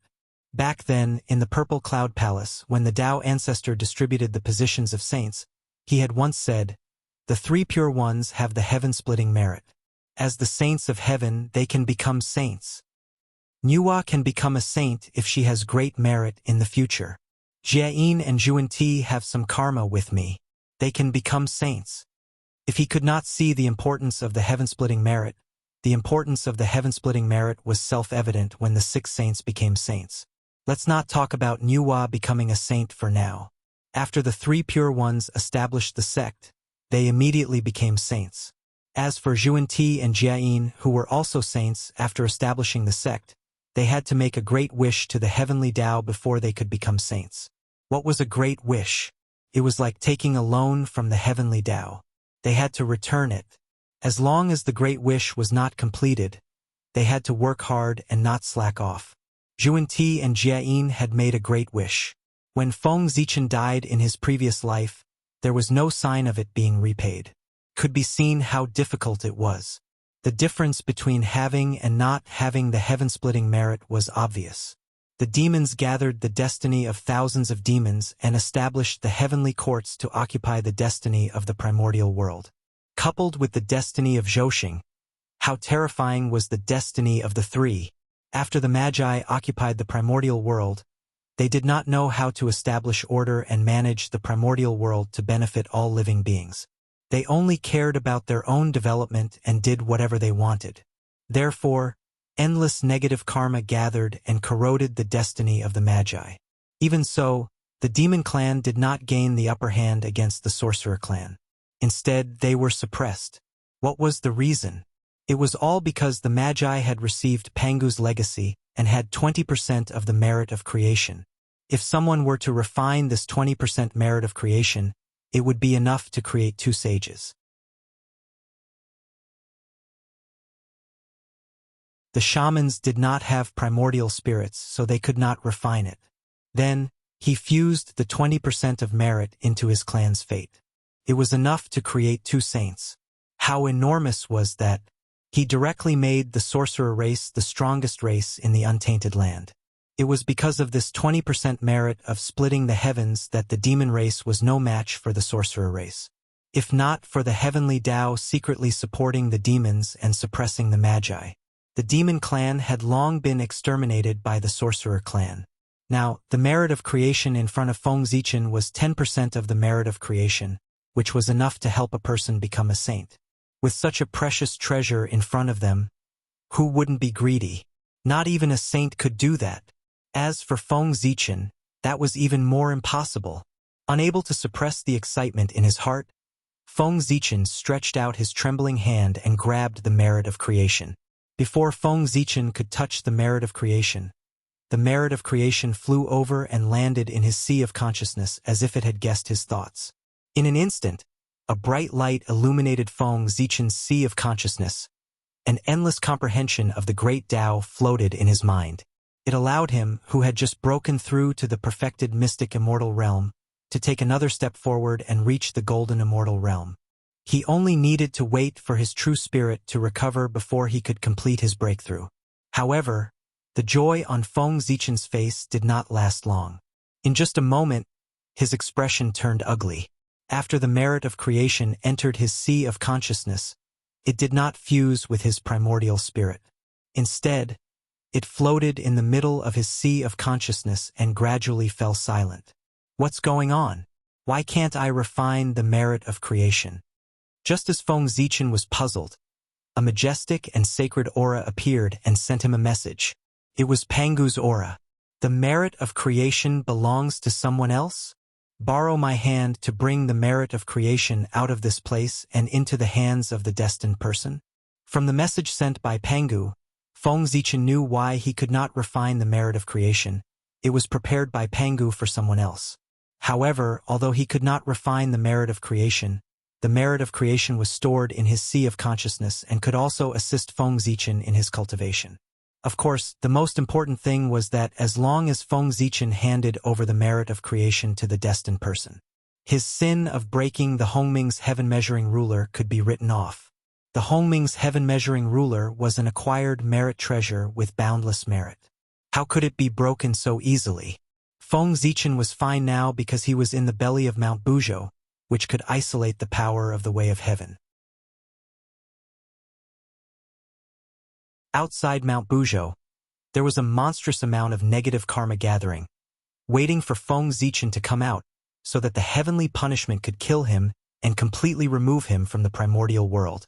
Now, Pangu promised that as long as he handed over the merit of creation to the destined person, he could be forgiven. Although he would lose the merit of creation, he would save his life. Of course, it was worth it. After all, no matter how good the treasure was, it was not as important as his life. As for how to find the destined person, Feng Zichen was not worried at all.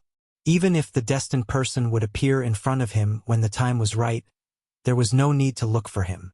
Otherwise, he would need to search all over the primordial world. How could he be considered the destined person? Clang!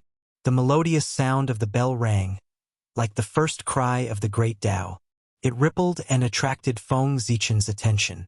Where the Hongmeng Qi was, the Hongmeng Dao seal's figure had completely disappeared, leaving only a purple Dao bell that was bobbing up and down. The bell just now was from it. Seeing this, Feng Zichen was shocked. He hurriedly communicated with the Hongmeng Dao seal and heaved a sigh of relief when he found that the connection was still there. The Hongmeng Dao seal was his most precious treasure. It was of great help to him and had once guided him onto the path of Dao. He could not lose it. With a wave of his hand, the purple Dao bell flew over and landed in Feng Zichen's hand without any resistance. This bell was called Hongmeng Daozhong. It was formed by the Hongmeng Dao seal devouring the Hongmeng Qi. It could shatter the vacuum and destroy all Dharma. It was extremely powerful. Unfortunately, the Hongmeng heaven-measuring ruler only contained 90% of the Hongmeng Qi. Could not transform the Hongmeng Dao seal into a connate cardinal treasure. It could only transform into a supreme-grade numinous treasure with 45 connate divine restrictions. Although there was only one connate divine restriction missing, it was the difference between a numinous treasure and a cardinal treasure. One's power was in the sky while the other was on the ground. They could not be compared. The remaining 10% of the Hongmeng Qi has already scattered into the primordial world. It can't be found. Otherwise, you would have been able to advance to a connate cardinal treasure. Feng Zichen played with the Hongmeng Daozhong and said to it. He had just said it casually. He did not expect the Hongmeng Daozhong to answer. However, he did not expect the Hongmeng Daozhong to flash slightly and send him a message. The connate 5 Cosmos Qi? Feng Zichen frowned. This was the news that the Hongmeng Daozhong had sent him. After devouring the connate 5 Cosmos Qi, it could advance to a connate cardinal treasure. However, where could he find the connate 5 Cosmos Qi? You're tuning in to the Legend of the Vagabond YouTube channel. Don't forget to subscribe and join us on this journey to catch the most captivating stories.